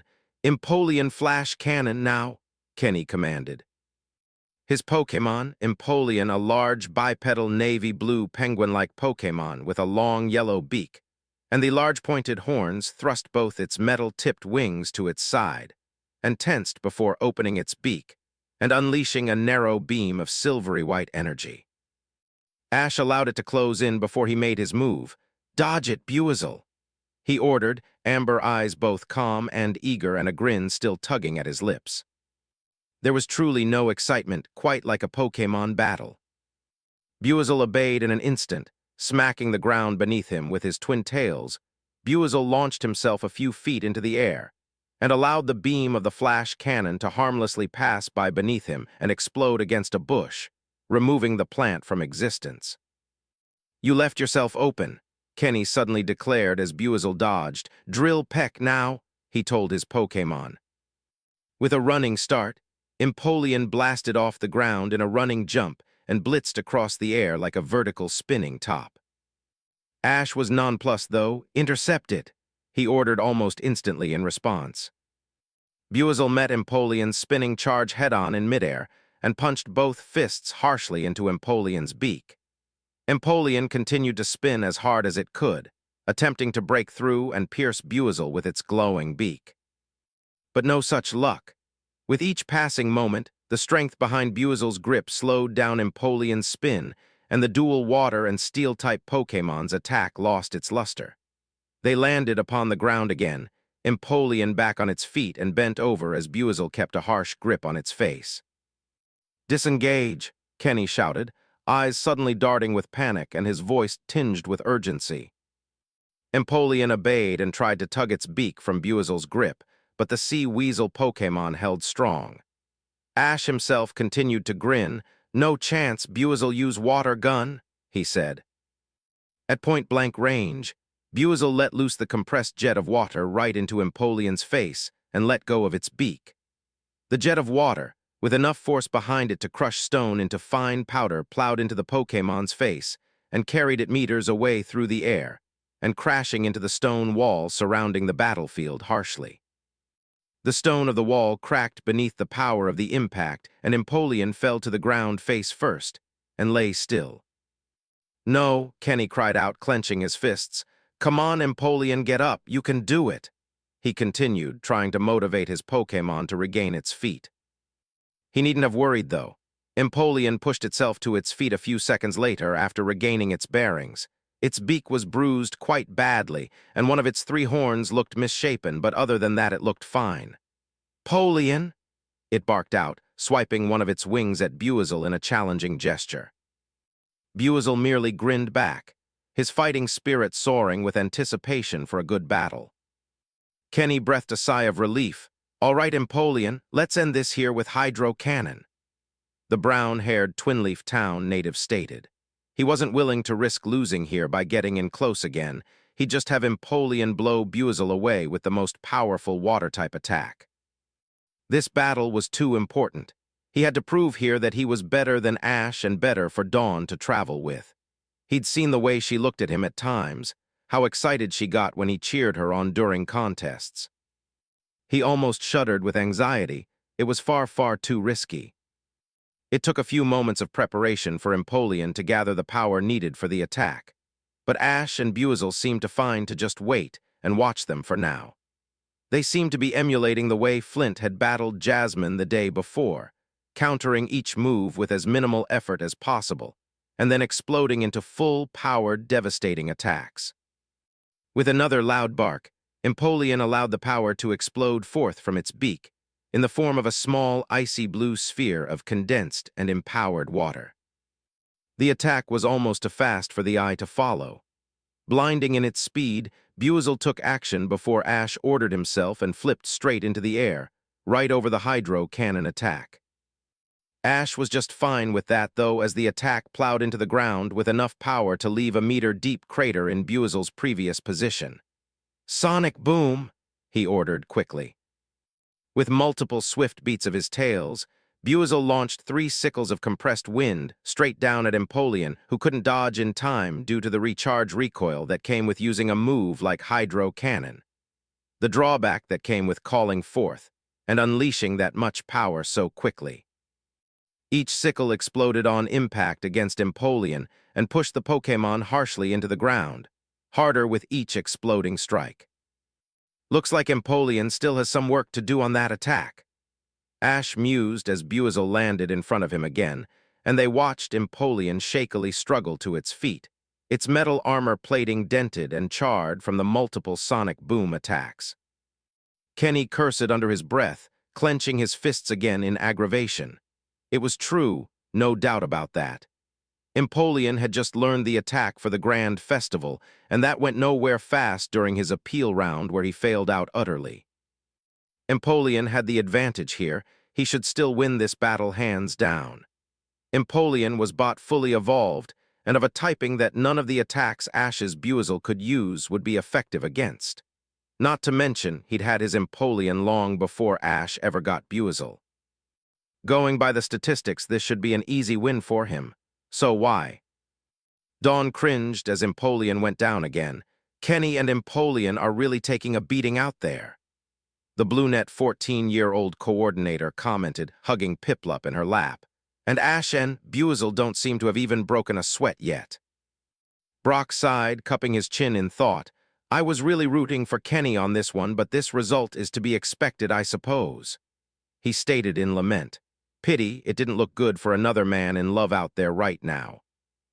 Dawn turned her head to him, raising an eyebrow in confusion. "Why?" she questioned.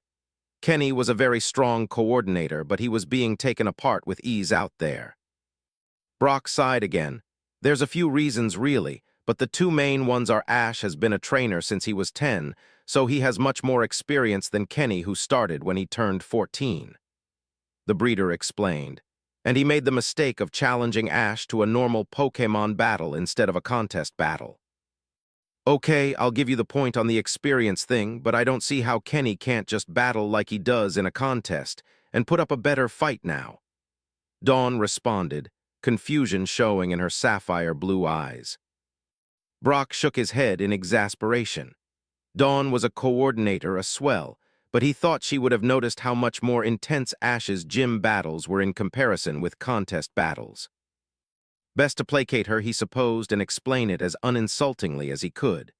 The thing is, coordinators are always trying to show off the beauty of their Pokémon and their attacks, and for that reason coordinators do not focus as much on speed or power as they do on controlling the power they already have and learning to make their attacks as flashy and good-looking as possible.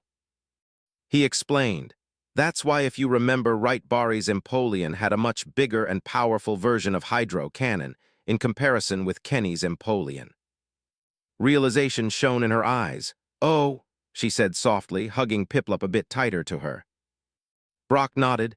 In comparison with Ash, who has much more experience and trains his Pokémon day in day out to maximize their power, speed, and durability, Kenny falls woefully short, just like any coordinator who hasn't been at it for years on end would be. He told her, voice serious and lecturing.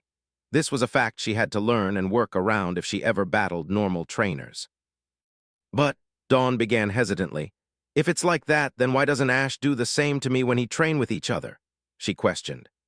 Dawn honestly hadn't noticed during Ash's gym battles.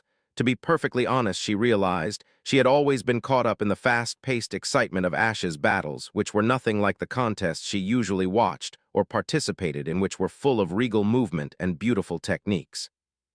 Once again, Brock sighed. He was beginning to wonder how many times in this conversation he would, because those are just practice battles, as much as for him as they are for you.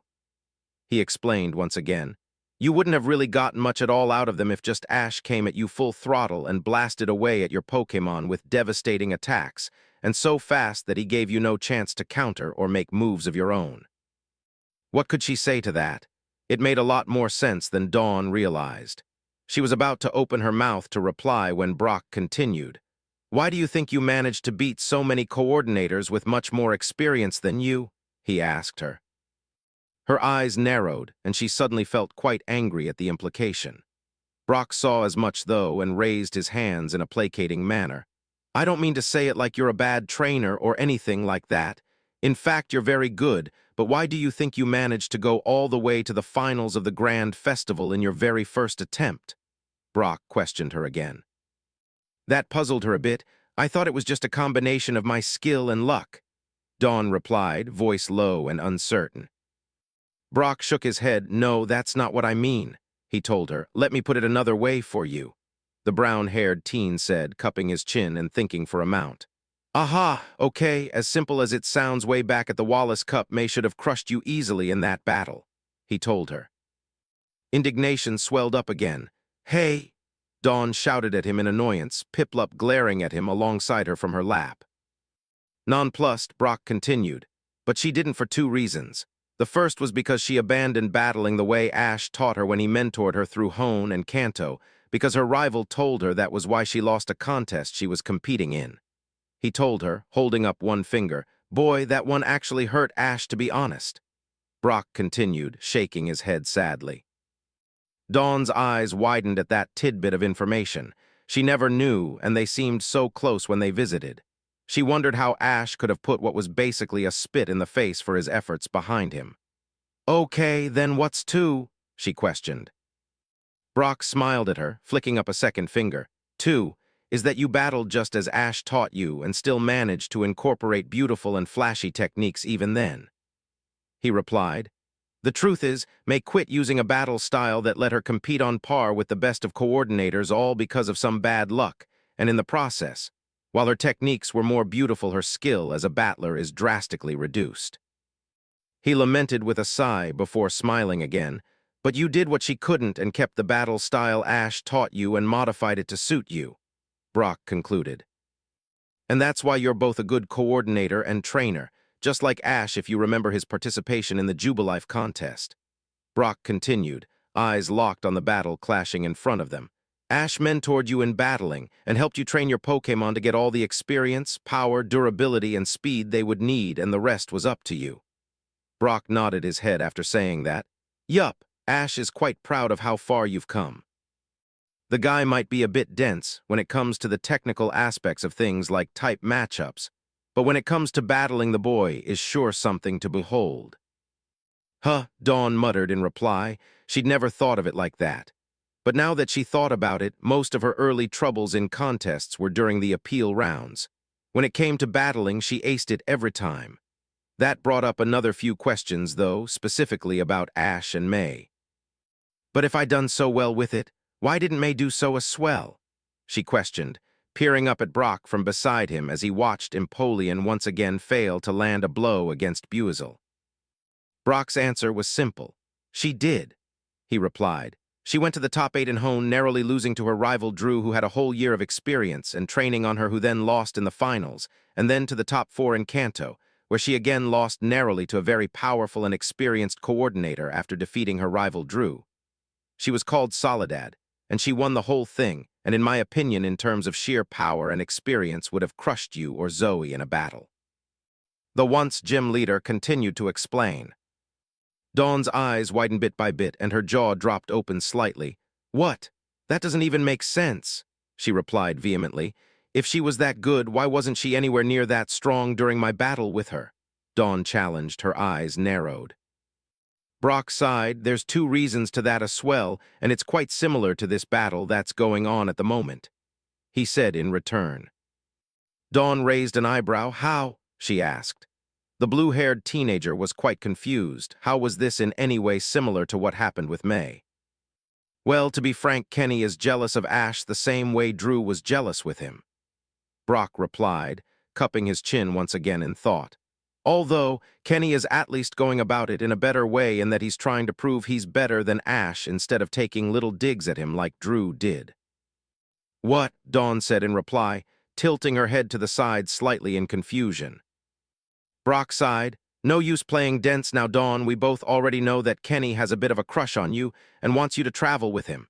Well, the same could be said for Drew with May," he said curtly, raising an eyebrow in interest when he saw Buizel slide through Empoleon's legs and trip the bigger Pokémon by hooking his twin tails around its legs as he slid along. That was quite interesting to see. Dawn's cheeks heated up as the topic was brought up as bluntly as it was. "So, it wasn't like I was going to go with him if he won anyway. I already promised I'd be there to cheer Ash on during the Sinnoh League," she replied, turning her head away so he couldn't see her red cheeks. Brock snorted in amusement. "I'm sure," he responded dryly. "But anyway, the point is Drew is a little shit who was jealous of how close to Ash. May was so he gave her something to blame for her loss, and she did. And then she went on to Johto with Drew after the Kanto Grand Festival to try and make her own battle style. But as you remember, when she visited, it didn't quite go as swell as she thought it would. And that little prick Drew managed to both break up our traveling group and really bring down May's overall skill," he explained next, voice flat and filled with an almost cold anger that Dawn had never heard from Brock of all people before. Her eyes widened significantly when he swore twice. She'd never even heard Brock curse by mistake before. Brock must have saw her reaction to his swearing because he rushed to both apologize and explain. "I'm sorry you had to hear that, but I really hate that Drew guy," he told her. "He was a very arrogant person and very spiteful as well. He tried to break up the friendship between Ash and May when he blamed her losing on the battle style Ash taught her. He was hoping for Ash to be more angry about it and cause a big blow-up over it." She felt the need to point out, "But they seemed really friendly when she visited for the Wallace Cup," Dawn said. Brock sighed once again, this time sadly. "It hurt Ash, yeah, because whether she knew she was doing it or not, May was basically saying that the battle-style Ash had created through some of the toughest battles and experiences of his life, and then spent the better part of a year teaching her just wasn't good enough for her standards." He shook his head, ridding himself of the swelling anger in his chest. He himself was indignant on Ash's behalf. That was his best friend after all, and he wasn't about to let anyone walk all over him. He deserved far more respect than that.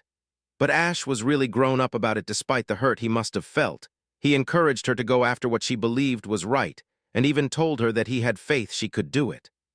That was just the kind of guy Ash was. He'd do anything for his friends or Pokémon. Dawn's thoughts were raging in every direction. It was hard to try and wrap her head around all of that. Her raging thoughts were interrupted by one last statement from Brock before he got back to watching the battle between Ash and Kenny. "Ash and May were closer than he and Misty ever were, and I thought he and Misty would end up dating once upon a time. I guess the saying, if you love something, let it go, and if it is meant to be, it'll come back to you, is quite true, seeing as Ash let May go, and when they met back up again, they seemed closer than ever," he commented.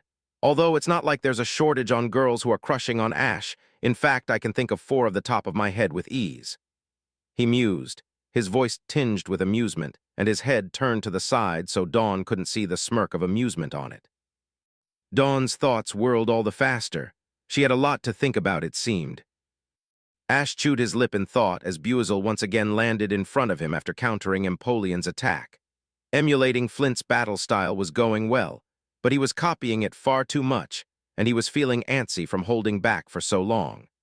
This waiting and countering before attacking style was good. He admitted it worked well, but it just wasn't his thing. He'd have to work with it a bit to make it more flexible so it fit in with his own proper style of battling. "Metal Claw," Kenny commanded, breaking him from his thoughts. Empoleon blitzed forward, bruised and dented in multiple places and noticeably limping but attacking full throttle nonetheless. Ash's amber eyes narrowed. Time to win this. It was good practice, but the battle was going far too slow to be as exciting as normally. "Counter shield," the raven-haired trainer ordered simply. When Empoleon was a few feet from Buizel, Ash's Pokémon slid onto his back, spinning rapidly, and launching a continuous water gun straight into the air. The rapid spinning movements caused the water gun to spiral rapidly all around Buizel's spinning form, and the area all around Buizel for multiple meters was full of lashing whips of defensive water.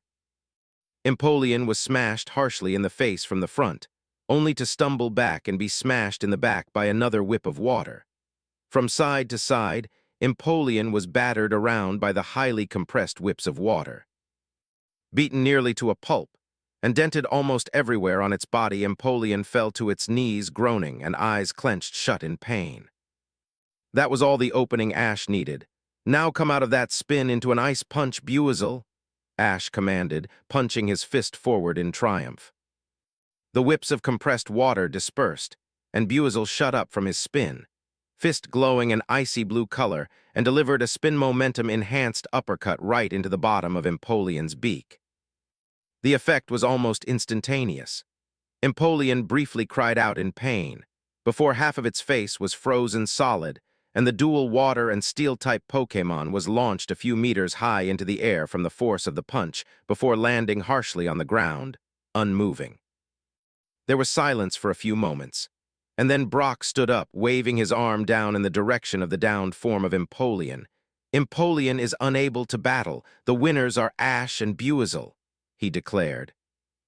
Kenny sighed in disappointment, but he took his defeat like as gracefully as possible. "Well done, Empoleon. You did a great job. Take a nice long rest," he said, holding a Pokeball up and returning his Pokémon into it within a beam of red light. Ash himself walked over to Buizel and rubbed the Pokémon's head affectionately. "Well done, Buizel. Great job," he said, grinning happily. "You're definitely ready for the Sinnoh League," he declared, idly smoothing down the parts of his ruffled fur from the fight and patting him down to make sure he was uninjured. Buizel pumped a fist to both Ash and Pikachu on his shoulder. "Buey, Buey, Buey," he declared in return, eyes blazing with fiery determination. Pikachu sparked his red cheeks in reply, smirking back while Ash laughed and held up Buizel's Pokeball.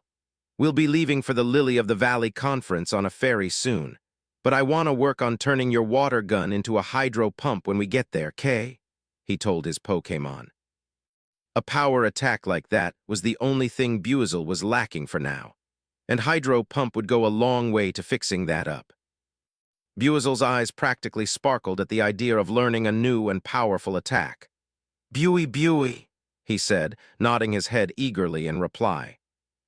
Ash nodded. Again, "Good job, buddy. Take a nice long rest before we get back to some hard training," he said, returning Buizel back into his Pokeball and clipping it back onto his belt. After standing back up to his full height, he came face to face with Brock. The older teen was smiling at him proudly. "That was expertly done, Ash. I can say with confidence you're definitely ready for whatever gets thrown at you during the league," Brock said to him. Ash grinned at him, scratching his cheek bashfully. "Hope so, but there's a few other attacks I want to get down with some of my Pokémon before the battle rounds start," he replied, trailing his fingers from his own cheek to rub one of Pikachu's ears. "Cha," Pikachu moaned out in content as he lay across Ash's shoulder. Brock raised an eyebrow in intrigue. Really? What types of attack were you thinking of? He questioned in curiosity. Ash rubbed his chin in thought. Well, I was thinking that Pikachu could use some defensive moves, so I was thinking of trying to teach him Light Screen and Reflect, he replied. Brock nodded his head. Those were some good choices for Pikachu. Yeah, Pikachu definitely has all the speed and power he needs, but durability, because of his species, isn't all that high and mostly stands back up from extremely powerful attacks through willpower alone, so those 2 attacks to cut down the effects of attacks and special attacks would be really helpful, he said. He waved his and in a go-on motion. So what else? He asked. Hydro Pump S a definite for Buizel. He lacks an attack of that magnitude. He rattled off next, Brock nodding along in consent. After battling Flint, I definitely want to teach Infernape Flare Blitz and maybe Thunder Punch. Brock nodded again. They all made sense to him, especially Hydro Pump for Buizel to make up for his lack of powerful techniques and Thunder Punch for Infernape to deal with water types better. What about the others? He questioned next. Ash crossed his arms behind his head as they began to walk and make their way to meet back up with Flint and Jasmine. Staraptor is perfect for now, I think, although a ranged attack like Hyper Beam would definitely be a big help. With Gible, he still needs to master Draco Meteor before he'll be ready for the League, and for Torterra, I'm not 100% sure. But after seeing Paul's Torterra, I think Frenzy Plant would be a great idea to teach him, he explained. Brock nodded his head with each attack given for each Pokémon. Those are some pretty solid attacks, but the problem is they all take quite a bit of training to master, and you only have a month left before the League starts. The breeder replied to his best friend. Ash sighed before grinning. Yeah, but I'm certain we can do it. My Pokémon have never let me down before, so the way I see it, he said, grin widening. A month is more than enough time for them to learn these moves. Brock laughed. Same old Ash, always confident he and his Pokémon could do whatever they put their minds to. But it wasn't a bad disposition at all in his opinion. As Brock made his way over to chat with Ash, Kenny had made his own way over to Dawn after returning Empoleon to his Pokeball. Before she could speak up, though, Kenny did. Look, Dawn, he began, his voice steady and his jaw set and with all his might trying not to belay his nervousness here. Confidence was the key and his last shot here. I'll be over at the lighthouse. If you decide you want to go on a journey with me instead of Ash, I'll be waiting there for you, he told her. And with that said, he turned on his heel and made to leave. Dawn sighed in regret and grabbed him by the shoulder, stopping him in place. Kenny, she began softly, I'm flattered, really don't think I'm not, but I have to be honest here when I tell you my feelings for you don't go any farther than friendship, the brunette confessed. Kenny stiffened and then he sighed. I thought so, he said softly, but I had to try or I would have regretted it, he told her without telling her. Dawn nodded even if he didn't see it due to his turn back. I understand, she replied, eyes towards the ground. And suddenly his voice was back and almost as teasing as it normally was. So Ash, he questioned, still not turning around. Dawn sighed, shrugging her shoulders. I dunno, maybe, she said, sounding a bit confused. I'm not sure on my feelings for him yet. Do I like him like that, or is it just admiration for everything he's done for me on my journey so far? I just don't know, and if what Brock said is true and I do like him, I have quite a bit of competition. Kenny barked a somewhat strangled laugh. Well, I've never known you to back down from a challenge, so if you do like him, go get him. D.D. He trailed off with the nickname he gave her during their kindergarten years. Dawn puffed her cheeks slightly at the nickname but held her annoyance in. Where will you go now on your journey? She asked as the moment passed. Kenny finally turned to face her, smiling slightly. I'm thinking Johto. There's still a few months before the grand festival over there, so if I really push it, I may be able to compete over there, he replied. Dawn smirked lightly at the reply, nudging his shoulder teasingly with a fist. That's just like you, attempting to get all 5 ribbons needed to participate halfway through the season, she joked. Kenny laughed. You know me, DD, he jabbed back. The blue-haired coordinator giggled. Well, when you're over there, if you compete against another coordinator named Drew, make sure you beat him, and badly, she told him. Kenny raised an eyebrow. Did this guy do something to make you angry or something? He questioned. Dawn shook her head, still smiling. No, but from what I hear, he isn't a nice guy and deserves all the misfortune he gets. The brown-haired of the two snorted. Right then, I promise to cream this guy if I ever battle him then Kay, he told her. Dawn merely smiled and hugged him lightly before stepping back. Good luck. Make sure you keep an eye on the Johto Grand Festival because you'll definitely see me winning it all. He replied confidently before turning on his heel and walking away, tossing a wave over his shoulder at her. Later, Day.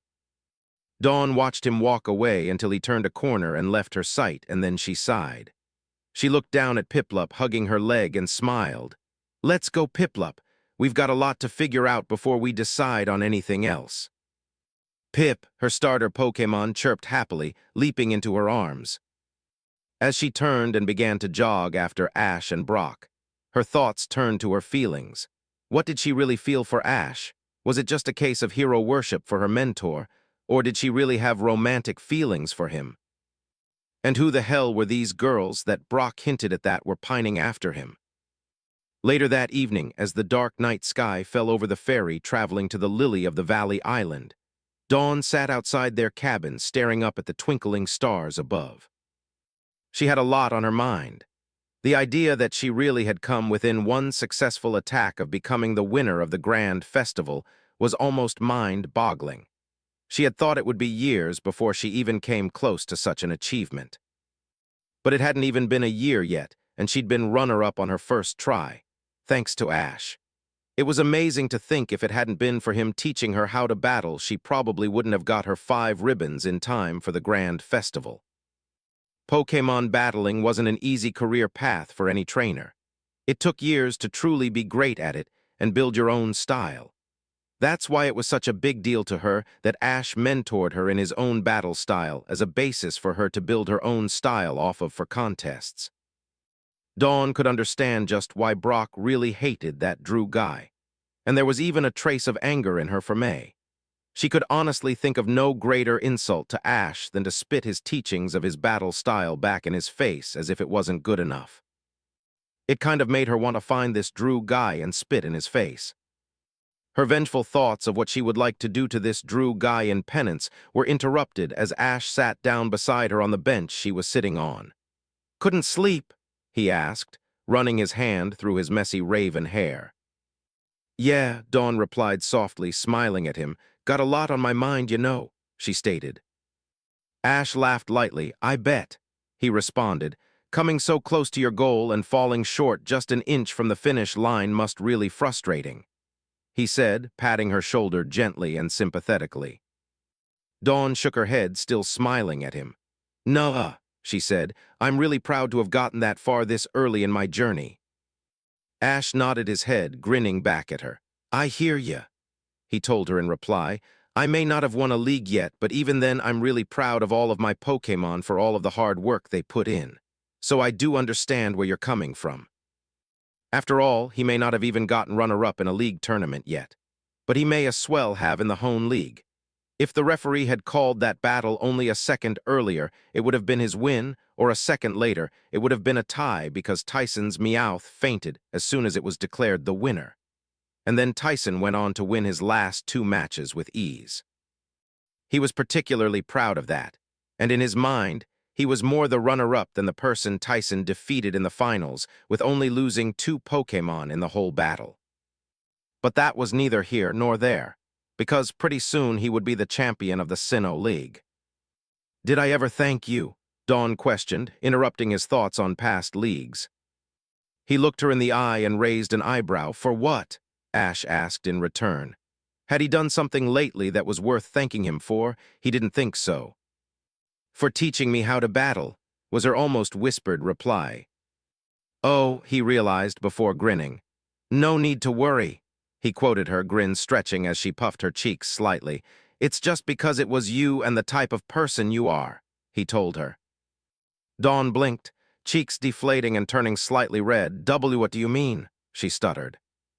Kind, determined, passionate, or even just fun to hang with. Ash ticked off, raising a finger after every point, Pick one, they describe you to a T, and I really enjoy being around people like you," he said, leaning slightly closer and allowing his grin to shrink into a soft smile. With that said, he stood up, stretching his arms out, and yawned. "Oh yeah, talking to you always helps me relax," he said. "I can definitely get to sleep now, G-Night Dawn." Ash told her, patting her arm gently and then walking off back into their cabin to catch up on his sleep.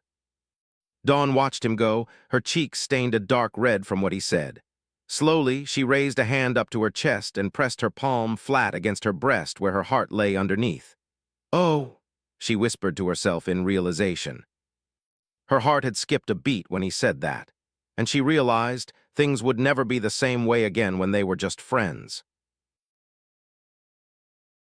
13. World with Skill 2 Trainer Village, Ash had to admit was a beautiful place.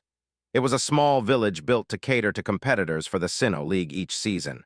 But even then, business was booming. Trainers could book high-class cabins or hotel rooms to stay in as soon as they collected the 8 gym badges needed to participate in the Sinnoh League. Some veterans stayed at the village even since the ending of the last league instead of leaving, training constantly for the next league coming with the next season. With Pikachu on his shoulder, Ash left the small, cozy cabin assigned to him and his guests for qualifying to compete. "Oh yeah," the raven-haired trainer moaned in pleasure as he stretched his arms upwards and felt his back give a satisfying pop sound. With that done, Ash looked around the area his cabin was in. The ground was covered in grass, and lining down both sides of his cabin were other cabins aswell, dozens of them on end. He walked on, humming contently to himself as the early morning Pidgey chirped above. There were battlefields assigned to trainers to train in if they arrived early like he did. But there would be far too many other competitors lurking around trying to get an upper hand against their opponents by learning what Pokémon they had and how they battled. Instead, Ash made his way behind the cabins and entered the forest that was situated a small ways away. Not coming to a stop until he came out of the side of the forest at an empty clearing beside a small lake. When he came to a stop in the middle of the clearing, Pikachu took that as his cue, and the small electric rodent Pokémon jumped down from his position on Ash's shoulder and stood at the ready in front of his trainer. Ash smiled at Pikachu before retrieving the 5 Pokeballs hanging from his belt and releasing the Pokémon within. In blinding flashes of light, they appeared beside Pikachu in front of him awaiting his commands. Buizel, arms crossed in his usual cool pose, Twintails twitching in anticipation for the harsh training to commence. Infernape, bipedal and just as tall as Ash. White and brown furred with gleaming golden markings, flame atop his head shimmering with heat, and his blue eyes eagerly awaiting orders from his trainer. Staraptor, crimson eyes steady with his gray and white feathers neatly arranged, standing proudly and even taller than his trainer. The red-colored plumage hanging from the avian Pokémon's head made him look all the more majestic in Ash's eyes. Torterra, massive and powerful. The continent Pokémon took position behind the rest due to his immense size, gleaming impenetrable green shell, large proud tree on his back and all. And finally Gible, the smallest and most recent addition to his family of Pokémon. The small blue and red dragon type looked around blankly as if he wasn't even paying attention. But Ash knew better. Gible was a bit slow, but there was an energetic fun lover behind those eyes that only ever gleamed when with friends or in the excitement of battle. "All right, guys," Ash began, pacing in front of his Pokémon and his amber eyes serious. "This is it, we're finally here at the Sinnoh League and we're gonna win it all," he declared, eyes flashing from serious to a shining determination.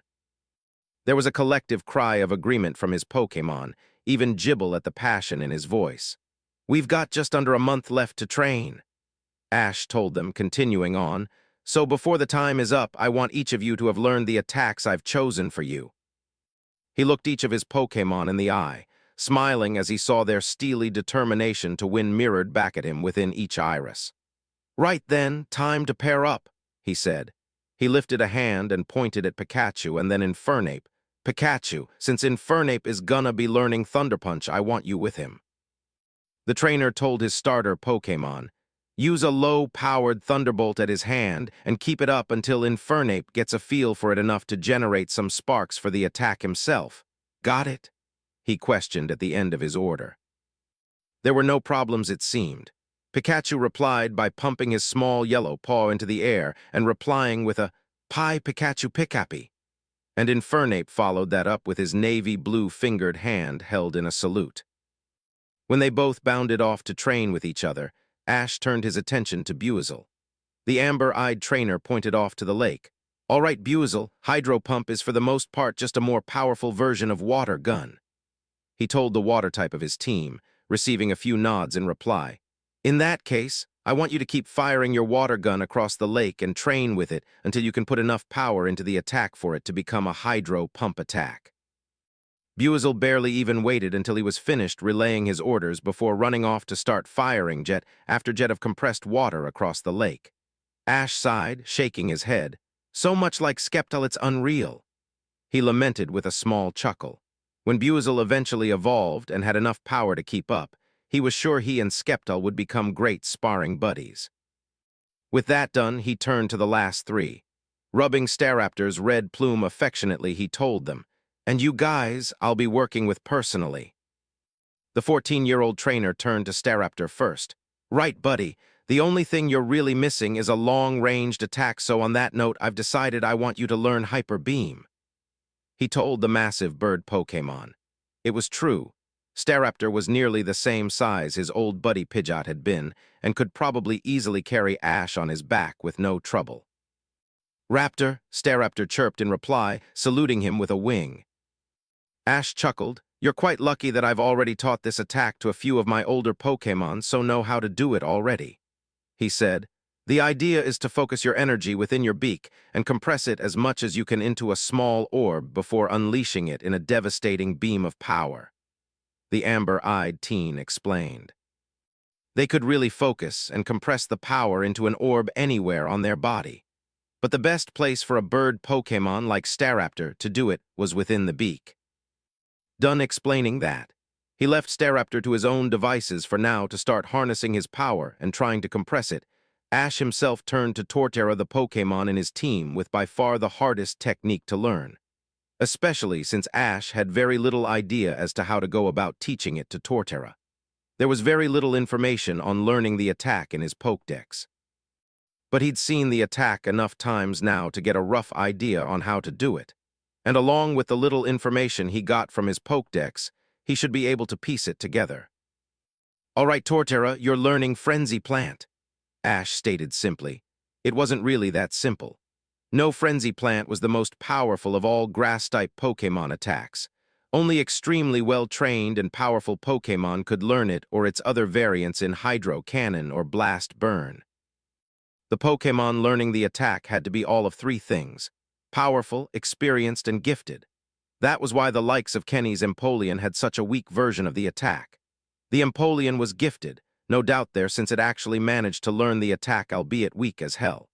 But Kenny had his Empoleon for at most a year, so it wasn't very experienced in using high-powered attacks, especially since it wasn't very powerful as far as Empoleon went due to it being a contest Pokémon. So Torterra's reaction of going wide-eyed and sputtering was quite expected. Ash merely smiled, though. "It's fine, I have faith in you," he stated simply. That got Torterra to look at him wide-eyed next. But Ash pushed forward. "Like with Staraptor learning Hyper Beam, the theory behind using Frenzy Plant is your energy," he started, Torterra listening along with rapt attention. "But instead of compressing it, you need to spread the energy out under the ground beneath you and form the vines of the attack with both your energy and willpower," the trainer outlined.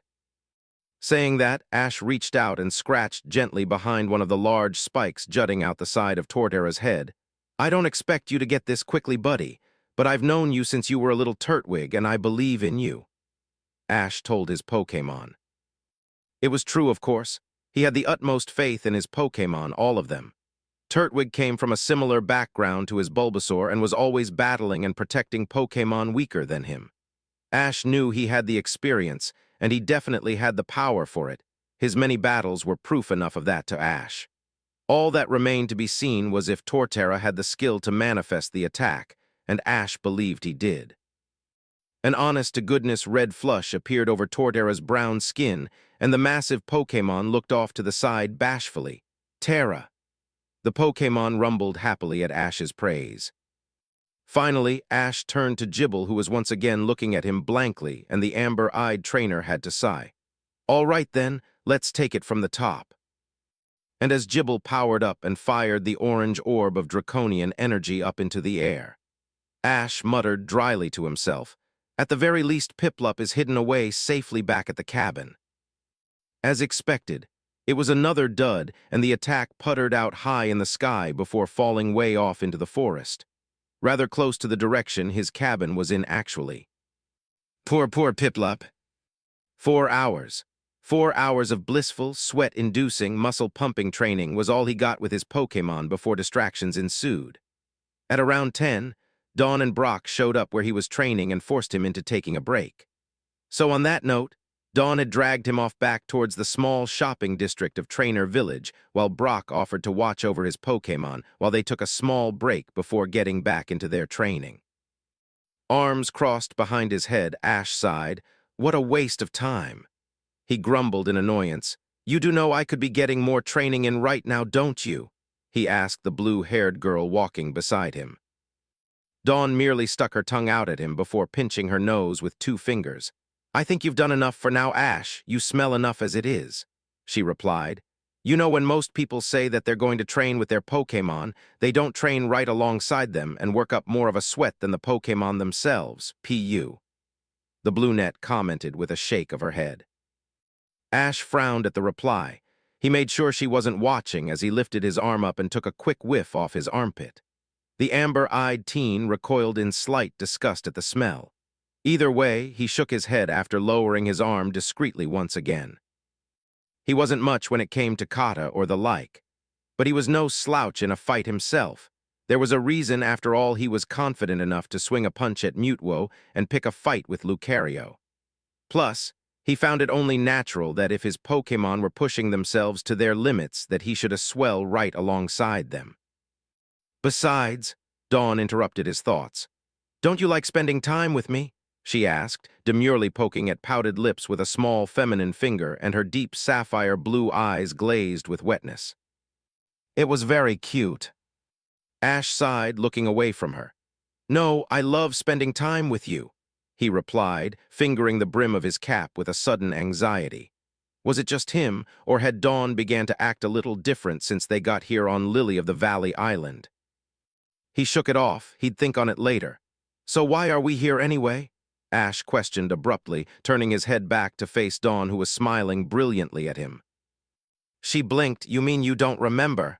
the coordinator questioned. Ash frowned at her in puzzlement. "Remember what?" he asked.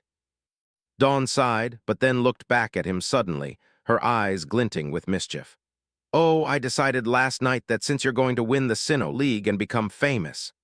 She trailed off slightly, before suddenly chirping, "You need a makeover to go with your soon-to-be fame and infamy." Ash hadn't really been paying attention, truth be told. He'd just been nodding his head along, assuming this was another time where she dragged him off shopping and made him carry the bags. That is until what she said finally registered at the back of his mind. "What?" the amber-eyed trainer shouted, turning to her hastily and waving his hands. "No way, Dawn. I will not subject myself to becoming a live dress-up doll for you," he thundered, glaring with all the might he could muster. That was until he once again saw the cute little demure pout on her face and the watery eyes, and so he gave in and let her have her way. "Fine," the raven-haired trainer groaned. He was never good at denying girls anything unless they were the loud and proud type like Misty or Angie. "Yay," Dawn chirped happily, latching onto his arm and dragging him off, towards his doom and eternal damnation. He sighed, looking up at the sky in defeat. He should have known this day was going to come. Misty could never get him into being her dress-up doll because she was so overbearing when she wanted something. May, well, she came close, but he'd managed to stutter his excuses and throw Max in the line of fire. With Misty, it was easy to say no, because she always got so angy and demanding. But May and Dawn always went with the cutesy pouting act when they wanted him to do something. and there was no Max here to throw in the line of fire. He should have made Max come to Sinnoh with him. The kid was probably just sitting back at the Petalburg gym bored out of his mind anyway. There was no way Max would travel Johto with May when Drew was around. The kid did ask him to beat the crap out of the grass-haired sissy once upon a time after all. 2 hours. 2 freaking hours of mind-numbing hell. Outfit after outfit he was forced to try on. And then when they were finally done, Dawn just had to pick out some cute outfits for herself. Arceus above man, he thought he had some pull with the big guy when he saved his life. What had he done for Arceus to punish him with such torture? "I'm onto you, big guy. They say you love us all equally, but I'm onto you." He drew the line, though, when she tried to get him to give up wearing a hat and get his hair styled. Small mercy as it was, at least he thought the outfit looked pretty cool. Black short boots with blue laces, black cargo jeans tucked into the boots. His torso was covered by a black zipped shirt with white undershirt, and atop his head a plain midnight black outdoors cap. It was already noon when he finally managed to drag Dawn out of the boutique. And of course, he was the one carrying the bags. "Never again," Ash declared vehemently as they walked. Dawn giggled beside him, her blue eyes alight with amusement. "Come on, Ash, don't be so dramatic." The brunette replied, "It wasn't that bad." Ash snorted. "Yeah, it was." He glared at his female traveling companion in annoyance. "I seriously thought I was in another Darkrai-induced nightmare. That is until I realized even Darkrai couldn't come up with such a horrifying dream." Let it never be said that he remotely enjoyed shopping with a female. Everything to do with shopping became 1,000 times more complicated and trying when they tagged along. Dawn merely giggled again before jogging a bit ahead of him and performing a little spin. "So what did you think?" she asked suddenly. "Did that outfits I buy look good on me?" The coordinator inquired, eyes searching his face and a light flush across her cheeks. Ash snorted once again as he walked past her, and she fell in line with him again. "Dawn, you look great in just about anything." The amber-eyed trainer replied bluntly, "Asking me again every time you buy a new outfit isn't going to change that." She bought some new article of clothing every few days or so after all, literally.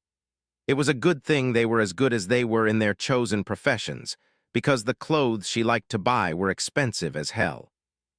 No joke, the new outfit he just bought in accordance with her wishes was a lot less extravagant than the ones she bought. And even then, this outfit costed more than a bag of evolution stones. Considering there were 9 evolution stones per bag and they averaged at 2,100 poke dollars, that was a lot of money just to spend on one outfit. The raven-haired trainer didn't think he'd ever spent that much money on clothes before in his life. Trust Dawn to drag him into a boutique that imported all their clothing from the Kalos region, the fashion center of the world. Dawn's face flushed a deeper shade of red despite herself, and the brunette sighed as she saw Ash barely even blink at the compliment he gave her. "Seriously, Ash," she groaned, palming her forehead in annoyance, "you'd be so good at this stuff if you weren't so damn dense." He was never shy with the compliments at the very least, and he always seemed to know the right thing to say to lift her spirits. She blamed Brock if he wasn't so obsessed with hitting on every good-looking girl with a pulse. Ash would probably have realized that he was actually naturally flirting. As it was, he'd been traveling with Brock since before he started puberty, and had probably thought that the breeder's crazy attempts at wooing girls was how flirting went. And with how Brock usually ended up, Dawn supposed she couldn't exactly blame Ash for being so dense. "Good at what?" Ash questioned, blinking in puzzlement. Dawn sighed again, then she allowed a small smile to spread over her pretty face, and she bumped her shoulder gently against his. "No need to worry, Ash," she said, her voice filled with both sympathy and amusement. "When the time comes, I'll teach you all you need to know," she promised, gleaming white teeth showing through her now wide smile. With that said, the blue-haired coordinator began to skip ahead of him happily. The innuendo flew right over Ash's head, and the raven-haired trainer watched her pull ahead with a blank expression. "Teach me what though?" he questioned himself. His eyes were drawn downwards from her back to the swaying pink miniskirt she was wearing. He let the question rest for now. He at least had something appealing to look at while they walked. Night had fallen, and the clearing was almost silent. The majority of his Pokémon had been returned to their Pokeballs for now to rest. They'd worked hard all day, so they deserved a good night's rest before they continued again tomorrow. There were two of his Pokémon still out, though, Pikachu on one side of the clearing and Infernape on the other. Ash stood off to the side, observing them both. It was always good to get a view from outside the battle. That way he could easier see what they needed to work on. The practice battle kicked off with Pikachu making the first move. The small electric-type Pokémon blurred forward, far too fast for the untrained eye to keep up with. Thankfully for Ash, he'd been battling with Pikachu for years and so could track the movements of his partner, even if barely. In less than a second, Pikachu cleared the distance between himself and Infernape, and came blitzing out of a spin at the dual fire and fighting type with his tail glowing with a blinding, silvery white energy. With lightning-fast reflexes, Infernape intercepted the iron tail attack with one of his fists imbued with the power of Mach Punch. Steel and fighting attacks clashed, and a small shockwave blasted through the clearing, severing leaves from trees and ruffling Ash's hair. Infernape had his other imbued with the power of a Mach Punch attack, but had no chance to utilize his other arm because Pikachu proved to be stronger in a show of physical prowess and sent Infernape skidding back, his feet digging deep gouges in the ground below as he pushed with all his might to keep his balance. Pikachu wasn't about to let his opponent escape, unscathed though, and his body exploded with a brilliant yellow aura of electricity, before letting loose massive arc of it in a thunderbolt attack straight towards Infernape. The attack was dodged with simian agileness as Infernape cartwheeled off to the side. The ground where Infernape previously stood was rent asunder by the power of the thunderbolt attack, and left behind a charred black pothole equal in circumference to the arc of electricity. Pikachu, still in midair, was left open to attack, and Infernape took his chance. With a quick opening of the mouth and a deep breath, Infernape launched a corona of fire straight towards Pikachu. When the flamethrower attack closed in on its target, Pikachu flipped forward and struck down with another iron tail attack, cleaving the corona of flames in half and allowing them to harmlessly pass him by. Landing on the ground, Pikachu with his tail singed slightly from the heat of the attack blitzed forward faster than ever, a silvery white trail of energy escaping from behind him. With his speed augmented by the quick attack, Infernape couldn't react in time to dodge or intercept the attack, and was speared harshly in the stomach by Pikachu's full-body tackle. Spittle escaped from Infernape's mouth, and the fire monkey gasped in pain as he was sent bouncing across the floor of the clearing, painfully. Pika, Pika, Pika, Pika, Pika, Pikachu chanted the mantra as he followed up with his most powerful attack, intending to end the battle right there, and then as he blitzed forward with an aura of crackling, yellow electricity that encompassed his body 10 times over.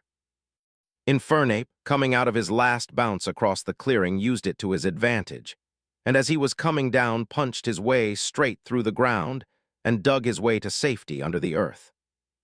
Just in time, as not even a second later did Pikachu pass right over the hole he escaped into with his volt tackle, before skidding to a halt as his target escaped.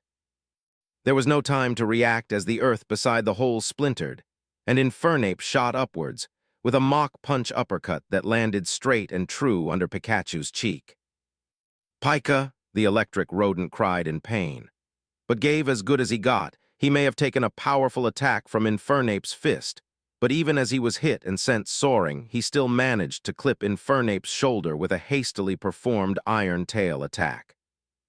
They landed at opposite sides of the clearing again, using the momentum they took from the attacks to their advantages, although not without consequence.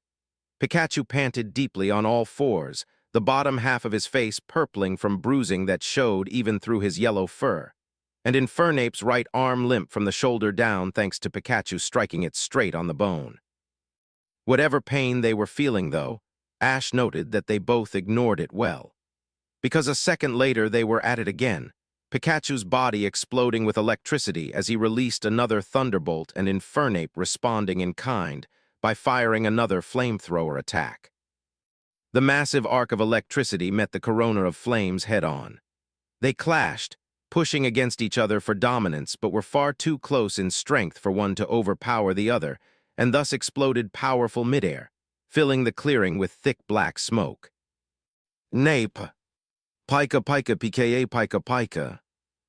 Ash heard the respective cries of his Pokémon before a resounding boom exploded through the clearing and blew the entire smokescreen away.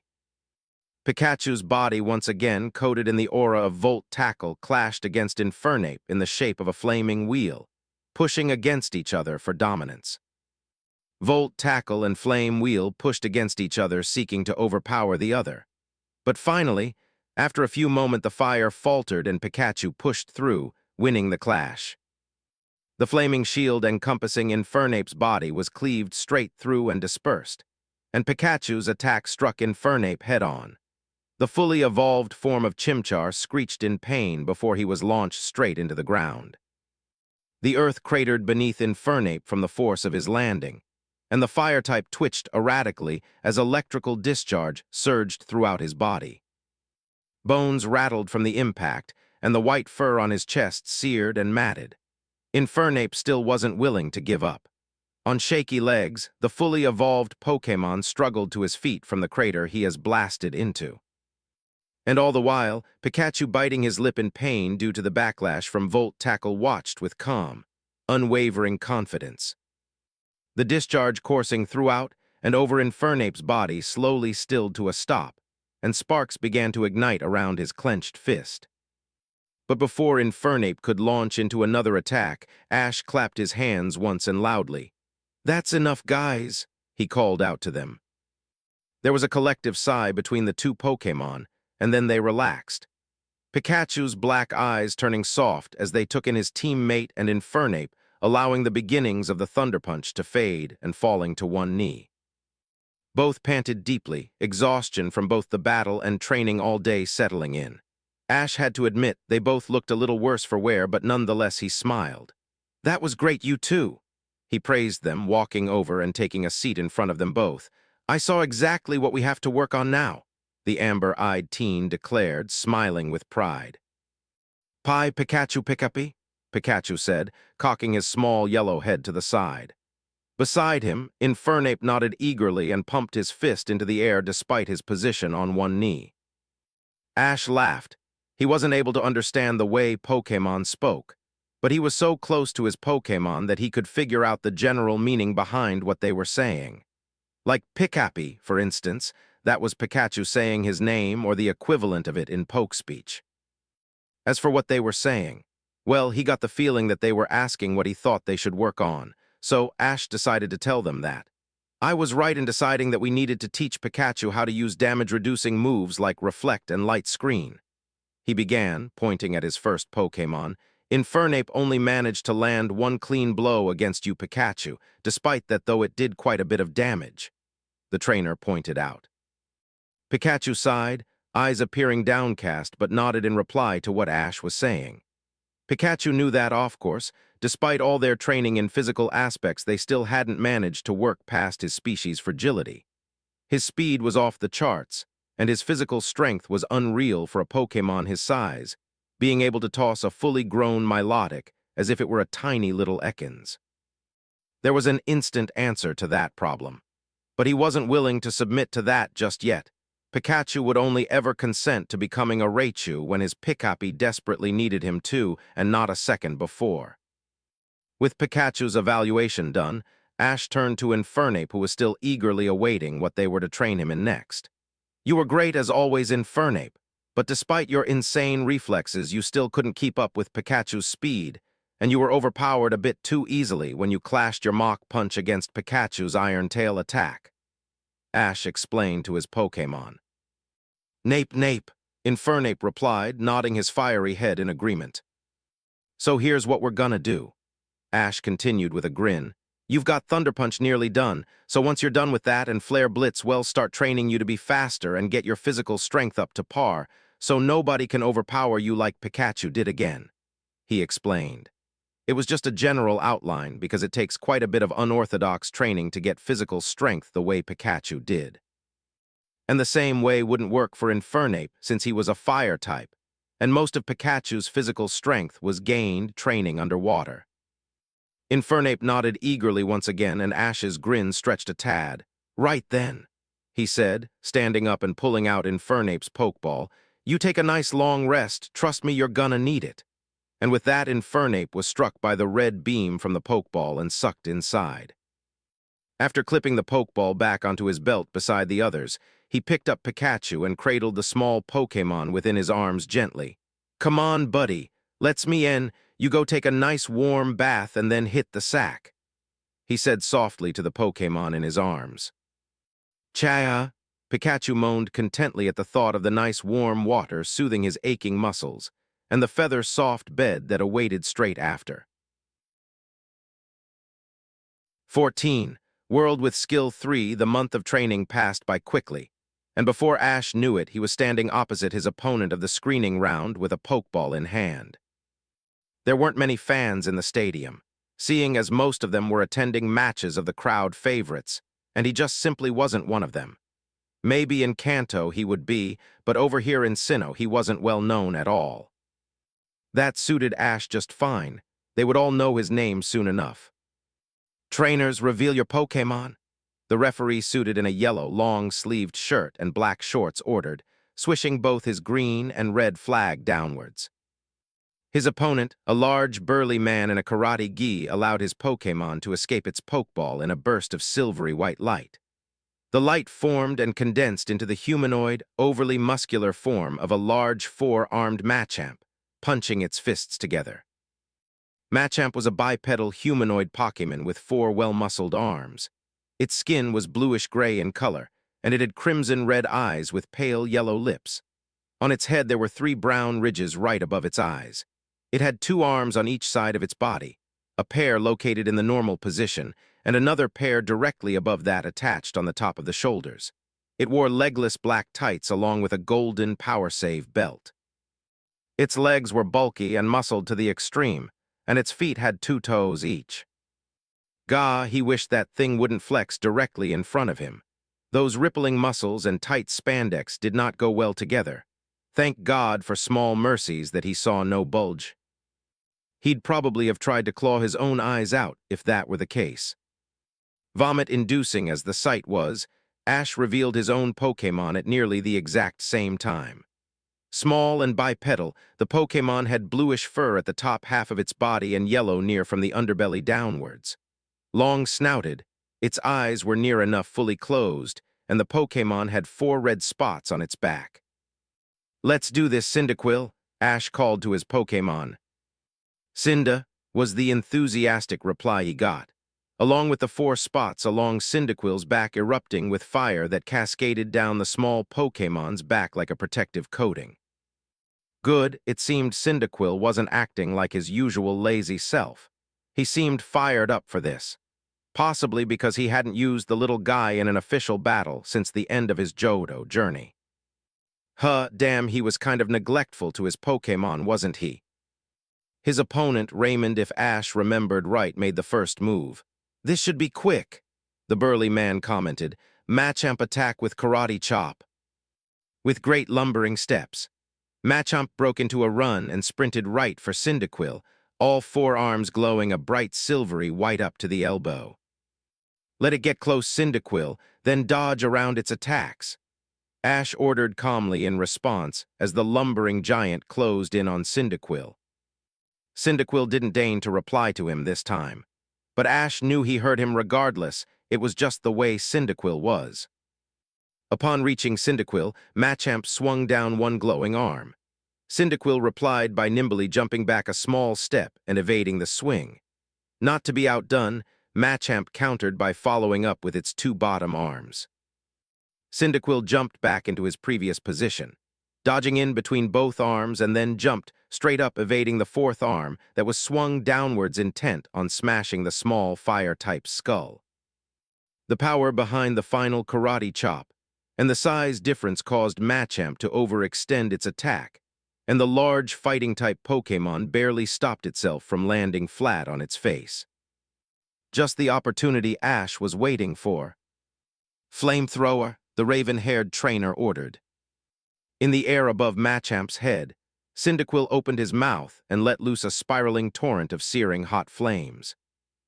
The flames crashed into the large Pokémon's back, and the force behind them drove Machamp to its knees. All the while the hot flames seared into its back. Machamp roared in pain. "Raymond cursed, get rid of it with cross chop," he bellowed loudly, clenching his fists. Despite the pain it was no doubt feeling, the Machamp managed to shakily push itself to its feet and whirled around. All four arms crossed behind each other and glowing with a radiant silver energy. "Aerial Ace," Ash shouted sharply in reply. Like a rocket, Machamp shot forth, spearing through the flames and cleaving them its way through with pure physical strength alone in its bid to reach Cyndaquil. Jumping, Machamp continued onwards, intent on laying Cyndaquil out with a full-powered cross-chop barrage.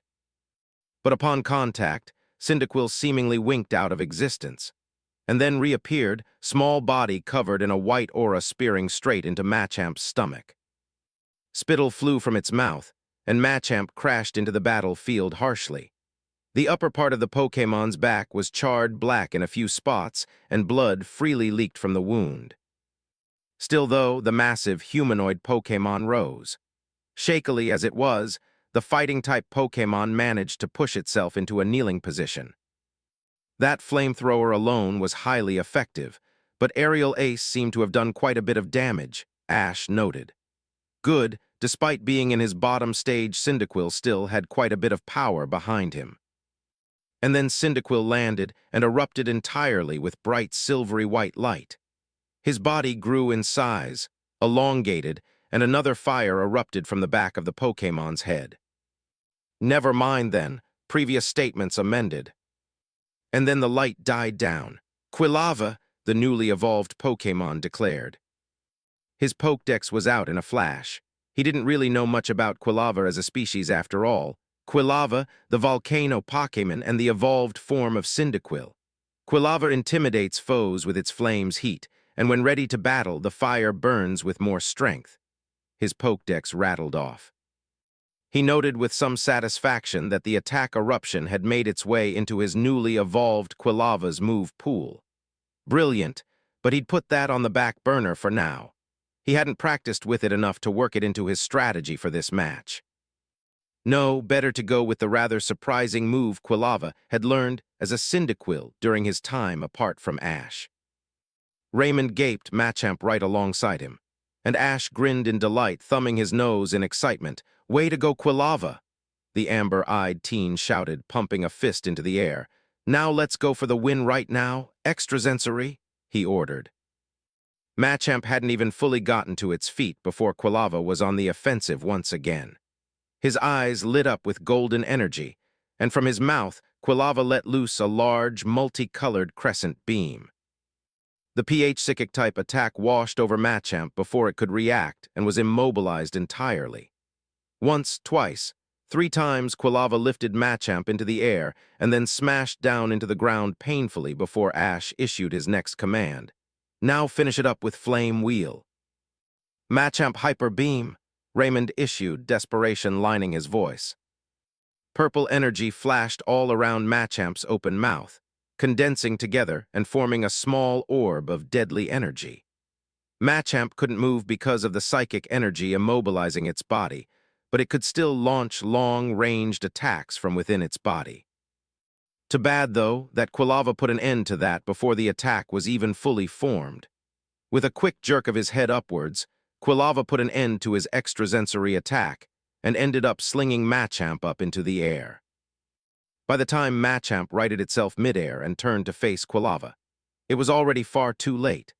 Like a speeding train, Quilava, enveloped in a massive wheel of deadly orange-red flames, plowed straight into Machamp's chest. The collision caused the hastily powered hyper beam to explode in Machamp's face. And with the combined damage from the exploding hyper beam and flame wheel, Machamp fell the last few feet of its drop limply. Burned and bruised, it did not get back up. Machamp is unable to battle. The winner of this match is Ash Ketchum of Pallet Town, the referee declared, swishing his red flag downwards in Machamp's direction. Shoulders slumped in defeat, Raymond returned Machamp without a word and left. Ash himself knelt down and patted his newly evolved Quilava affectionately when he padded over to the trainer. "Good job, buddy," the raven-haired trainer praised. "Take a nice long rest. You deserve it, seeing as you done better than I could have ever hoped in this battle."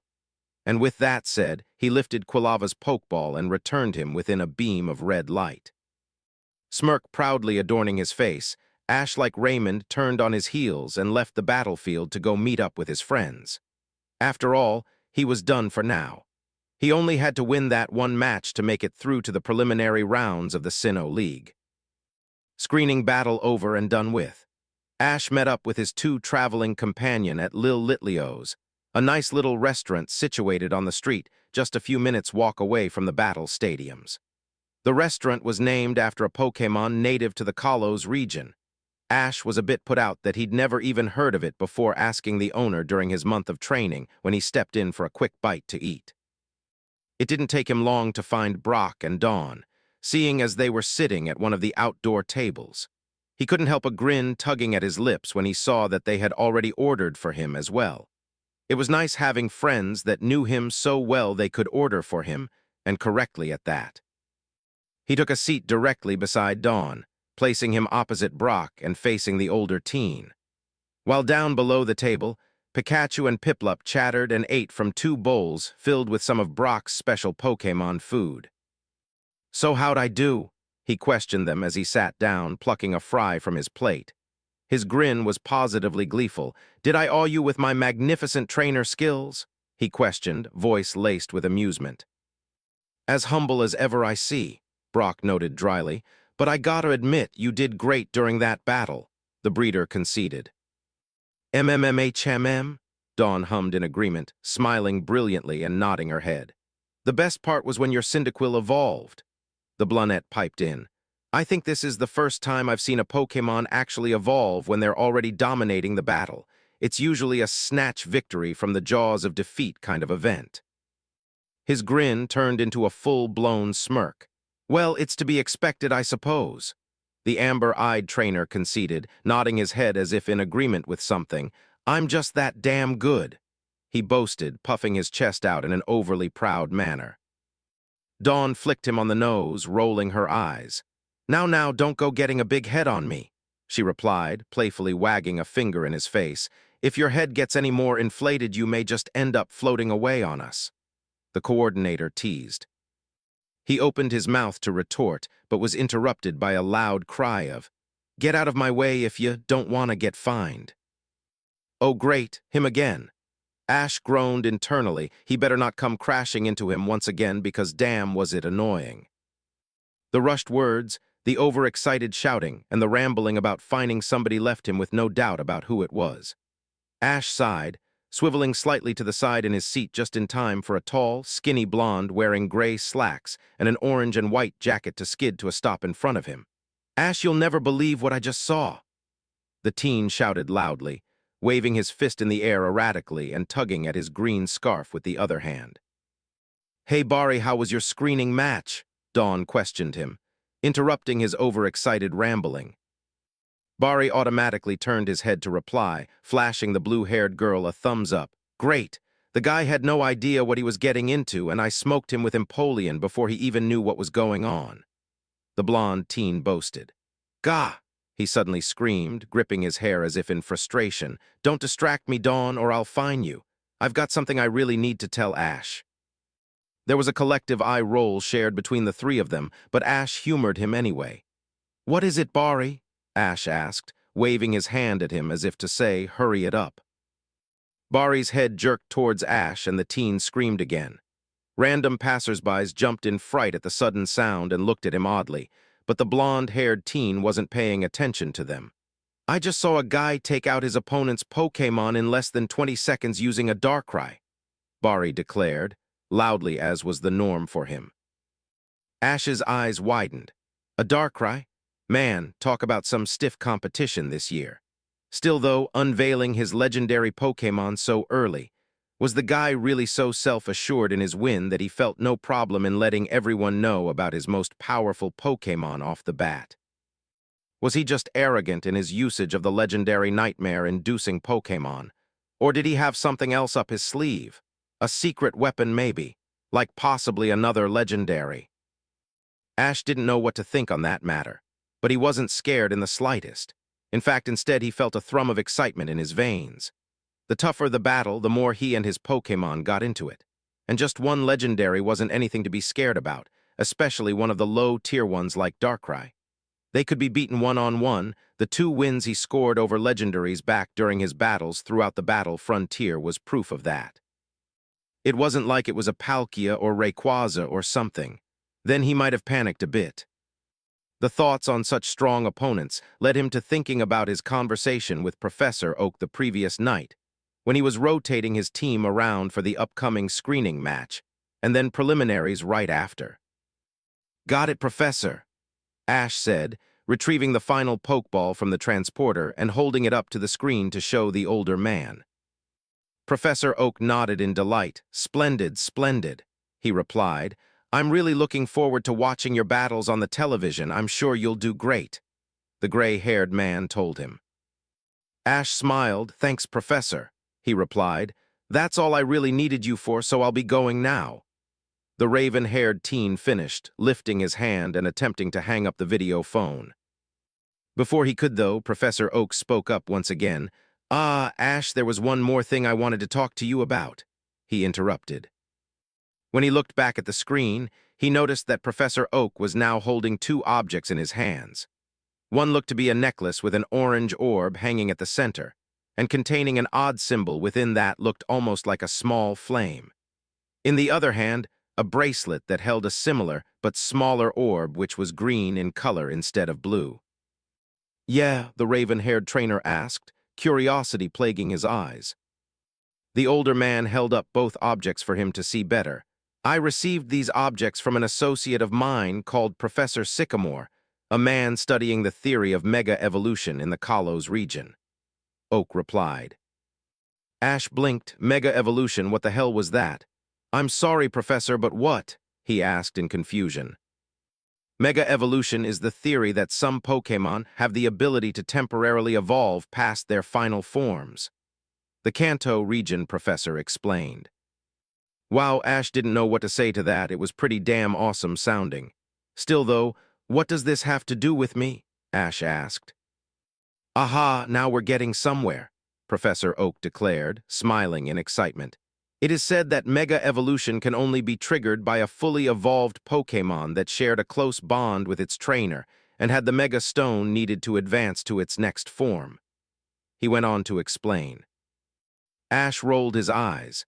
"Yeah, I understand, Professor, but again, how does this relate to me? If Pikachu ever evolved into Raichu, they could probably do it. But that day was a long ways off."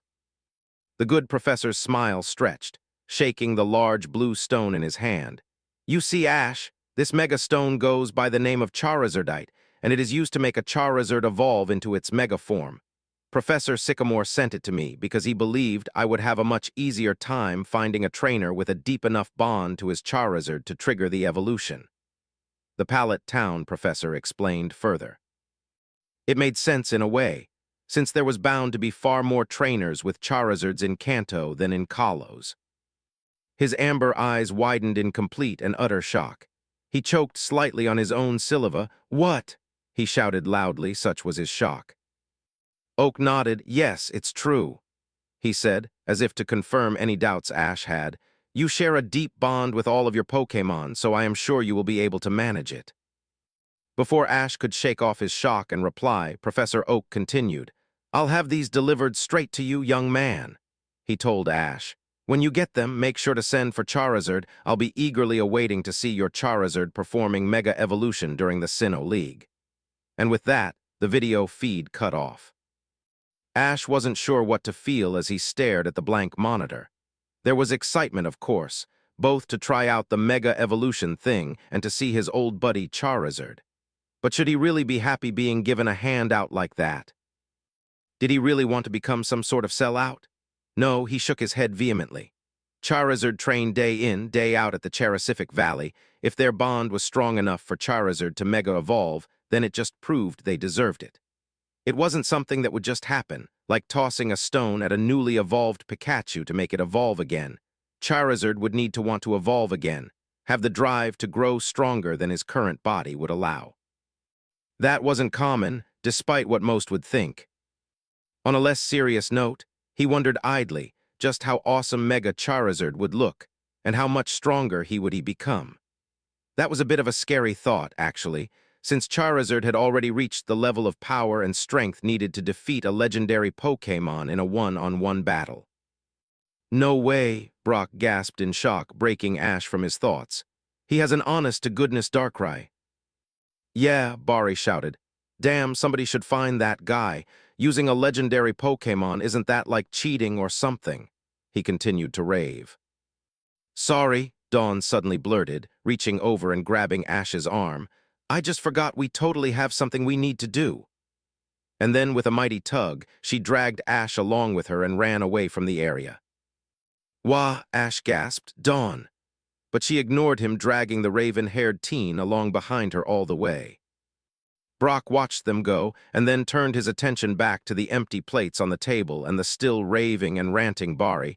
Damn it, guys, you couldn't take me along as well, he thought dejectedly. Not only did he get left with the bill, he had to be the one to indulge Bari's shouting, or else he'd just be much worse later. Oh well, he would probably have broken one of the sacred rules of the Bro Code if he tagged along and got in the middle of whatever Dawn was planning for Ash. Maybe the dense teen would finally start putting his female wooing skills to the test. One could hope, at least. So what's the malfunction? Ash asked when they finally came to a stop. He cocked an eyebrow when he noticed her shiver slightly. Was she cold or something? I caught Conway creeping around in the corner of my vision, the brunette finally replied. And suddenly his annoyance with her disappeared. He couldn't really blame her. Conway was as damn creepy as they came. And he practically stalked Dawn like some kind of rapist or something. The innuendo he always spouted at her didn't really help with the image he had going for him. That wasn't really fair to Conway. He was a nice enough guy, and he meant well, but he really did give off the stalker-rapist vibes at times. And his seeming obsession with Dawn made Ash leery of leaving her alone anywhere near the guy. Better safe than sorry, he supposed.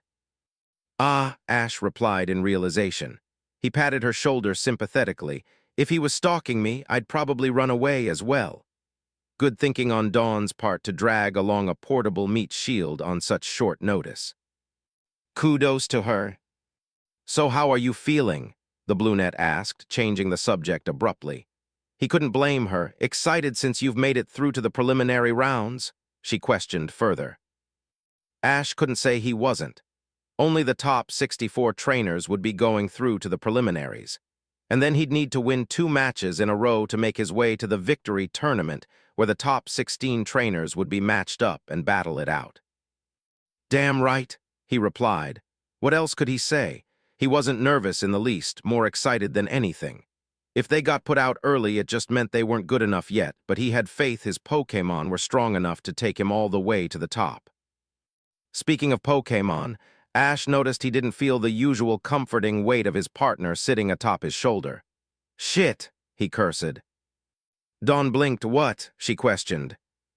Ash sighed. I forgot to grab Pikachu back at the restaurant, he replied. Dawn giggled, noticing that she was in the same predicament and had forgotten to grab Piplup in her dash away from the approaching Conway. No need to worry, both Pikachu and Piplup will come running when they want us, she stated. Ash rolled his eyes. When you say that, that's when I worry the most. I saw a full bottle of ketchup on every table. It could be days before I see him again, was his response, another grin tugging at his lips despite himself. Dawn pouted. Seriously, stop quoting my mom. Ash shook his head in amusement. So where are we going? He asked, changing the subject. Dawn raised an eyebrow. Well, I'm going back to our cabin to relax, she replied. I don't know about you, though, the blue-haired coordinator pointed out. Ash scratched his chin in thought. Well, I've got a good few hours before I need to head to the main stadium for the preliminary matchups, the amber-eyed teen said, so I suppose I'll get some last-minute training in. He was quite surprised when Dawn leaned over and gave him a peck on the cheek. He blinked, face flushing slightly as he looked at her. "What was that for?" he asked. Dawn, face flushed even darker than his own, had a small smile tugging at her lips as well. "A good luck charm," was all she said before turning and continuing on her way towards their cabin. Ash watched her go, eyes drawn to her skirt bouncing back and forth from the skip in her step, and then consequently a little higher at her swaying hips. Smile stretching a bit as he touched his cheek with one hand. Talk about confidence in herself, he mused. "Hey, Dawn," he shouted, suddenly remembering about Pikachu. "When Brock gets back to the cabin with Pikachu, wanna send on over to where I train." "Sure, no need to worry," she shouted back without even turning to face him. He hated to see her go, but he sure did love to watch her leave. It wasn't hard to see why Conway was so obsessed with the girl. She had a lot of good qualities. Dawn stood beside Brock in the stands, clapping along with the many fans as the top 64 participants made their way onto the field of the stadium, each one with a Pokémon accompanying them. She whooped and cheered loudly as her blue eyes caught sight of Ash walking confidently in the middle of the pack, Pikachu hanging from his shoulder and making him stand out from the rest who just had Pokémon walking beside them. Bright lights illuminated the entire stadium. Beams of orange light moving from side to side and shooting high up into the sky, Wailord and Mantine blimps flying overhead filled to the brim with advertisements and firework after firework being set off.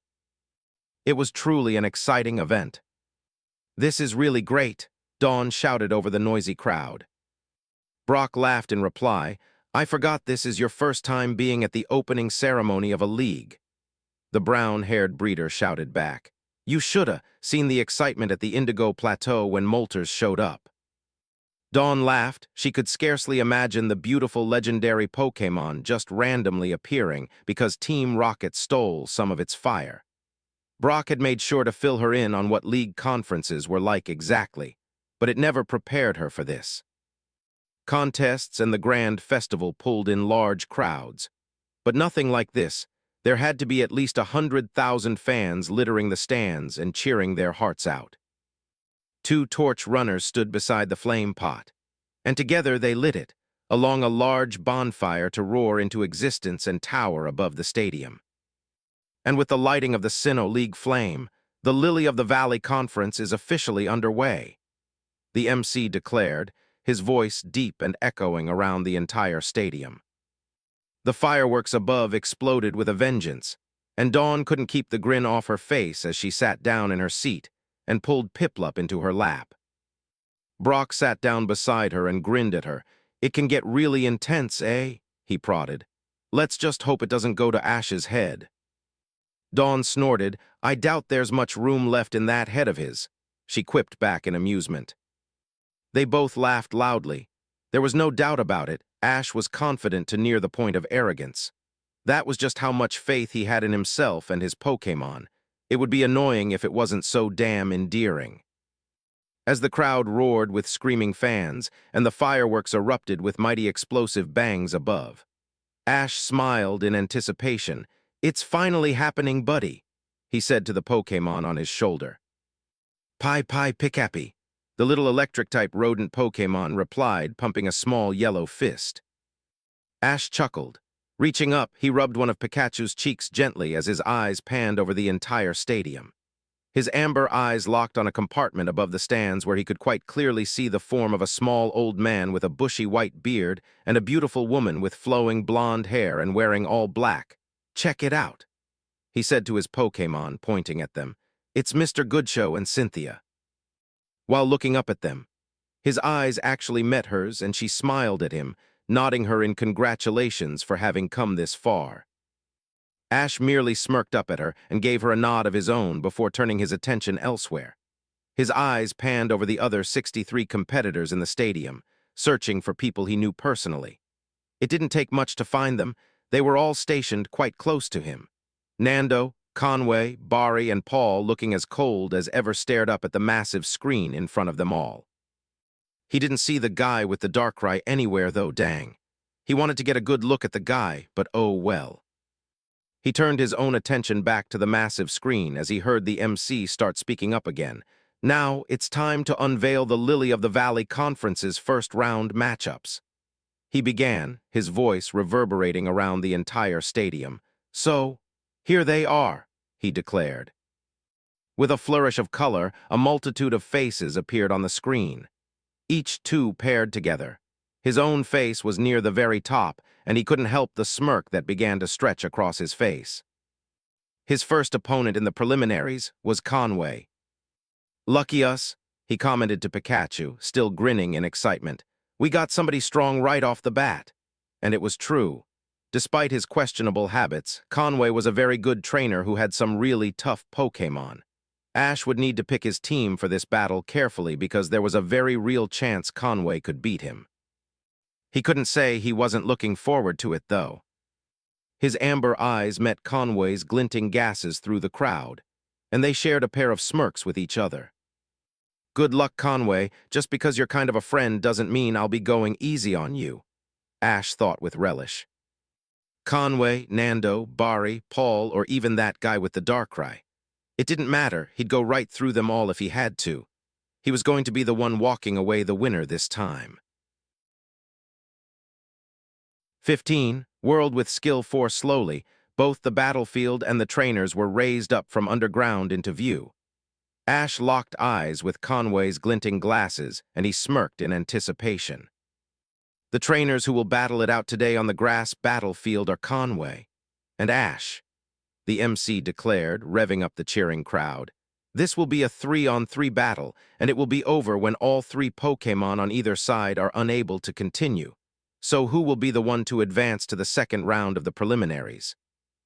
"Call it," the referee donned in yellow and black shouted, flipping a coin into the air. "Heads," Ash guessed while Conway remained silent. "We use coin toss to decide who gets the first attack," the MC explained. Catching the coin, the referee took a look and then pointed at Conway. "And it seems Conway has won the first attack. Trainers, reveal your Pokémon." In twin bursts of silvery white light, 2 Pokémon took form before their trainers. In front of Conway materialized a rather small Pokémon with a red armored shell covering its entire body and multiple holes which secreted yellow tentacles. Meanwhile, standing before Ash appeared a large 4-legged beast. Brown-haired with a gray mane, the Pokémon had 2 sharp horns, a long snout, and 3 thin tails. It seems Conway has chosen to start things off with Shuckle, while Ash has deigned to send out his Tauros. Who will be the winner between these 2 diverse sets of Pokémon? The MC commentated. Up above on the massive screen off to the side of the battlefield. Both Ash and Conway's pictures with 3 blank icons below lit up, and each of the trainers had 1 blank icon replaced by pictures of their Pokémon. "Heh," Conway snorted, pushing his glasses up the bridge of his nose with 1 finger and smiling confidently. "Just as I predicted," he said, his voice reaching Ash's ears easily despite the noise of the crowd. "You chose a fast and powerful Pokémon," he explained when Ash raised an eyebrow in question. "What's his game here?" Ash thought to himself. Shuckle were well known for their defensive abilities, but their attack power was severely low. There wasn't really much Shuckle could do in a battle besides play it defensively and possibly use health and stat-oriented moves like Toxic. "Begin," the referee declared, swinging both flags held in his hands down. "Withdraw Shuckle," Conway ordered. With a quick retraction of its tentacles, Shuckle escaped entirely into its hard shell. The effect of the move became obvious a second later when the shell began to glow a deep crimson red for a few moments before dying down.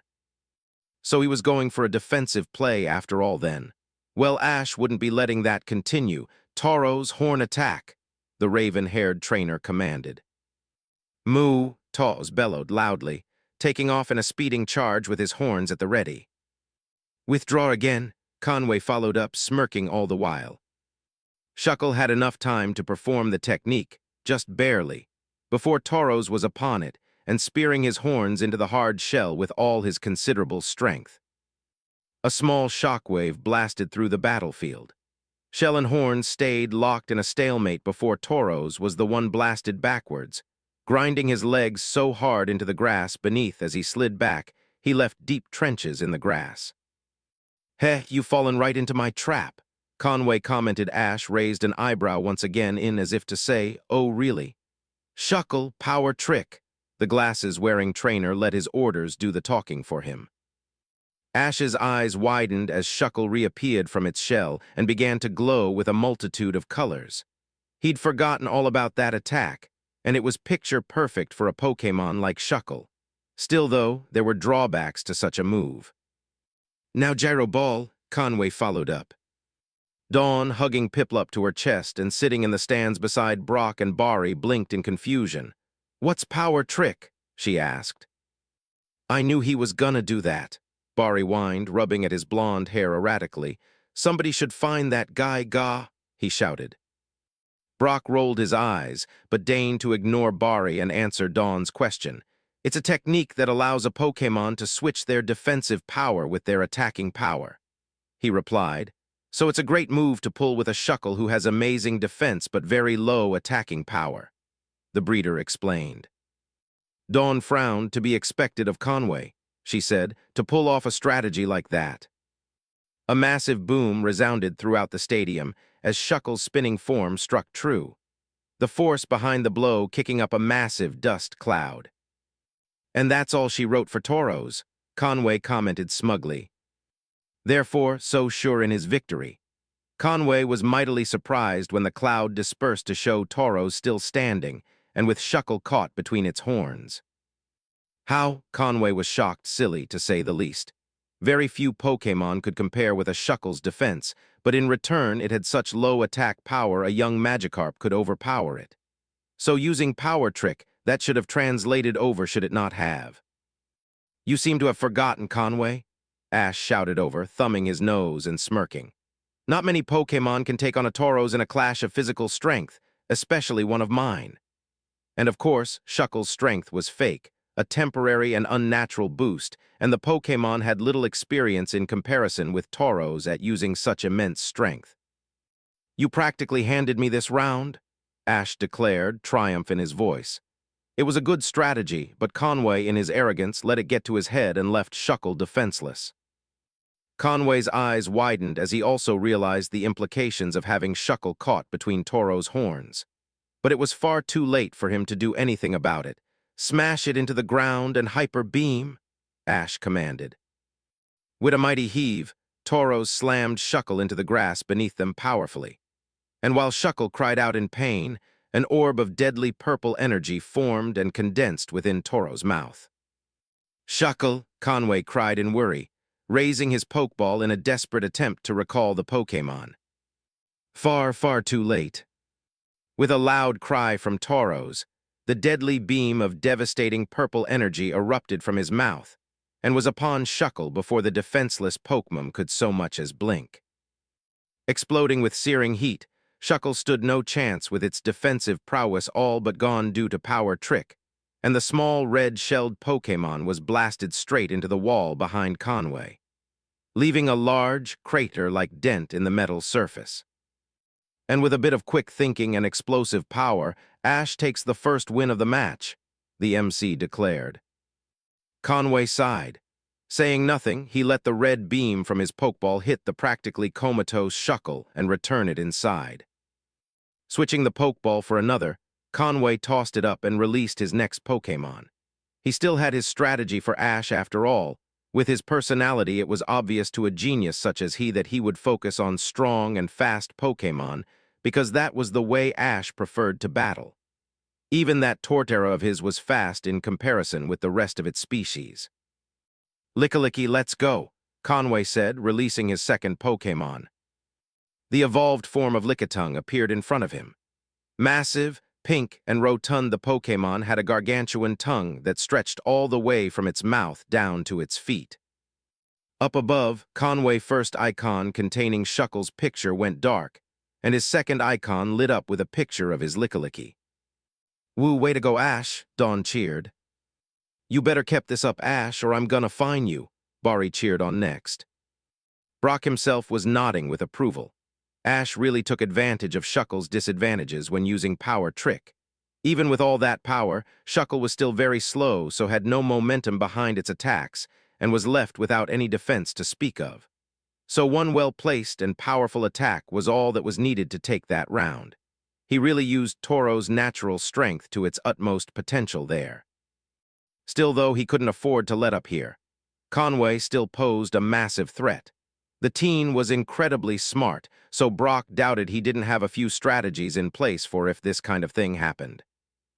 Even then, predicting Ash would be one of the hardest things Conway could ever attempt. Because even after traveling with him for 4 years, Brock still hadn't managed to narrow down just how the younger teen's thought process went in a battle. Ash wasn't content to wait for Conway to attack this time. "Fisher," the raven-haired trainer ordered. With another loud bellow, Toro stood up on his hind legs and smashed down upon the grass battlefield beneath harshly.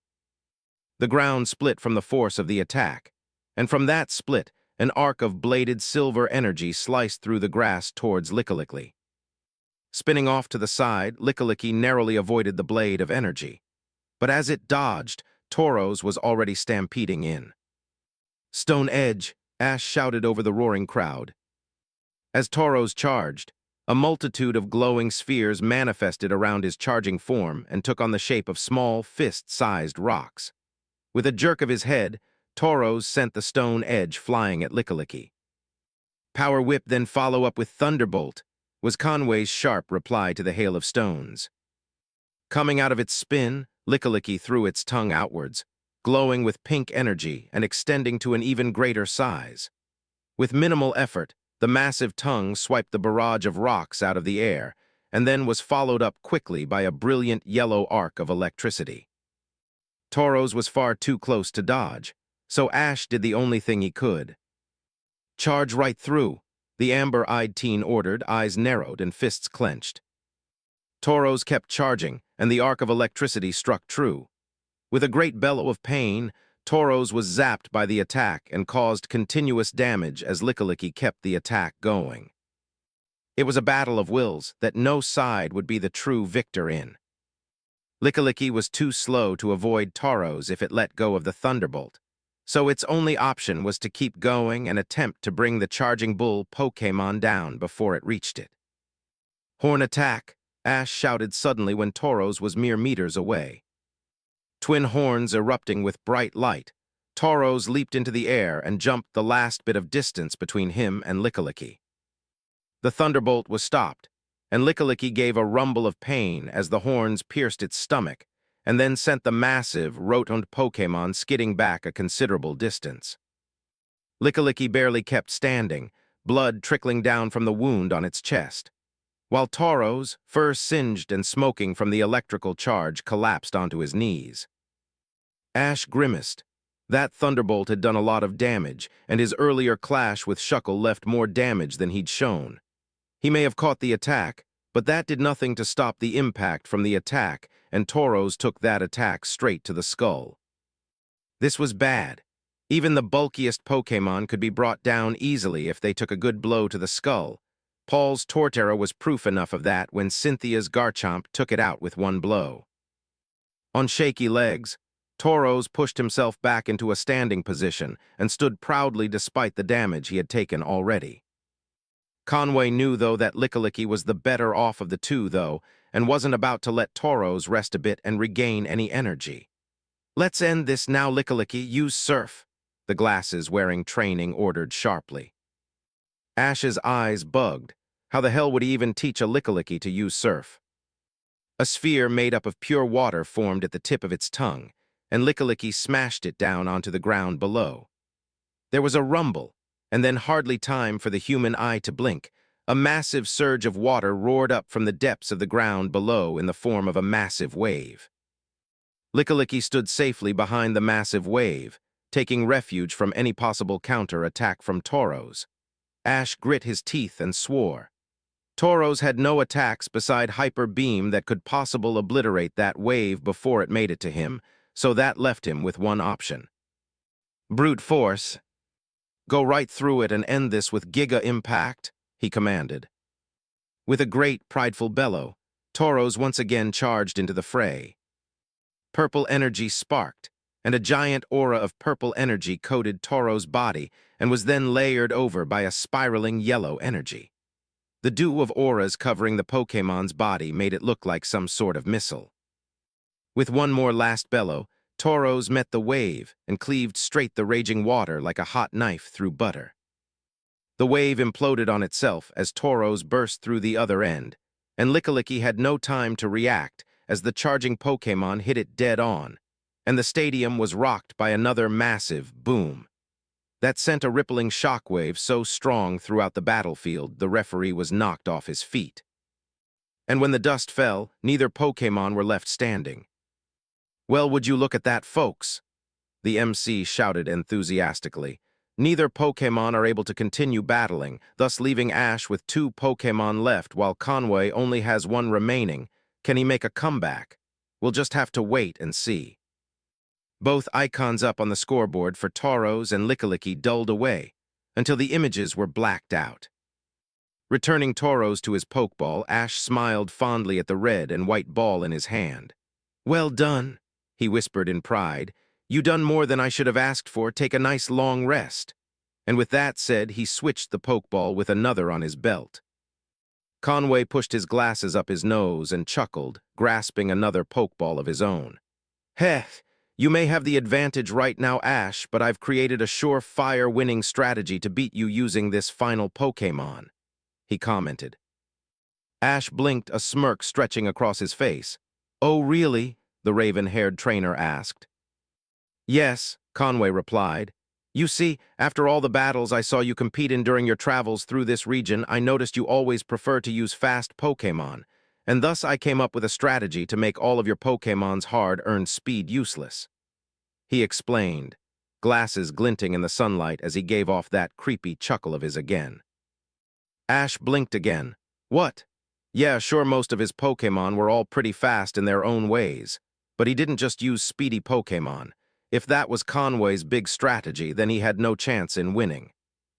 "Trainers, reveal you next Pokémon," the referee ordered. "Dusknoir, I choose you," was Conway's next Pokémon. "Let's do this, Kingler," while Kingler was Ash's. In bursts of light, both Pokémon appeared. Dusknoir was a large, humanoid cyclops-like Pokémon that floated easily midair and had no legs. Its dark-colored arms were thick and muscular, and there was a pattern on the Pokémon's stomach that looked almost like a face.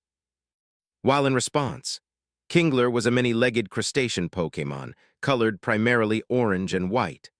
The water-type Pokémon had a large crown-like pattern atop its head and had 2 large claws, one almost 3 times the size of the other.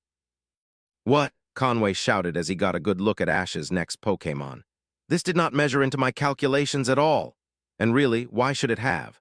According to Ash's trainer Paige, he hadn't even fought in an official battle with that Kingler of his in over 2 years. And even before then, he used it rarely. He was so sure Ash would pick something like his Pikachu, Sceptile, or even his recently evolved Infernape.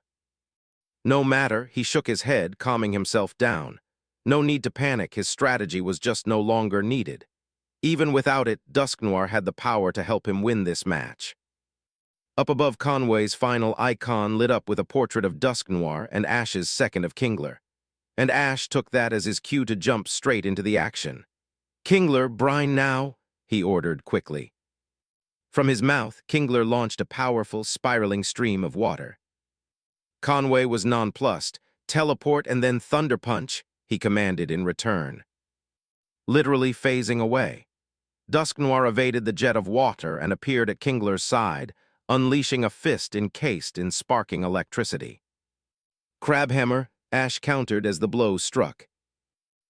"He," Kingler grunted, taking the super-effective attack like it was nothing and swinging his largest claw straight at Dusknoir's face, glowing bright with blinding power.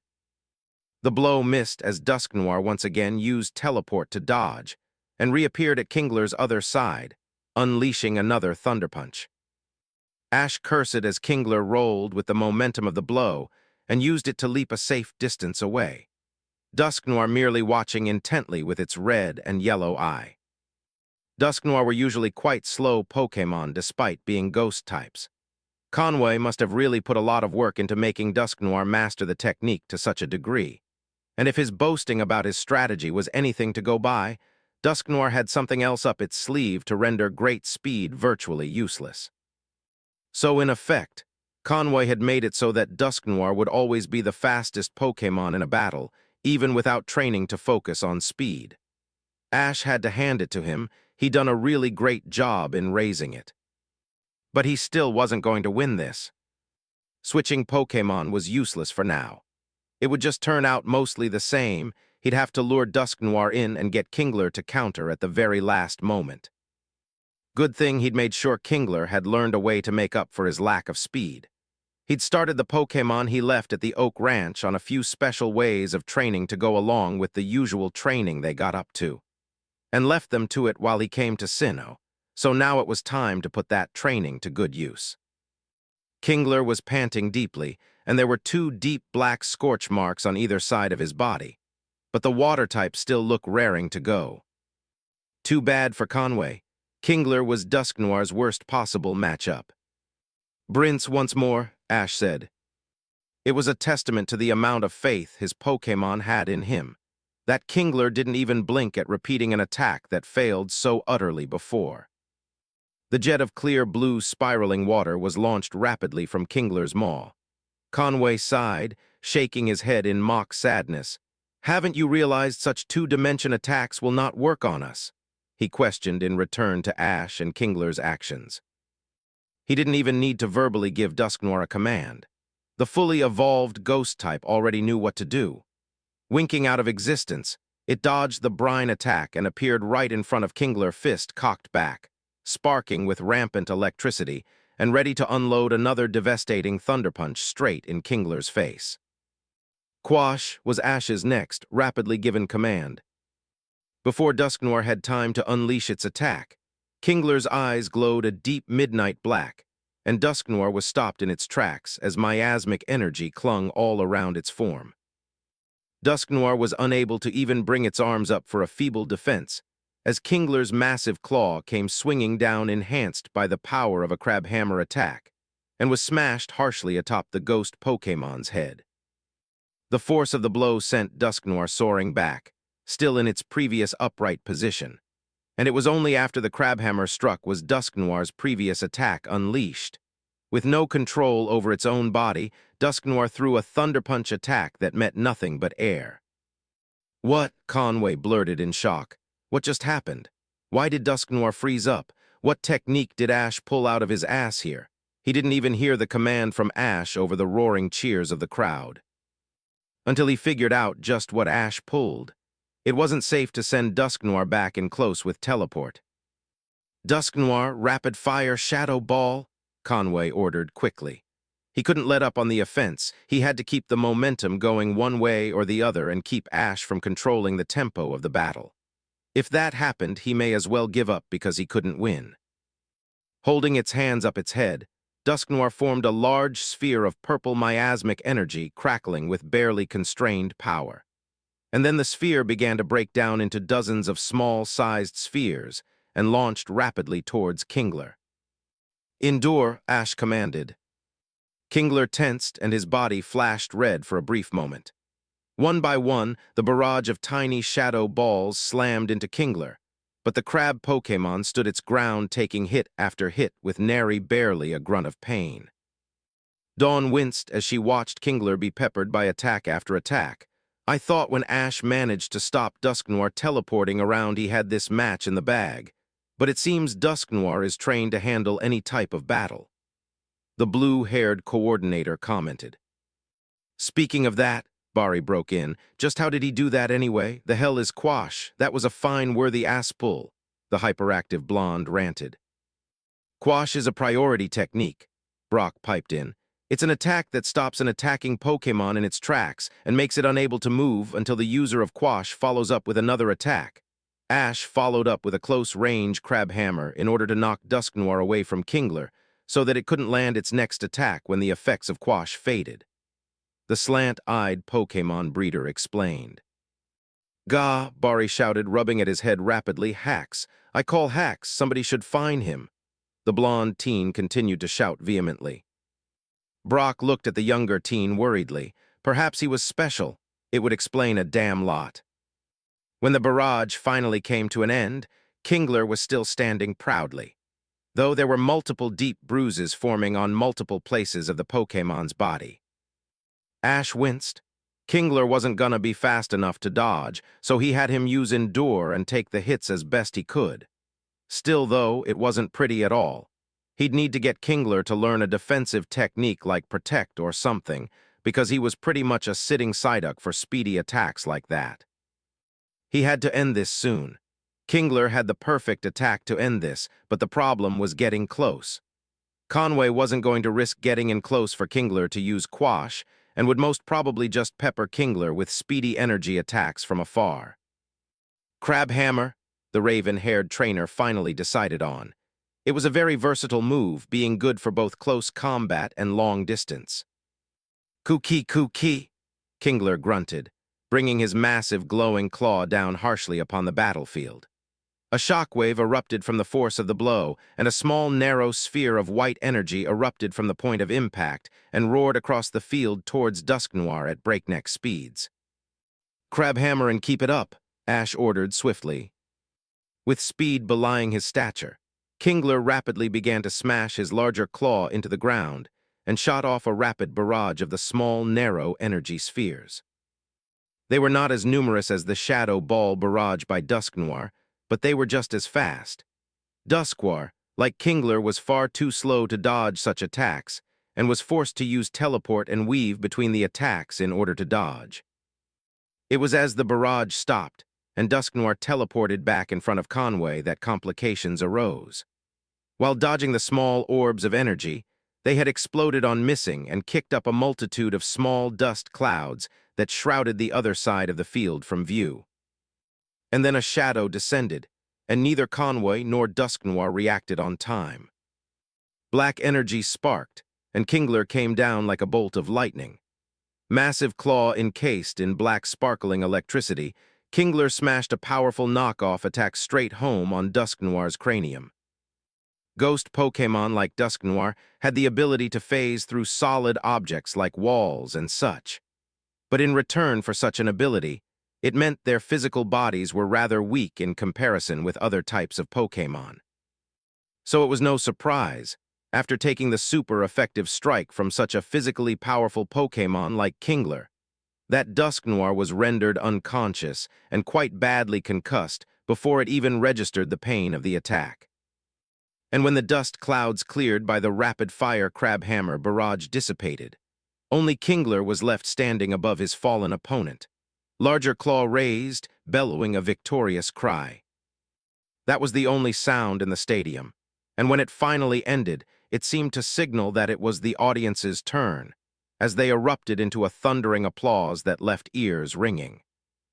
Up above and off to the side, on the massive wide screen, Conway's final Pokémon's icon darkened away before both the icons and Conway's portrait were knocked off the screen entirely and magnified on Ash's portrait, as well as the two Pokémon he used to win the battle. And there you have it, folks. In an extremely fast-paced, excitement-pumping battle, Ash has defeated Conway using only two of his own Pokémon. The MC declared, his voice ringing throughout the entire stadium once again. Give it up for these great trainers and the great battle they had, folks. They sure made sure that the preliminary rounds of the Lily of the Valley Conference started off with a bang. And as the crowd's roaring and cheering rose to new heights, Conway returned Dusknoir to its Pokeball. You did well, Dusknoir, he whispered to the Pokeball. It was my fault we lost. I should have come up with a much better strategy to defeat Ash with. Shuckle, Licky Licky, and Dusknoir, they all done great. It was he who failed them in being arrogant enough to think he had so easily predicted the way Ash would battle. His glasses glinted once again in the sunlight, and he watched Ash happily embrace his Kingler and celebrate their win.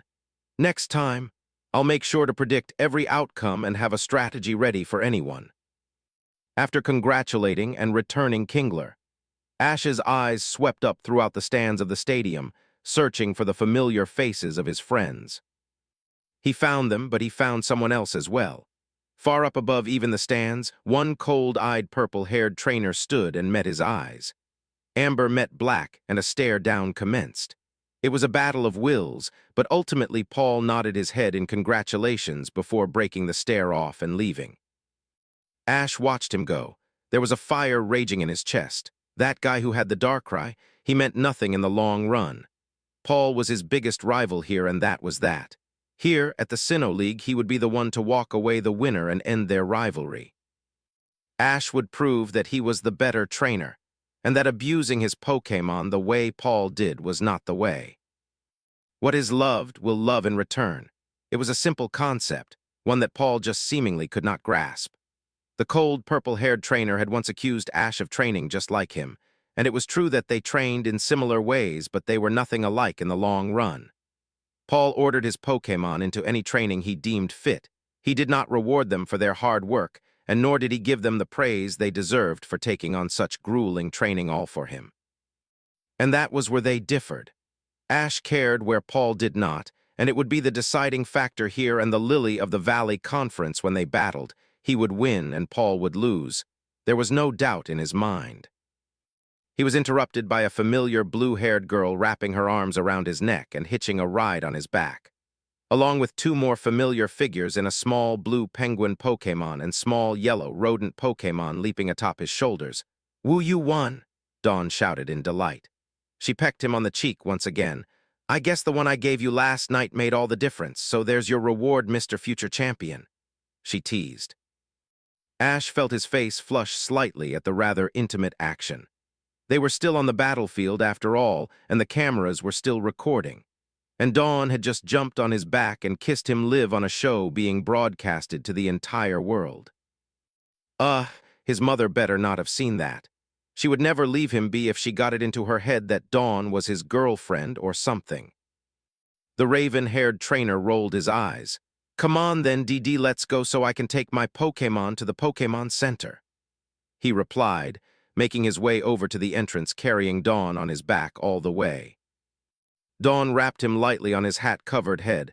"Oi, don't call me DD," she chided in annoyance, puffing her cheeks out and pouting. Despite what she said a while back, it seemed her old nickname still got to her. 16, World with Skill 5 at some point, Ash realized he'd more or less grown up. He was resting comfortably against the thick and rigid bark of a particularly appealing tree, laying down on the branch, not unlike how his old buddy Primeape used to when he wasn't punching everyone in sight out cold. Leaning against his shoulder, his ever-trustworthy Infernape slept away peacefully, while laying on a leg each and resting against his stomach were the small forms of Pikachu and Gibble. Staraptor was roosting on a branch above them, and Torterra slept peacefully at the foot of the tree they were laying in, the continent Pokémon being far too big to sleep with him like he did when he was a spry little Turtwig. Amber eyes watched as Buizel, one time after another massive pressurized blasts of water, grinding boulders, trees, and anything else in the way of the attacks into fine powder. It was a bit of a wonder to Ash that Buizel hadn't evolved yet. He trained and pushed himself so hard that it was a foregone conclusion that the stress should have forced him to evolve already. Ash just assumed Buizel was holding out until he was ready, milking every last bit of strength out of his form right now before he evolved, and that strength was multiplied. His eyes leaving Buizel, Ash looked up into the night sky. It was true, at some point he'd gone and grown up. Very rarely these days did he shout his Pokémon's name in worry after taking a powerful attack. He knew his Pokémon better than anybody else. He knew their strengths, weaknesses, and personalities right down to their very willpower. Shouting in worry was seconds wasted that could be better used to counter-attack or formulate a strategy. Every second counted. It was a bit of a hypocritical thought, Ash knew.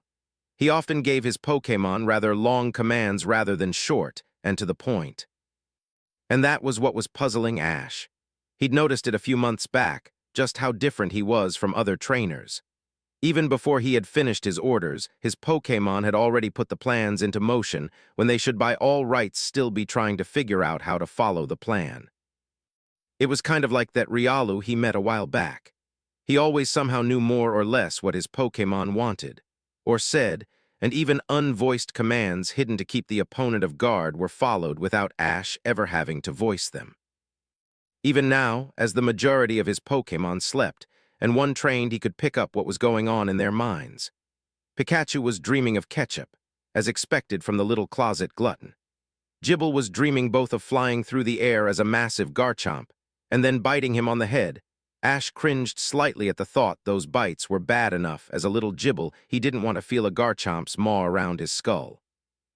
Infernape was dreaming of a memory, of back when he was a Chimchar, and Ash first started playing with him a few days after catching the little guy. One of the first times Ash had recalled feeling joy from the little chimp at the time. Staraptor was of gliding through the air at speeds that would make Pidgeot look like they were going in slow motion. Torterra wasn't really dreaming per se, just content to rest away, his mind relaxedly blank. Buizel, well, the overzealous little guy was filled with a sense of satisfaction as his muscles burned, and his reserves of power ran incredibly low, yet still pushed himself further and further. Hydro pump after hydro pump leaving his muzzle. It was a bit of a mystery that made Ash realize that he'd more or less grown up. Even then, it didn't really bring much up in his mind. He'd been of age since he was 10 and received his Pokédex and trainer license. He literally could have bought his own house, started his own business, drank alcohol, had sex, or even gotten married the minute he'd got his license, stating he was considered an adult then and there. Granted, he was still 10 at the time, and there was little doubt if any girls were freaky enough to get hot and heavy with a 10-year-old in the first place, that he wouldn't be able to get it up anyway. Still, that was neither here nor there. It had just occurred really to Ash as he sat here, resting with his Pokémon after another hard day of training, that he had really grown up. He was 14 years old now. He was loaded with money due to his experiences as a trainer. He was fairly confident that this year he would be walking away the champion of a league tournament, and he even had his eyes on a girl more or less in regards to Dawn. But she was a whole other can of Magikarp he didn't want to get into right now. It would probably lead him to thinking about May in some form or another, and the urge to track down the grass-haired sissy and punch his lights out. Nando? Ash tested the name with his mouth, his opponent for tomorrow, and without a doubt it was going to be a good battle. Nando was a great trainer, having beat his earlier opponents with skill rather than raw ability and experience. Nando was a lot stronger than the average coordinator. Hell, he was stronger than even that sissy boy Drew due to his following both the path of coordinator and trainer. Still, he had to rely on skill at this point because of the sheer fact that spending so much time in collecting gym badges and contest ribbons that his Pokémon's power wasn't as high as it could be. Still, Nando would be a good challenge, far above any average SH muck that usually got kicked out this early in the league. It was kind of interesting this time around, that other than the SH muck with the Machamp, Ash had been paired up with two strong trainers right after another in Conway and now Nando. Ash was definitely interested in what Pokémon Nando would send out against him tomorrow. He'd never seen much of Nando's Pokémon in previous meetings, and he was eager to battle them. Ash's thoughts on his battle tomorrow were cut off as he let out a loud yawn. Smacking his lips, Ash leveled a half-lidded stare out at the lake edge where Buizel was practicing. "Don't stay up too late, buddy, I'm using you tomorrow," he said out loud. Buizel barely even glanced at him, just giving him a thumbs up and continuing to another volley of hydro pump. Ash rolled his eyes as a massive tear was torn through the lake by the sheer power of the attack before the cannon of water lifted up into the air and exploded outwards, raining back down on the lake and filling up whatever water it lost. "Well, G-Night then," he said through another yawn, settling down a bit more beside Infernape to bask in the simian Pokémon's innate body heat. Buizel wouldn't stay up too long, just enough that he'd be tired out enough to sleep for a while. It was fine, really. His next match wasn't till like 4 in the afternoon anyway, and this was his private training area on the island. The league's power psychic-type Pokémon had the area shielded against people entering the area unless he'd already given them permission, like with Dawn and Brock. Dawn scowled, Piplup hugged tightly against her chest as she and Brock shimmied their way through the crowded area and towards their seats. That idiot has got some serious explaining to do. The blue-haired girl growled through gritted teeth. He didn't even come in last night, no doubt training with his Pokémon non-stop. Seriously, she usually found Ash's single-minded drive an endearing trait, but she'd hardly been able to spend any time with him at all since they got to this island. Maddening, considering she'd not even come to terms with her own feelings on the boy yet, and he was making it all the harder for her to try and pursue them. Still, last night really took the cake. Ash didn't even bother to return to their luxurious and spacious cabin, instead opting to camp out with his Pokémon and get more training in. Seriously, what sane person would do that? Brock chuckled behind her, absently allowing his eyes to roam over a deep well of cleavage belonging to a shapely woman sitting on the aisle below them as he shimmied across. "I wouldn't worry too much, Dawn," the once gym leader told her. "He's been like this ever since he competed at the Indigo Plateau, constantly trying to squeeze just a little bit more out of his Pokémon with each new battle." "Bah," Dawn scoffed, finally coming to a stop at their seats and plunking down on her own in a huff. "He could have at least came and spent some time with Emma's. We've hardly spent any time with him at all this past month," she retorted, seamlessly flowing over her semi-stuttered mistake. And wasn't that the truth? Dawn had it best, other than at times to eat, dragged Ash off for a couple hours every few days, and Brock didn't even get that much since Dawn was more or less hogging Ash to herself for now. Not that he minded at all, the tanned teen mused. With Dawn preoccupied trying to woo Ash, boy did she have her work cut out for her there, and Krogunk being left to relax at their cabin, Brock was free to explore the island to the fullest. Checking out the babes, discussing Pokémon with other possible breeders, checking out the babes, experimenting with new league-sold poke food, checking out the babes, taking in the sights, checking out the babes. And did he ever mention checking out the babes? Because gloriously, Brock was free of Misty, Max, and Krogunk, free to flirt to his heart's content. Brock loved the Lily of the Valley conference more than he could ever describe. One hot, older girl had even given him a kiss on the cheek and her extransceiver number. Granted, he'd have to dip into his funds a bit to get an extransceiver of his own to even put the number to good use, but Brock was joyful nonetheless. Even if he was gonna pay a small fortune just to chat with this one girl. Thank God that Ash was mainly the one supplying their group funding account from most of his winnings through this Sinnoh journey. He didn't get paid quite as much yet as a breeder since he wasn't an official gym leader anymore. "No need to worry, Dawn," Brock commented with a cheerful grin, sitting down beside her. "Come the end of this conference, Ash will have no set plans, and you can work your charm on him till your heart's content." He ribbed her teasingly, slightly jabbing his elbow against her arm in a joking manner. Cheeks flushing a deep red, Dawn gave a scoff and looked away from the older teen, intent on keeping her eyes on the battlefield down below them where soon Ash and Nando would be battling it out. "Not like I'll need more than the one chance." Dawn couldn't help but fire back at him. "Unlike you who, according to Ash, has been failing repeatedly since you started tagging along with him." Brock merely laughed at the insult towards his flirting skills. Any man who doesn't learn how to laugh at rejection is completely worthless as a man.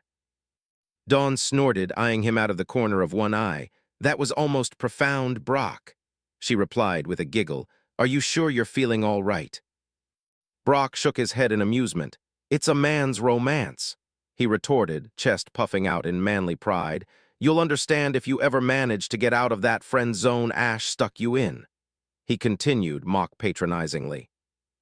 Dawn actually found herself gaping a bit at that. It flew right over her head. What the hell is a man's romance? Ash found himself relaxing after arriving to his assigned locker room. Pikachu sat contently on his lap as he lay on one of the benches, idly scratching the little Pokémon's ears. "Cha," Pikachu rumbled in content. As always, he felt no pre-battle jitters at all. Ash wasn't sure what it was, but he'd never felt nervous battling in front of such massive crowds. They were at very best ego-boosting spectators and at worst background noise. Nothing more and nothing less. Still, with so much free time before his match Ash's, thoughts finally drifted to a topic they'd highlighted on ever since he'd called Professor Oak. Mega evolution, huh? It sounded so cool. The young trainer hadn't been able to put much research into the topic. It was a newly discovered phenomenon, or rediscovered as it were. Apparently, from what little Ash understood of the technobabble, all the scientists were gushing out with. Mega evolution was the act of a closely bonded pair of Pokémon and trainer, uniting to draw upon the primal power hidden within the Pokémon, and allow that Pokémon to take on the form its species took in ancient times when both humanity and Pokémon as a whole were a lot stronger than they were today. It went on to say that an unknown energy was taken from the trainer to power the evolution. Scientists all around the world were completely stupefied by the discovery of the energy, and not one had figured out just what it was. Ash knew, though. He bet the likes of Lance and Cynthia knew as well and were keeping tight-lipped on the subject. It was aura. It explained a lot, Ash mused. When he realized the energy they were raving about was aura, a lot of the pieces fell into place. Very few people, from what he had picked up, ever had enough aura to even subconsciously use. Like only 1 in a million people even had enough aura to match a baby Weedle, never mind something like a Charizard. Pokémon had it in abundance. It was why they could grow so powerful and had such mystical powers. This was why so few people had been able to perform Mega Evolution no matter their bond with their Pokémon. The only known people that could perform it were Lance, Cynthia, Steven, and Diantha. All champions, they stood head and shoulders above even the Elite Four who served below them. They were prodigies amongst prodigies, and in crowds would probably shine like beacons to any who could sense aura. There was a knock at his door. Ash smirked as he stood up, gently laying the now snoozing Pikachu on the bench and headed towards the door. According to 3 sources in Lucario, Riley, and Riolu, he had massive wells of aura. Enough, in Lucario's own words, to rival Sir Aaron, possibly the most famous and powerful aura guardian of all time. He pulled the door open and his smirk dimmed to a smile. "Hey, Nando, what's up?" he said as soon as he caught sight of the older, long-haired teen. Ash had to admit, with his thoughts on Sir Aaron, that Nando really pulled off the Bard look well. What with the black riding boots, immaculate brown pants, fedora, eye-catching green traveler's cloak, and golden Mew insignia harp. If this was a few hundred years back, he'd totally get Nando to be his personal bard and spread stories of his adventures. "Ash, my friend," Nando greeted with a soft smile and a nod. "I thought I would take this small period between our battle to wish you the best of luck," he continued, bringing up his free hand and holding it out towards the younger trainer. And he was such a nice guy, too. It was almost impossible, really, to not get along with Nando. Ash took the hand in his own, firmly gripping it as they shook hands. He was unsurprised to find that Nando had both a firm handshake and calloused palms. Nando, while even more of a pretty boy than Drew, wasn't a pampered, sissy boy like the grass-haired twit. "Thanks, you as well, buddy," Ash replied, ridding himself of thoughts on the spineless coordinator before they soured his conversation with an actual friend. A smirk replaced his smile once again as the amber-eyed teen continued. "Who would have thought way back when I encouraged you to take on both contests and gym battles that we'd be battling each other so early in the conference?" Ash pointed out, amusing coloring his voice. Nando chuckled, and Ash had to admire how he made even his chuckles sound dignified. "Indeed, my young friend," he replied jovially. "Fate is a fickle mistress at times, but let it not be said that she does not partake in irony when the needs arises." Ash's smirk turned challenging. "I hope you don't mind," he commented. "But even though you're a friend, I plan to win this entire tournament, so I don't plan on going easy on you." Nando chuckled that both dignified and musical chuckle of his again. "'T would be a shame if you did," he replied. "I have been eagerly awaiting the chance to test myself against a veteran trainer of your caliber for many moons now." Now anyone else who talked like that would be damn annoying, but Nando managed to make his olden days speech pattern sound endearing. Ash had to admit it was a real talent. I'll make sure not to disappoint then, was his retort. Good, good. Nando clapped his hands once, twirling his harp expertly into position. A poem, if you please, to commemorate our upcoming battle, he questioned. Fire away, big guy, Ash replied, leaning idly on the door frame and eyeing him with interest. It shan't be long till we hear the gong. Good luck, my friend, for one it's the end. Winner, your blade cuts the string, now tidings you bring. It awaits us, O battlefield, ending you yield. Ash snorted as the poem came to an end. Heh, he laughed a bit, amber eyes alight with amusement. That's pretty witty of you, he commented. Nando smiled back. It was a smile that would have the fangirls in the stands screaming in glee. Ash thanked Arceus only staff and competitors were allowed at this point. I thought so, he replied, voice filled with amusement of his own. Turning on his heel, Nando left Ash with one last parting comment. Again, good luck to you, my young friend. I will be giving this battle everything I've got and hope to have a memorable experience battling you. Ash watched him walk down the empty hallway, a smirk still playing on his lips. Don't worry, bud, he said to himself. I'll make sure this is a battle you never forget. And with that said, he entered his own locker room again, shutting the door behind him. There was still a good 20 or so minutes until his battle with Nando began, and he planned to get some more relaxation in while he waited. There was a general uproar from the crowd, as both competitors were elevated up onto their positions on the battlefield. Introducing on the green side, folks, the ever-elegant Nando. The voice of the MC reverberated throughout the stadium, ringing above even the roars of the crowd. As Nando was introduced, the crowd erupted into a thunderous clash of voices. From cheers to jeers, and Ash quirked an eyebrow in an amusement when he heard one fan, a man at that, scream, his voice hoarse, shouting, I love you, Nando. Nando was a good sport about it all, bowing to the crowd and raising the hand that wasn't holding his harp up in appreciation for their support, jeers and all. And on the red side, the MC continued, you know him, you love him, he's unrelenting when chasing victory. I present to you all folks, Ash Ketchum. Once again, the combined voices of the crowd blended together to form a harsh cacophony of voices. If Ash wasn't so used to battling in front of large crowds, it may have given him a headache. Still, he noticed that he got a lot more jeers from the crowd than Nando. Damn home turf advantage. He should have expected it, mind you, what with the intense rivalry that used to exist between Kanto and Sinnoh. Seriously, who even cared what Pokémon came first between Arceus and Mew anyway? Red Trainer has first attack, the referee standing off to the side of the battlefield stated. Ash nodded, gripping a Pokeball in one hand loosely. Raising his voice, the referee continued, Trainers, reveal your Pokémon, he shouted, swishing his two flags. In twin bursts of silvery white light, both Ash and Nando released their Pokémon. Let's do it, Gible, Ash called out. At the same time, Nando expressed loudly, All right, Armaldo, let's go. When the light died down, both Pokémon stood staring each other down.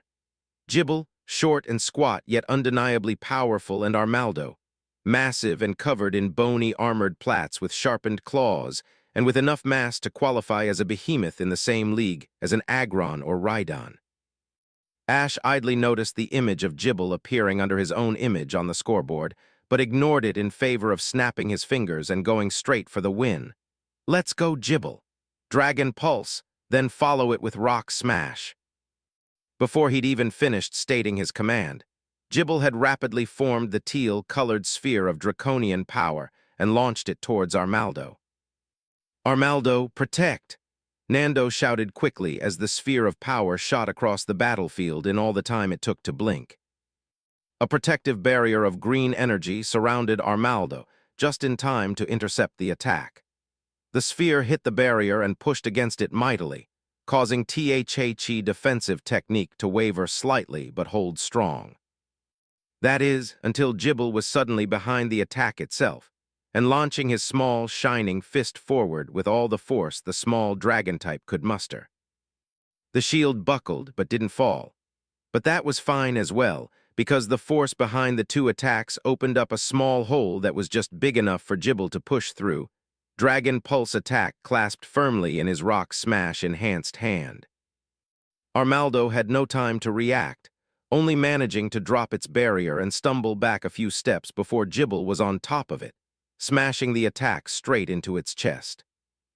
Then every piece of energy within the now volatile attack, as the fighting-type energy of Rock Smash seeped into the attack, exploded outwards in a cone around Armaldo. The force behind the explosion was enough that Jibble ended up being sent soaring right back towards Ash's side of the field, landing nimble on his small, stubby legs. Amazing, not even 20 seconds into the battle, and already Ash and Jibble have scored a devastating combination attack. Ash frowned but didn't pause for even a moment. "Don't let up, Draco Meteor, and don't give it a chance to recover," he barked hastily. Jibble nodded idly, bright orange light beginning to outline his form, and a massive sphere beginning to grow and glow within the confines of his wide throat. Ash was a tad worried. Nando hadn't even called out in alarm, and he hadn't even heard that Armaldo give a grunt of pain, never mind a shout. That was worrying in of itself. Dragon Smash, as he dubbed that combination move, combined the power of Dragon Pulse, with force from being hit with Rock Smash, powered straight into the opponent and being forced to detonated completely around the opponent due to the attack becoming volatile with all the fighting-type energy being pumped into it. Not even Torterra, one of the most defensive Pokémon he had, possible the most right behind Snorlax, could take it without being dealt quite a bit of damage. Jibble cocked his head back, sphere burning at the back of his throat and ready to fire within a few seconds at most. But before the little dragon could shoot his attack into the air, he was blindsided by a massive jet of water that tore through the cloud of smoke and smashed into Jibble's tiny form and punished him downwards into the ground. Ash's eyes widened a fraction as the water receded to reveal Armaldo pinning Jibble with one claw, while the other reared back and began to shine with a metallic gleam. "Metal Claw." "Flamethrower," Ash ordered quickly, growling in agitation. He'd been hoping to keep this attack hidden for a bit to use as a trump card later, yet here it was being forced out within seconds. Jibble screamed, opening his mouth as wide as possible as he lay pinned to the ground.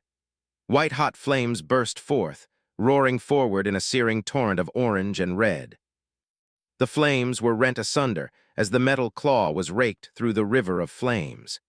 It did make Armaldo grip on Jibble to slacken enough for him to wriggle free, though, the small dragon type bouncing backwards out of the ancient Pokémon's reach. "Dig!" Ash shouted urgently as the little Pokémon landed, sighing in relief as he saw his Pokémon immediately burrow underground to safety. Ash's mind ran a mile a minute trying to think of a strategy here. Armaldo had insane defensive powers, evidenced by the fact that from what Ash could see, it had taken very little damage from Dragon Smash and was only mildly bruised at best and a little scuffed up. It had the pure physical strength advantage. It had the height and reach advantage. Hell, it even had the speed advantage with that Aqua Jet it showed earlier. "Think, Ketchum, think," the amber-eyed trainer ranted to himself internally. His hastily built plans were rent asunder themselves by Nando speaking up. "Armaldo, earth power if you please," he commanded, was even and as pleasant as ever. Ash's eyes widened in disbelief, and before he could even shout a warning, Armaldo stomped its foot, and a massive rift formed across the field glowing with orange light. Jibble squawked in disbelief, eyes bugged out in horror as he shot up into the air in front of Armaldo. "Brick break, then mega kick." Nando was quick to follow up. "Rock Smash, block it," Ash ordered quickly. Glowing White Claw clashed with Glowing White Claw as Brick Break and Rock Smash met in mid-air, a small shock wave blasting throughout the arena from the force of the two attacks clashing.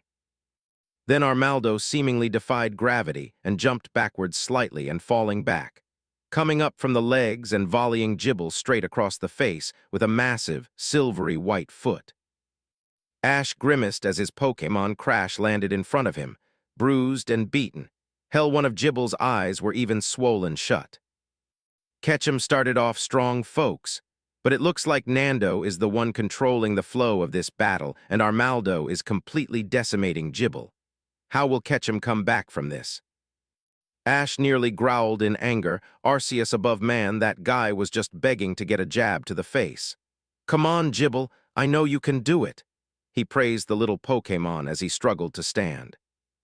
Then Purple lighted up the area and Ash turned, like a deerling caught in headlights, and stared in near horror at the sight of a sphere of menacing purple energy being compressed in Armaldo's mouth. Shit man, a hyper beam attack seriously. Nando was so damn soft-spoken Ash didn't even hear him over the crowd. It's do or die Ketchum? Ash gnashed his teeth, relenting. The attack was fired. A massive dark purple, so dark it was nearly black beam of power, and Ash raised his arm, Pokeball in hand, and made to return his Pokémon. He failed. Bright light erupted in front of him, nearly blinding him and forcing him to look away. Gah! He cried as squinted his eyes in attempt to lessen the blinding glare. Then all of a sudden there was no light. No blinding light nor consuming purple darkness. Ash's eyes widened. No way, he breathed as his eyes took in the sight in front of him. Standing there proudly with glowing talons spread out wide was a Gabite. Well, would you look at that, folks?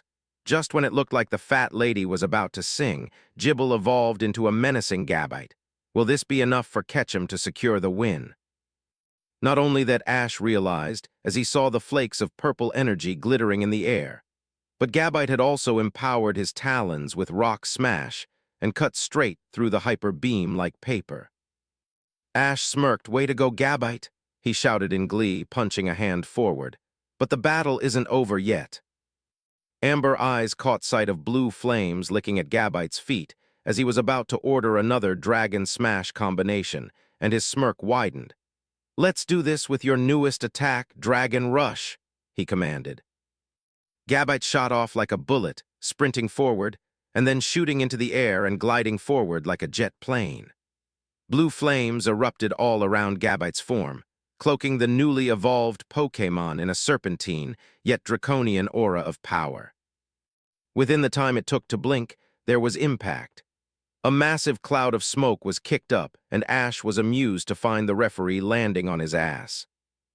A sense of euphoria washed over Ash as he heard the strangled scream of pain, coming from what was unmistakably Armaldo within the cloud. The smoke parted, joy turned to horror. Armaldo stood, tall and proud. Armored plates in shambles, leaking purple ichor from multiple areas and bruised deeply around the chest region.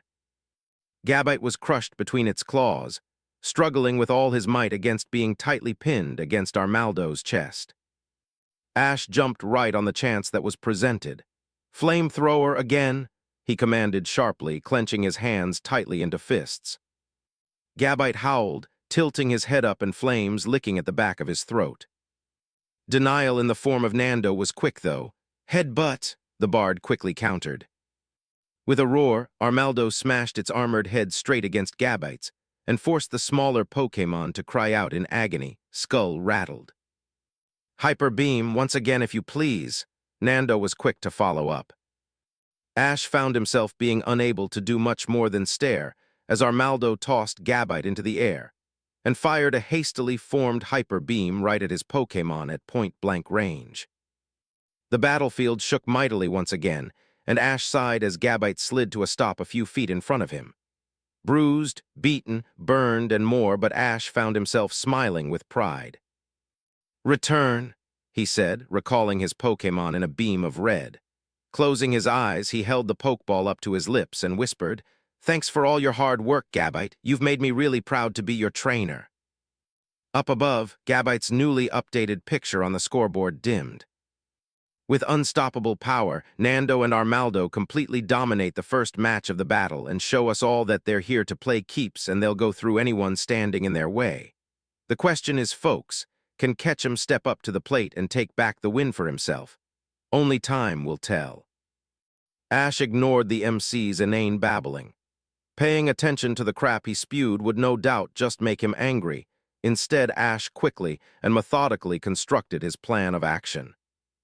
Nando may have caught him off guard with his behemoth of an Armaldo, But Gabite, despite taking a massive beating, had still managed to deal quite a bit of damage with the attacks he'd landed. He switched Gabite's Pokeball with his next Pokémon's just in time for the referee to point his red flag at Ash. "Red Trainer, release your next Pokémon," he stated eventually. Gripping the Pokeball tightly for a moment, he then tossed it up and casually released the Pokémon inside. "It's up to you now." With a burst of silvery white energy, the Pokémon was revealed and Ash smirked as he idly caught the Pokeball when it came back down. "There's no way they can stop you," he declared, complete confidence in his voice. 17. World with Skill 6 Dawn had to withhold a wince as Ash brought back his newly evolved Gabite. Her eyes took in Nando's Armaldo, marveling at the beating it had taken, but stood proud, seemingly not bothered in the least at its injuries. "That was intense," the blue-haired girl breathed out softly. "I've never seen Nando battle like that before. I had no idea his Pokémon could battle with that kind of ferocity." Brock beside her nodded, his mouth set in a fine line. "Nando's usual battle style revolves around elegant movement and music-based attacks like Sing and Bug Buzz," the breeder stated. He knew Ash had already seen his battle style before and most likely already had a counter prepared for those kinds of situations. He continued. Dawn turned to him, a puzzled look on her face. "That doesn't explain how he overwhelmed Gabite like Armaldo did. Hell, any average Pokémon would have went down with ease after taking Ash's Dragon Smash combo," she said. Brock nodded. "I think Armaldo was specifically trained to take on trainers like Ash," he replied. Confusion colored Dawn's eyes. "What do you mean, trainers like Ash?" the coordinator asked. "I mean that Ash isn't the most patient guy out there," Brock said in return, nodding down at the trainer in question. "Ash isn't the type to sit and wait for his opponent to come to him. That's why Flint's battle style didn't mesh well with him. He prefers to take off fast and strong and bring the fight to his opponent," he explained. "Ah," Dawn exclaimed, nodding her head in a knowing manner as the puzzles fell into place for her. "So what you mean is, Nando, instead of training Armaldo to counter and use his opponent's attacks against them like Flint, trained Armaldo to take a heavy amount of damage so that they could exploit the small lull between their opponent's attacks, right?" the girl asked. "Yes," Brock replied. "More than that, though, not only can that Armaldo take a hell of a beating, it's a physical powerhouse as well on top of that," he began. If it wasn't the sheer momentum behind the two powerful attacks Gabite did connect with would have opened enough space for Gabite to escape Armaldo's return attacks. Not only that, but even as a little Gibble, Gabite was a monster in the making as well. Physically speaking, it was even stronger than Buizel and Infernape as a Gibble, and that was saying something considering the amount of special training Ash had given those two Pokémon to improve their physical abilities. Taking into account that Pikachu was physically strong enough through Ash's training to toss a Milotic, and it opened up some rather scary possibilities when one remembered that Ash had only had Gibble for around 2 months. Gabite definitely lived up to the hype that was given to all Dragon-type Pokémon, especially those of the pseudolines. But for Gabite to be overpowered so easily, it really told Brock how much of an exceptionally trained monster that Armaldo was. Nando had beaten Ash at his own game. Physical strength and durability were two aspects of battle every single one of Ash's Pokémon were trained to excel in extensively. From Pikachu tossing Milotics, to Swellow stopping a Donphin in a full-powered rollout attack with just its feet, and even Infernape newly after evolving holding up a massive and entirely metal robot that had to weigh at least a few tons with ease. Brock had to admit, he was impressed. Not even Paul had managed to beat Ash at his own game, and considering Paul at times seemed like a more ruthless mirror image of Ash, it said a lot. But still, Nando battling down there was like an entirely different person from when he faced Zoe at the Grand Festival. Without a doubt, if he weren't so concerned about giving a fabulous show, he would have destroyed Zoe, Brock admitted, catching Dawn's attention. The brunette's eyes widened. "Really?" she breathed. "I mean, I know what you said before about trainers and coordinators was right, but is there really that big of a gap?" she fretted. She didn't like the idea, who would. It meant if an accomplished trainer decided to take up contests, they'd have a good chance of demolishing pure coordinators with ease.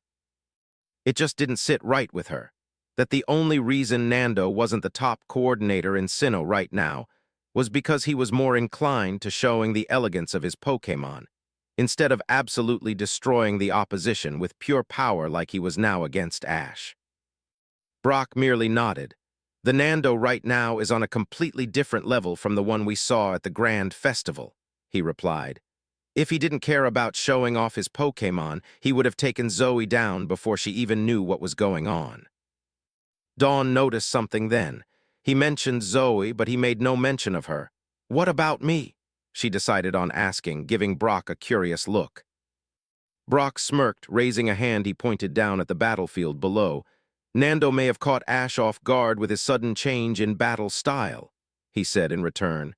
But this is still Ash's game Nando is playing, and Gabite is still without a doubt Ash's weakest Pokémon. Dragon type or not. The breeder patted the blue-haired girl's head softly, a fond smile overtaking his smirk. And you've been playing Ash's game for a while now, haven't you, Dawn? He asked. It's how he taught you after all. Dawn's eyes widened, and she turned just in time to see Ash reveal his next Pokémon, a Pokémon she knew all too well. A grin of her own came upon her face. Indeed he did, she whispered. Up above, at the very top of the stadium and leaning over one of the railings on the walkway, a stern-faced youth stared down at the battlefield. Huh, now that's interesting, Paul commented, an amused glint in his eyes. His eyes set on his rival, testing the words slightly in his mouth before he turned his attention to his rival's opponent. A snort left him. More a coordinator at heart than a trainer, aren't you? He mused. You should have wore him down first, then brought out the Armaldo last. Then you might have actually had a chance at winning, the purple-haired trainer said aloud. Snorting, Paul kicked off the railing and turned on his heel to leave. I've seen enough here, he said aloud as he walked in the direction of the exit. I already know how this is going to end. With that said, he disappeared into the darkness of the exit tunnel. Over in the Johto region, gathered within one of the rooms at the Pokémon Center in Olivine City, 4 coordinators had their eyes glued to the screen. Drew whistled in apparent amazement. Damn, he started. Ketchum is getting destroyed out there. He continued, a smirk that just oozed satisfaction spreading across his face.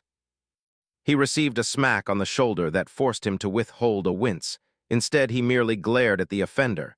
Shut up, Soledad told him, an amused smile on her own pretty face. I don't need to hear you getting into a pissing contest with Ash when he isn't even here. Over by the wall, leaning on it with his arms crossed and clad in his belly-button-bearing cacturn suit, Harley let loose a snort. Please, honey, he said, his voice cattily feminine. We all know how any battle between Drew and lover boy would turn out. He told her with a girlish giggle, eyes closed in utter delight at the jab aimed at the green-haired coordinator. Drew growled, smacking Soledad's hand from his shoulder harshly, his eyes glancing over the fourth of their little group with her eyes still glued to the television. Please, I could take him, he replied with another low growl. I already did before, didn't I? Another snort, this time coming from the girl still watching the television. Yeah, 'cause beating the Tailo he'd had for less than a month with your starter Pokémon that you yourself had for over a year is such a big accomplishment, May replied, not even bothering to take her eyes off the screen as she watched Ash return his down Gabite. His next choice of Pokémon was familiar to her, a Pokémon she'd seen him battle quite well with in the past. A Pokémon that actually had a connection to a special moment she had in her life that she shared with the trainer battling on screen right now. Drew clenched his fist. Plenty of guys flirted with May during their travels of Johto. She was a pretty and accomplished girl that had all the makings of a beautiful woman, but none of them could ever get on his nerves the way Ketchum did. He and that guy could never get along. For one, he was an arrogant trainer that relied purely on brute power. That Gabite of his just proved his point. Of course, when Ketchum caught a dragon, it would be one of the monsters of the type, not an elegant specimen like his own Flygon. For another, Ketchum apparently didn't like the way he bagged on the battle style the trainer had taught May. It had been an underlying problem since they first met, and a problem that almost had them coming to blows when Drew had told her that the battle style was what held her back from winning the Kanto Grand Festival. Not of his own violation, thank you very much. Drew was an elegant, classy gentleman unlike that brute of a trainer. Plus, even if he didn't like it, he knew his chances of taking Ketchum on physically were drastically low. He was actually kind of disappointed the breeder had with the help of that skeptal kept Ketchum from giving him a beating. He could have both convinced May that he was a violent brute and possibly got charges placed on the trainer, what was a little physical pain for that kind of reward. Still, Ketchum pissed him off. It was always Ash did this, or Ash would do that. It was utterly maddening to get the brute out of May's thought process. It made helping her create a new coordinator-specific battle style quite the task. So what if the last two contests they'd both been in he'd beaten her without much of a challenge? Creating a new style from scratch took time. It wasn't his fault. The fact she won her first 3 ribbons with Ketchum's style meant nothing. Ketchum's style was holding her back from her full potential. That Drew fully believed. Drew shook his head. He hated thinking about Ketchum. If he's so griot, Drew made sure to draw the word great out mockingly and with a roll of his eyes. Just why did he get his ass handed to him right there? The green-haired coordinator challenged. May turned to him, a frown on her face. The first thing Ash taught me about battling, she began, was that the first move is most often a feint. He wouldn't battle straight forward like that with the same pattern without a reason. Drew rolled his eyes at her, and just why would you think that? He questioned. Ketchum's a brute, power's all he has going for him. He's like a talking, slaking more than anything else from what I've seen. He continued. A smirk lit up his face. He certainly smells like one, he added with a chuckle. May decided to ignore the little jabs at Ash. She'd never be able to understand the hate both Ash and Drew held for each other. Because, she decided on replying, blue eyes set with certainty, I know how Ash battles better than anybody save maybe Brock and Max. He did teach me how to battle in the first place after all. She replied, her voice set and confident. A high-pitched, girlish squeal resounded from off to the side, and Harley threw himself forward, wrapping his arms around May's neck and leaning on her back. Look at you, all resolute and stuff when you're defending lover boy's skill, the purple-haired coordinator giggled. What do you think of his new BO, though? You know, the one we saw kiss him in the highlights of his last battle and beat you down at the Wallace Cup. His giggle continued, though turned far more sinister and malicious as he went on. A shudder went down May's spine, but she fought it off with a growl and shouldered Harley back off her. Shut up, she shouted, a sudden anger overcoming her. She was only congratulating him on winning, nothing else. And the only reason she won was because she was constantly using Ash's battle style and I wasn't. May started off shouting her defense, though near the end her voice got much lower and tapered off as what she said caught up with her. She still only had 3 ribbons after all, the exact same amount she had when she last saw Ash.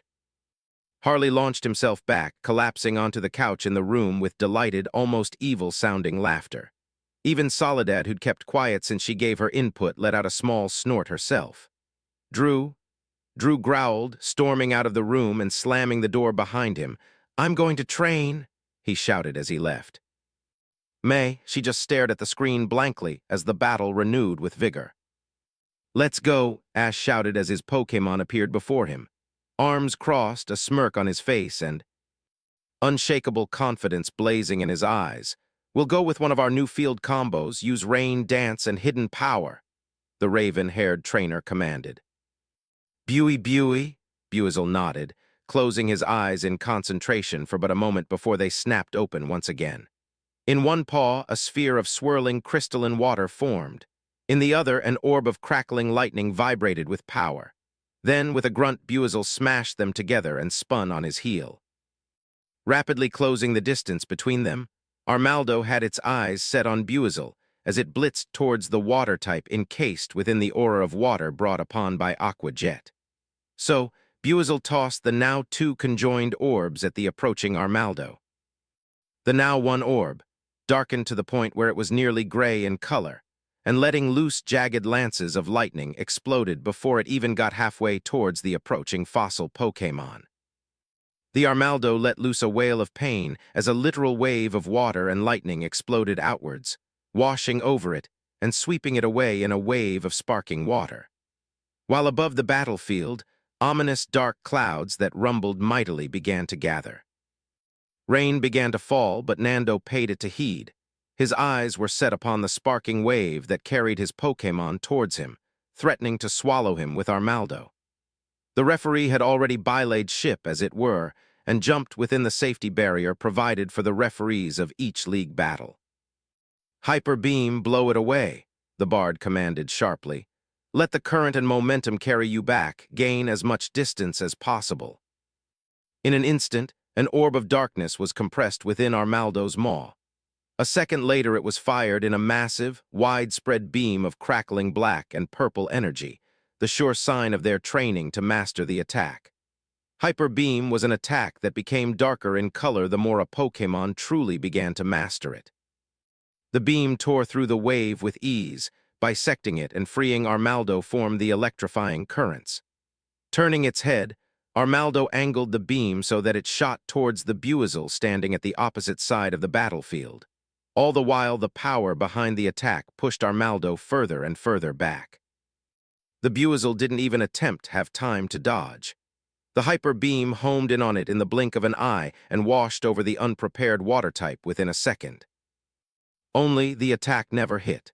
Instead, the massive beam tore right through Buizel's form as if it wasn't even there, narrowly missed its trainer Ash, and then hit the psychic barrier protecting the audience and exploded outwards, black and purple energy washing out over the barrier like spilling paint.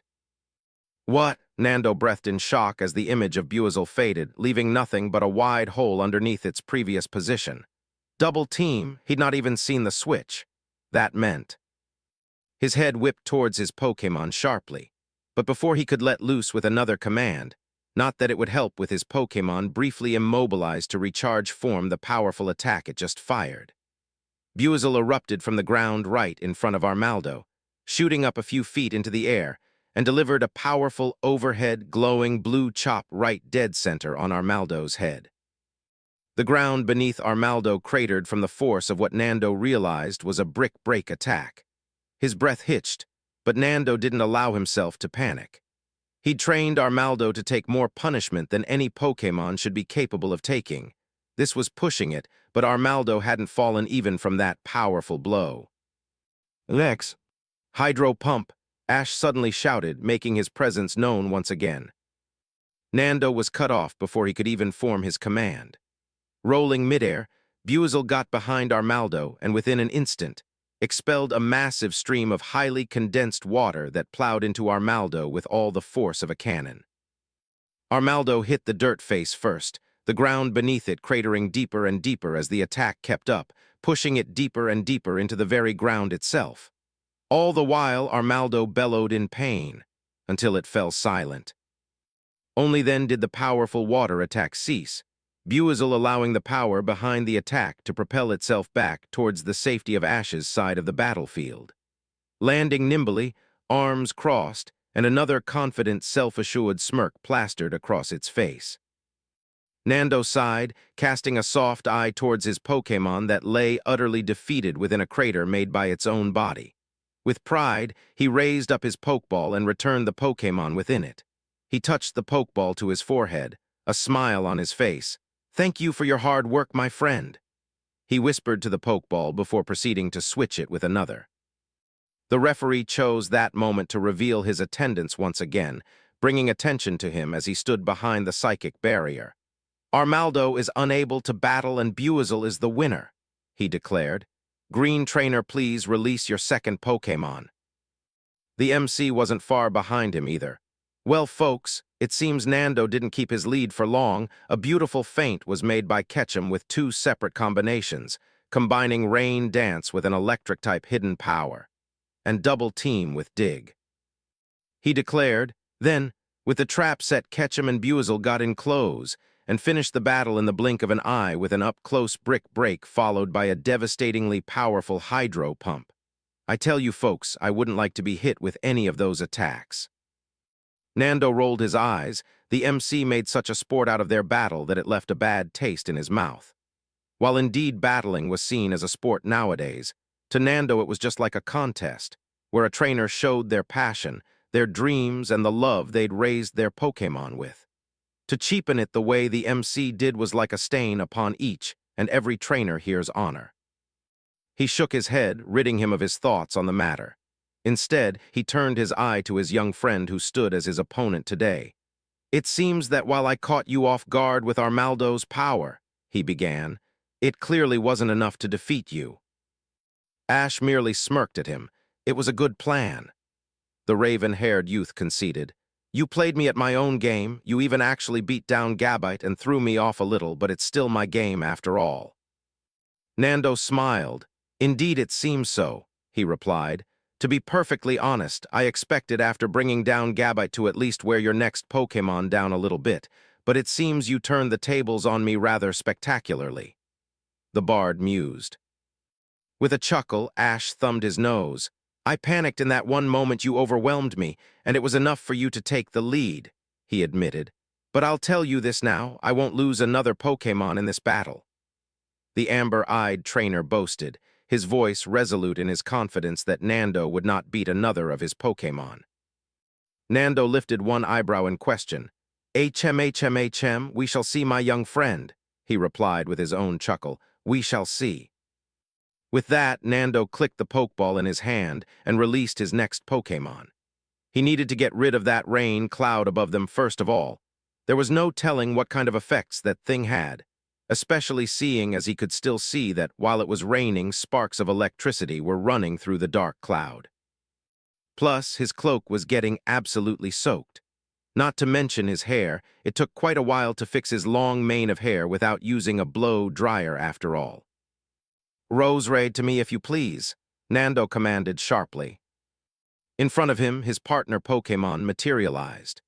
Predominantly green in color, Roserade did not differ much from Roselia except that it was quite a bit taller, its head blossoming into a white rose that looked almost like hair, and upon its body it had a green shading on its face that looked like a half-mask, and a fluttering green cape adorned its back. With a click of his fingers, Nando ushered his first command. "Roserade, sunny day if you please." Roserade nodded, its body beginning to glow with a golden energy. Raising its hands into the air, Roserade was about to release the attack into the air and disperse the dark cloud above, when suddenly Roserade began screaming. Nando watched in utter shock as a pillar of lightning descended from above, striking down upon Roserade in the time it took to blink, briefly shocking the Pokémon intensely before dissipating. "What?" Nando exclaimed in utter shock as Roserade stumbled back to its feet, shaking off the damage from the attack, though not without effort. Ash chuckled, catching his attention even across the raining battlefield. "Do ya like it?" Ash asked, a smirk on his face. "I call it Thunderstorm. You wouldn't believe how long it took us to get this combo down." The trainer revealed. Nando had to withhold a sigh. The name was pretty self-explanatory. His young friend had, through creating this combination attack, had created a literal thunderstorm, although it didn't explain one thing. "Why did the lightning strike Roserade?" he asked. Ash's smirk almost doubled in size. He was like a Cheshire Persian. "Because the lightning was created from Buizel's own hidden power, he can control where it strikes." Ash replied earnestly. He had no reason to hide how it worked. Either way, Nando's goal wouldn't change. "Interesting," Nando mused. "Well then, the moment we pause to try and destroy the attack, Roserade will be struck with lightning, thus meaning we shall have to keep constantly on the move," he said to himself thoughtfully. He turned a sudden sharp eye towards Roserade. "Move towards Buizel, use Mind Reader, and then follow with Magical Leaf," he commanded. Roserade nodded. Then it danced. With sudden and elegant movement, it was off, dancing across the field in large leaps. Bright light erupted from its eyes directed at Buizel. "Agility," Ash shouted. Buizel's former position it found. Buizel literally disappeared from sight, moving so fast Roserade's eyes failed to keep track of the sea weasel Pokémon. In the blink of an eye, Buizel appeared at Roserade's side. "Ice Punch," Ash was quick to follow with. Fist glowing with icy blue energy, Buizel smashed his ice-empowered fist straight into Roserade's cheek. and sent the Pokémon flying, a startled cry of pain leaving its green lips. Again, Ash shouted swiftly. This combination wasn't just for the pinpoint lightning attacks after all. Again, Buizel disappeared, reappearing right in front of Roserade's flight path and delivering a brutal ice punch that changed Roserade's path of flight once again. Again and again, Buizel blitzed Roserade, disappearing and reappearing in the blink of an eye and delivering one ice punch after another. Neither Roserade or Nando could even begin to react to the devastatingly quick succession of attacks. Thunderstorm wasn't just a field attack. It was an attack made to attack and set it up for Buizel's swift swim ability to be activated. Buizel's natural speed, enhanced by swift swim and then further empowered with agility. It was a powerful combination, so powerful in fact that it made Buizel even faster than Pikachu by a decent margin. It took a hell of a lot of energy to maintain, though, which is why he would be ending this battle here and now. Aqua Toss, Ash declared. In an instant, Buizel's attack pattern changed. An aura of water erupted around Buizel as he appeared in front of Roserade, grabbing the grass-type Pokémon around the neck in a headlock.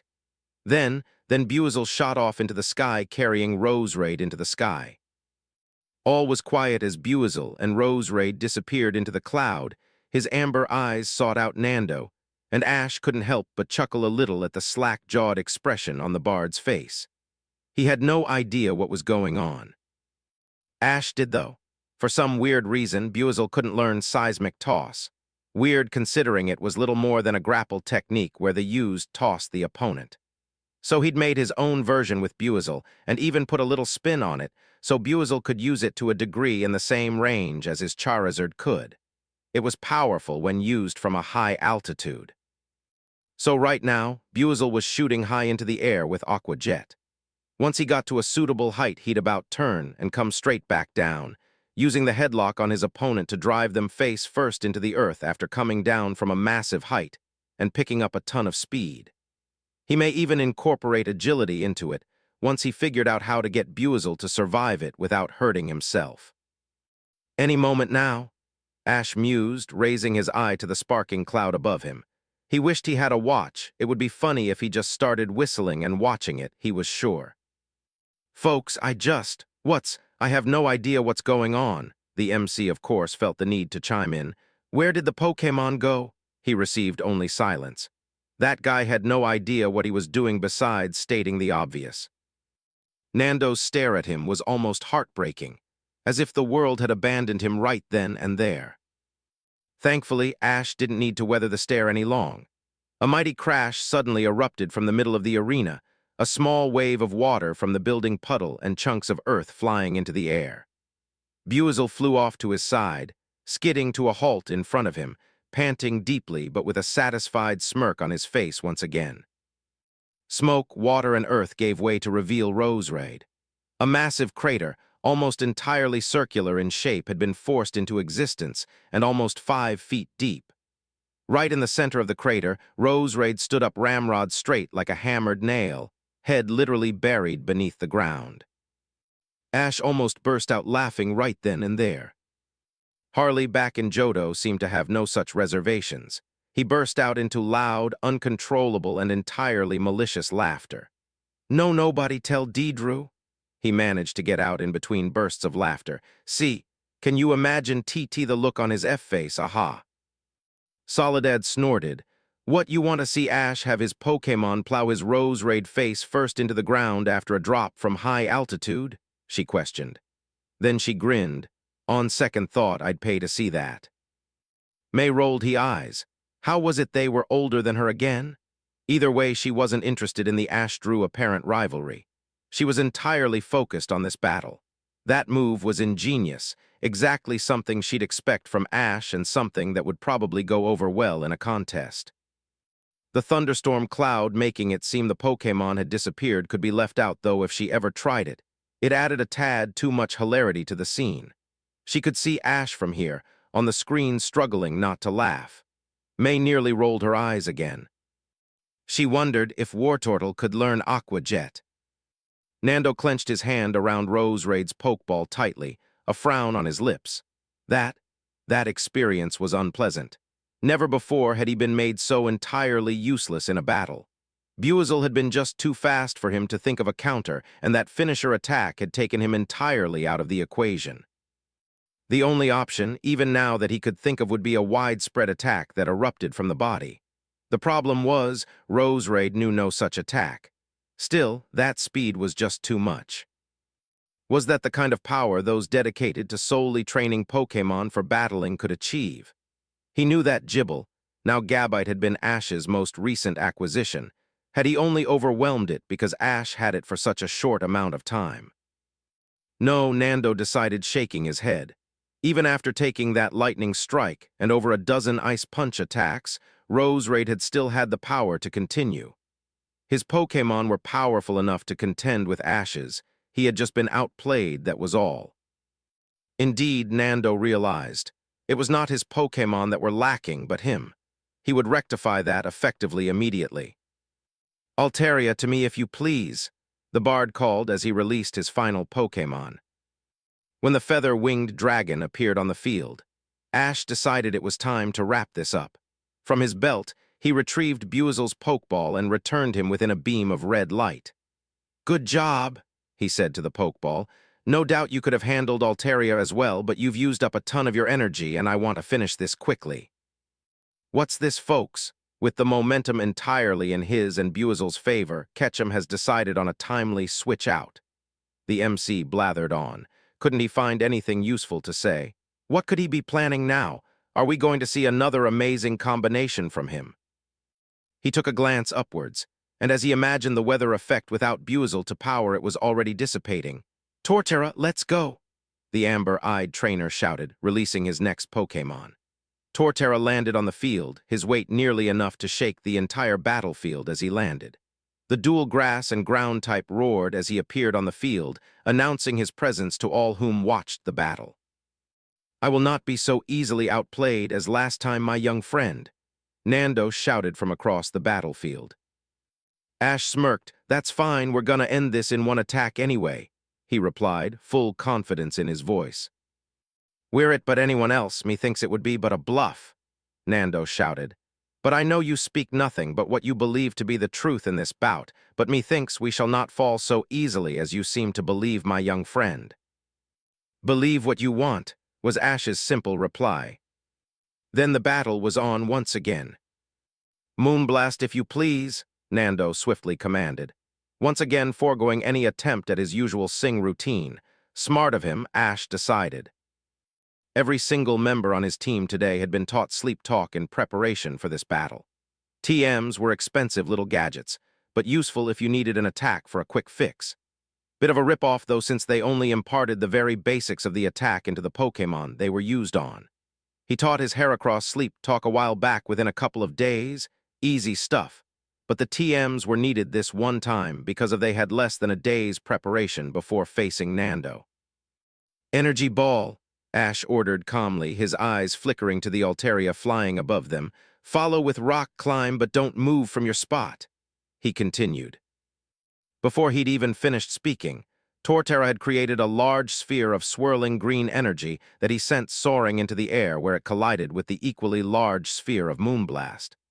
The two attacks exploded as they impacted, raining down motes of green and pink sparkles. With a roar, Torterra was quick to follow up the attack. Claws on his feet glowing a bright silvery white, Torterra reared back up on his rear legs before slamming forward and crushing his front feet against the battlefield harshly. The very battlefield splintered and shook beneath them as a massive pillar of earth shot from the ground into the air.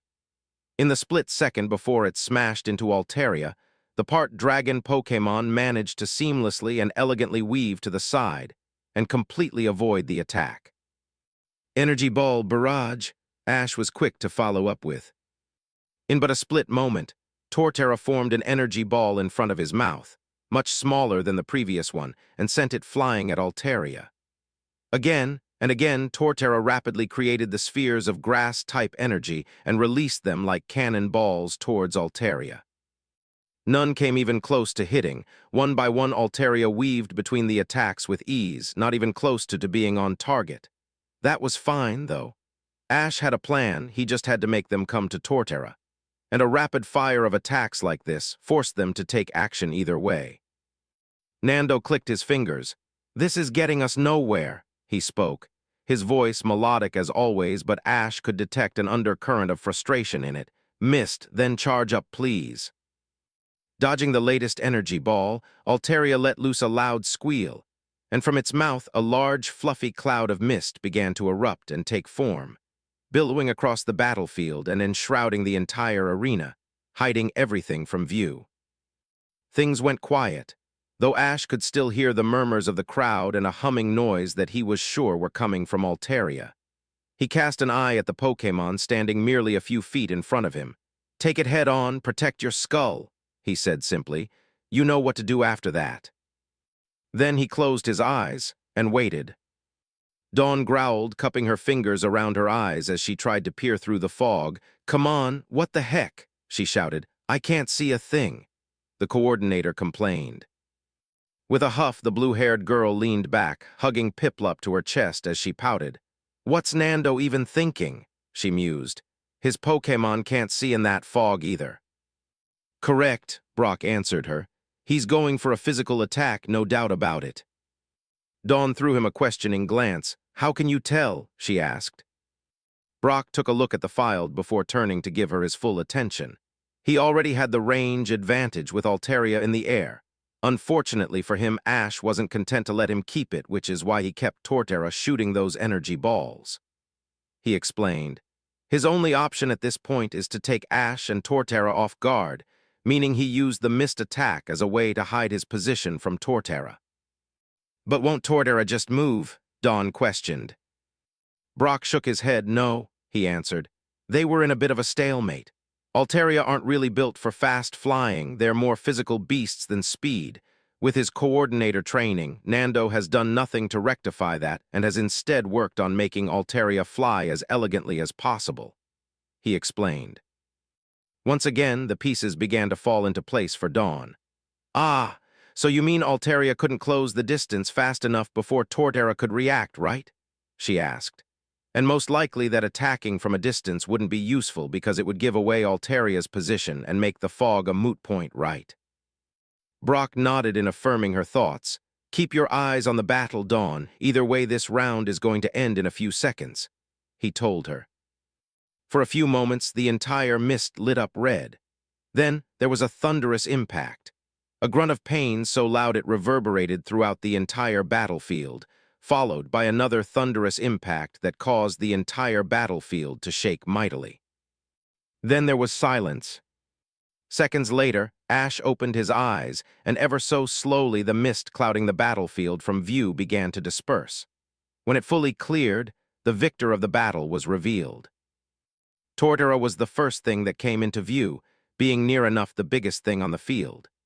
The entire side of Torterra's face was blackened, burnt right down to one of the shoulder that led to its amazingly hard shell. Even the outer rims of the shell was burnt slightly as well, small red embers clinging to the surface. Altaria was next to come into view. A shocking sight, the elegant part dragon type lay completely unconscious in yet another large crater. 4 absolutely gargantuan roots pinned it in place, looking for all intents and purposes as if they came down like the hammer of a god from above and crushed Altaria beneath their mighty size and weight. Altaria had managed to deal quite a bit of damage. Even slightly burning Torterra's shell was quite the feat. But in the end, as Ash had predicted, it indeed ended in one clean blow from Torterra. Altaria is unable to battle. With 2 Pokémon remaining, the winner of this battle is the Red Trainer, Ash Ketchum of Pallet Town. And with that, it was over. Ash would be moving on to the victory tournament for the 3rd time in his young life.